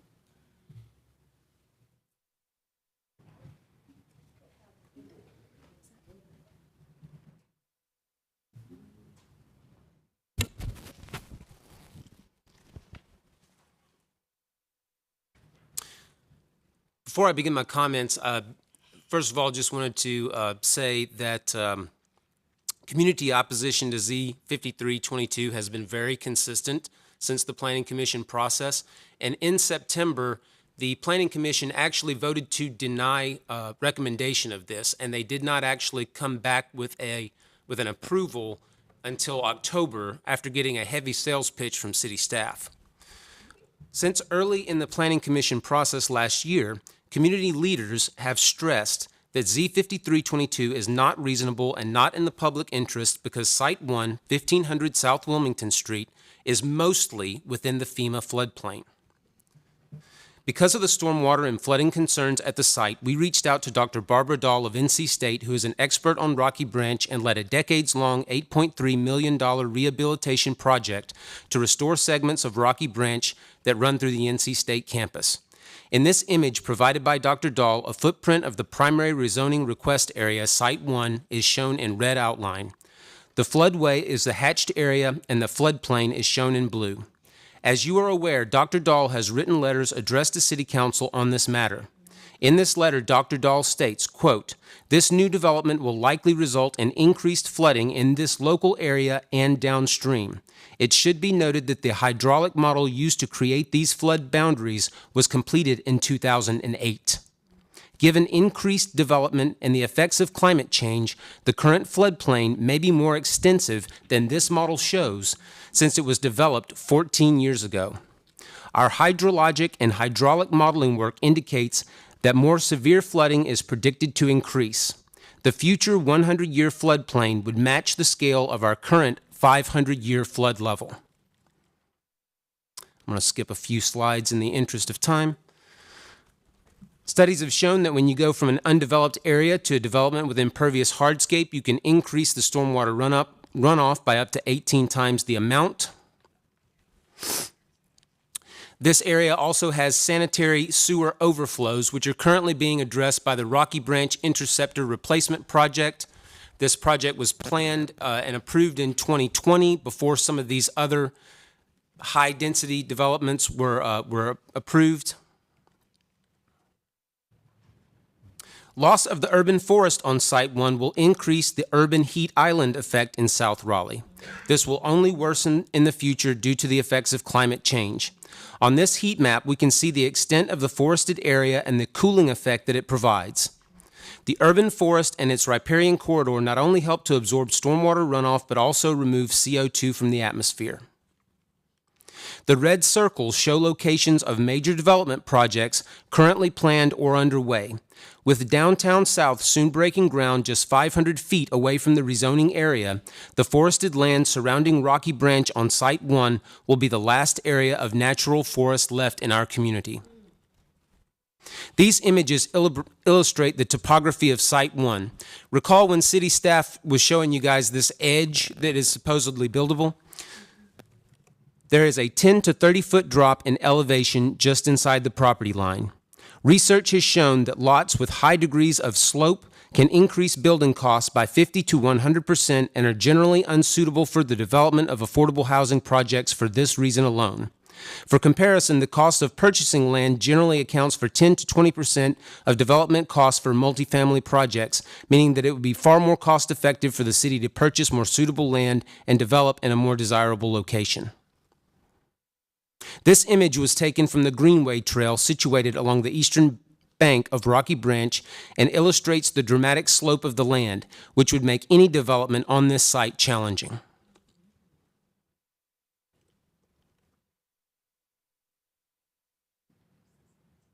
Many of us in the Raleigh community have lost sleep over the negative impacts that this rezoning could have. We understand the need for affordable housing in Raleigh, but it is not right to build subsidized housing units near flood zones and other environmental hazards. It is not right to increase flood risk for existing residents of Raleigh or our neighbors living downstream of us. We fear that this will perpetuate historical inequities rather than bringing about greater equity. Please vote no on Z5322. Thank you for your time and consideration.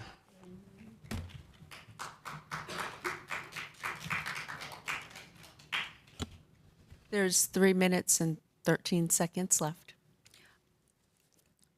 We are convinced that this is the wrong property for a number of reasons. You've heard a lot about the floodplain. That buffer zone is your flood buffer and also your tree canopy. But what's also been missed is there is a huge power station in the backyard of sites 2 and 3, if you take a look at that. But one thing that I am extremely mad about is that the freed slaves of our country were forced to go to land that was unsuitable to them. Floodplains, hazardous waste, no way of making a living. Why are we going back to that right now? 200 plus years later. No. Subsidized housing should not belong in this area. We need better land for our people.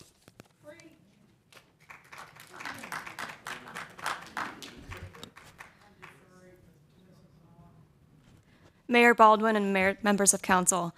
My name is Dresden Hasala, and I'm an environmental and land use attorney and a board member of Partners for Environmental Justice. Our organization has been following this rezoning closely since it first crossed our radar this past summer. And one thing has stood out as problematic from the get-go: the proposal to deliberately situate an affordable housing development on flood vulnerable land. Raleigh desperately needs more affordable housing. I think everyone in this room, and certainly everyone at this table, knows that. And housing is not a traditional area of PEJ's activity. But PEJ was born out of the habitually flooded southeast Raleigh neighborhoods of Rochester Heights and Biltmore Hills, historically Black communities placed in a floodplain in a time where there were no alternatives available to them because of redlining and other racist lending policies. Housing and flooding have been closely connected and thorny problems in our city for decades. This project proposes to emplace anywhere between 350 and 599 units on a sliver of the 9 buildable acres of this parcel, without parking requirements, and proposes to eliminate one of the only remaining natural urban forests in the downtown area, an area the comprehensive plan contemplates as recreation or open space, putting even more stormwater pressures on Rocky Branch, and, because water flows downhill, on Walnut Creek as well. It's easy to see why the city wants to use this parcel out of all of its properties for this purpose, especially considering all of the discussion in the room tonight around transportation and the need to improve walkability and reduce the dependence on cars. But when the proposal is to use this rezoning to deliberately solicit construction of housing at the less than 30 and 30 to 60% AMI levels that developers seem to be allergic to, the conversation becomes one of deliberately placing some of the city's most vulnerable residents in or near a flood path as part of a planned development. As I said in the letter that I sent you in my individual capacity, the parallels to the development of Rochester Heights draw themselves. PEJ has worked hard for 3 decades to protect the human and natural communities that call the wetland area home. We therefore ask that council deny this rezoning, leave this parcel undeveloped, let the urban forest do its work to mitigate flooding in urban heat islands. Don't put undue pressure on the affordable housing bond. We can do better.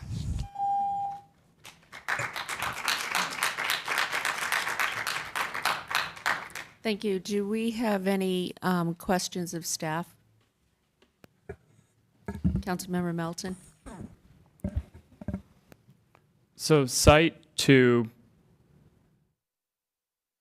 and 3, what was the issue with site 3 why did they vote that one down, site 3? The area outside the flood-prone area is very, very small. It's a very constrained site. And highly sloped. Already. And they don't think we can get any housing on that?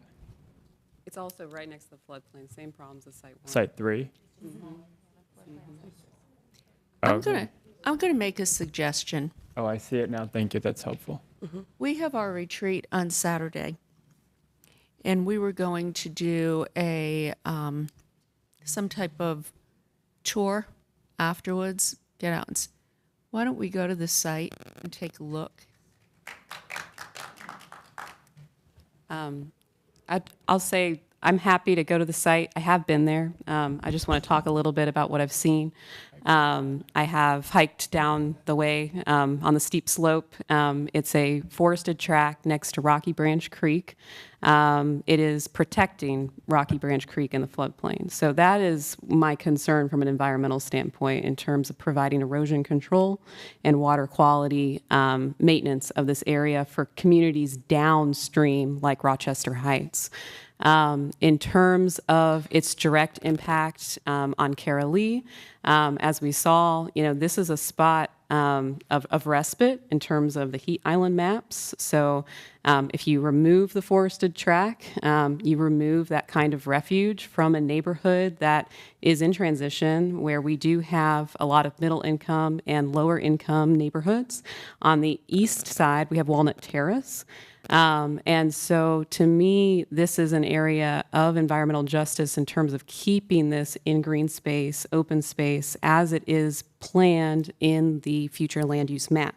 I think the Planning Commission brought up some concerns as well. The intent is good here in terms of we're trying to get affordable housing. And I think the question is, the location. Is this the site? I could move forward on site 2. I was just going to ask, what about site 2? The only issue is it's small, but I would be fine with approving site 2. It's just, I don't know, the funding might be more troubling, I guess, or challenging perhaps to get for that number of units. That was my question. I don't think that, at least the conversations that we've had off the table and now here in front of the table, I'm just not really seeing how placing apartments or units, housing units in the buffer zone isn't going to create a shift in the floodplain and actually put already at-risk people more at risk. I do want to say thank you to the PEJ for coming out as well, giving a presentation.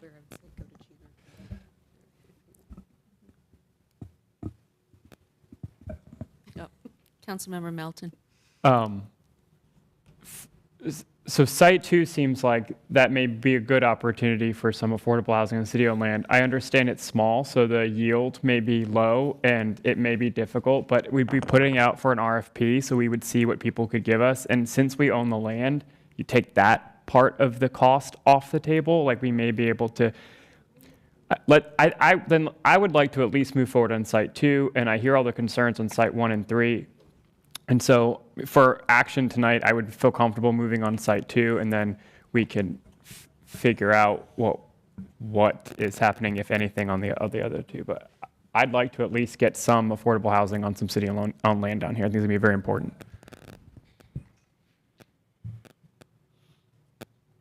Councilmember Harrison. I am fine to move forward on site 2. If folks have concerns, I'd say bring them up, but I'm fine with that. Question for Biden. What's the acreage of site 2? Yeah. Site 2 is 0.67 acres. 0.67. 0.67 acres. Is there any forested land on site 2? Nah, it's right. Go back. She just had it. So could you build on all 0.67 acres, or is that? It's not forested. Your question is there Not floodplain on forested. site 2? Okay. There's no floodplain on site 2. It is buildable. I have a question for staff. I think Jane brings up some good points about wanting to keep green and, for all the reasons, environmental reasons that were mentioned. Would it be possible to look at potentially having some preservation, but also building on part of one to expand the space, especially if it wasn't impacting some of, I'd have to go out there and really look at where that is, or staff would, and come back with some recommendations. I guess what I'm asking, is there a way to do both? Because we do have this goal of building affordable housing. If you read the Dix Edge study, that is the top priority. And that was the feedback, number one feedback from all of the groups that were surveyed, was to use city-owned land to build affordable housing. which I guess is one reason why this came before us. So I guess what I'm asking, is there a way to maybe relook at this so we achieve our goals of preservation? Maybe there's more housing to be built, and maybe the housing isn't a big apartment, but maybe it's quads or duplexes or something that's more missing middle focused. I don't know. I'm just throwing it out there. I would say I'm happy to keep it open to review at GNR committee if there's new information or anything that folks want to bring to the table with that. I mean, I don't have to make a motion to end this right now because I understand it's complicated. It really is helpful to look at the site. I've been there. I'd recommend everyone go check it out if we want to continue to think about it. Councilmember Melton, then Mayor Pro Tem. Yeah, I will make a motion or second a motion to approve Site 2 today, and then we can pause, hold, stop on 1 and 3 and figure out what, if anything, is going to happen. But I'd like to at least get Site 2 approved, and so we can get those RFPs out and see what can happen. Is that a motion? I have to read something, but I was just going to, and Brandon told me how. I'll probably mess it up anyway. Do you want me to read it now? I just have one quick question for staff as far as 0.6 acres. Of that, and knowing utilities, setbacks, what's buildable? Yeah, Pat Young again with Planning and Development. So all of these sites are highly constrained, as is the case with almost all city-owned surplus property. True. There's a lot of topography on the site, but there is no floodplain, so the entire site could be used. I think today we could get 4 to 5 townhomes, and with the rezoning, possibly a small garden apartment if we can find the right development partner. 12 units, I would say. That's 12 more people we can help. 12 more families. Okay, I don't know if I'm going to do this right, so I'm just going to read what's here and then lateral. I move to adopt the proposed consistency statement dated January 24th, 2023, contained in the agenda materials as related to Site 2, 15 Summit Avenue, and to approve the zoning amendment, the adoption and effective dates described in the agenda item under recommended action for Site 2, 15 Summit Avenue. This approval is also deemed an amendment to the future land use map to the extent described in the adopted consistency statement for Site 2, 15 Summit Avenue. Second. Seconded by Councilor Harrison. All in favor? Aye. Okay. That was a 5-3 vote by Planning Commission. But there was a vote for Site 1, I believe, that also approved it, correct? What was that vote? Yeah, Site 1 I'm talking about. Yeah, That was Site 1 was 5-3. part of the 5-3. Okay. Should we just dispose of Site 3 then if they went 8-0 deny on that? Well, here's the thing, though. What you could do with Site 3 is if it's part of a potential redevelopment, you could, in an RFP, say that has to be preserved for open space. And that could ultimately make it more valuable for somebody to want to come in and build on Site 2. We have a say, like when we issued the RFP, we can provide that direction and say this needs to be preserved for open space or whatever. So that's an option too. Don't forget, if we're selling this, we get to kind of provide the direction on how this goes. So instead of the land just sitting there, it could be of value, especially to families who are living there. I would need more information from staff and more analysis to see if that was feasible. But let's not just throw it out yet. Let's look at what some options are where we could achieve, like to your point, other goals related to green space and open space. So, And okay to motion to, I'm going to make a motion that they go site 1 and 3 to discussion at GNR, also the end of February. And if staff or anyone has recommendations of how we could, what we can do with those sites, I'm open to it, but, I've stated my concerns and I'm not sure exactly how they can be overcome for myself. I'll second your motion, but a friendly amendment. You may not want to tie yourself to take that case up at the end of February. If you refer to GNR, you can set the schedule, but you've had a lot coming in that you may just want to send it to GNR and then you can have it come up when you Well, want. here's the thing. You've already got the Dick's Edge study. Yeah. All right. And then you've got the Dick's Edge study, and then you've got this. These two really need to be heard together. I have Peace Street, but you also have Lake Wheeler. Yeah. And so that's a lot. And I don't think you want to tackle all three, but I think you have to tackle the Dick's Edge study and this at the same time. Yeah. So you might want to consider that for that meeting. Do we have to put a date on? Just so you're No. No, you don't have to put a All right, date my on it. motion is this moves to GNR committee at some unspecified date. Second. Mayor, I'd like to do a friendly amendment, because you had said if staff or anybody has ideas, I would like to direct staff to come to us with creative ideas for how we can use this land in a positive way and achieve the goals as outlined by Councilmember Harrison. And maybe removing invasive species could be part of it. I saw a lot.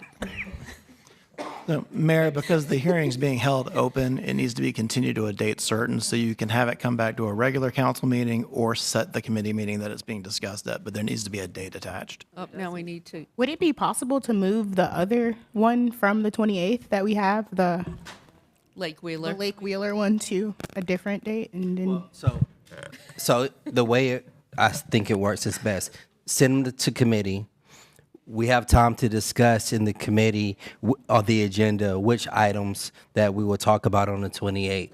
And then the items that are there, they remain in committee until, so that means they will probably bring them up in March.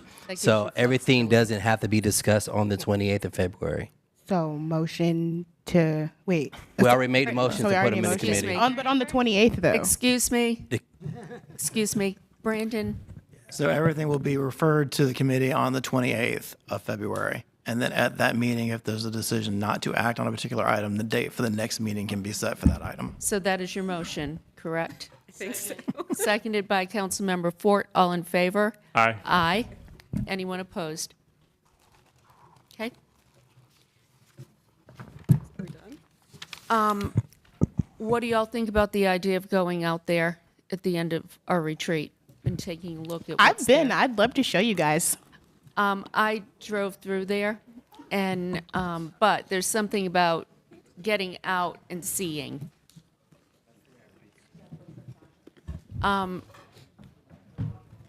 Hello?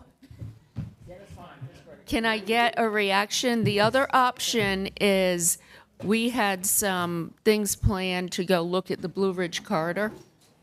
Can you? Because we changed locations to the Trotzler building on Saturday, we looked at areas in the vicinity of the proposed MSD and Blue Ridge corridor area. So it depends upon how late you guys want to stay. It's all day. So how late you guys want to stay on Saturday. But we could pivot and do this instead of Blue Ridge. So I'd like some feedback though, so we can. So as far as the Blue Ridge, is that just looking at the MSD and what they want to do with that? And looking at some of the development that has happened and some of the development patterns and some of the proposed development in the vicinity. I think we should do this, even though I know that's probably not what you want to hear. Oh, it is your retreat. It's our retreat. We will make Yeah. it happen. Can I have a vote, just show of hands? Who would like to do this after our retreat, a tour of this particular site? If you could raise your hands. I don't mind. I bike this way. That's the greenway I ride on. I've been by there a million times. Happy to go in one time. Yeah, I know that. I kind of want to go to the Blue Ridge one. I'm just gonna I'm gonna put it out there because I haven't been to that one. You kind of what? I want to go to the Blue Ridge one because I haven't been to that one. So if we're taking a vote, that's my vote. I'm trying to get feedback from y'all. Come on. Who wants to? Me.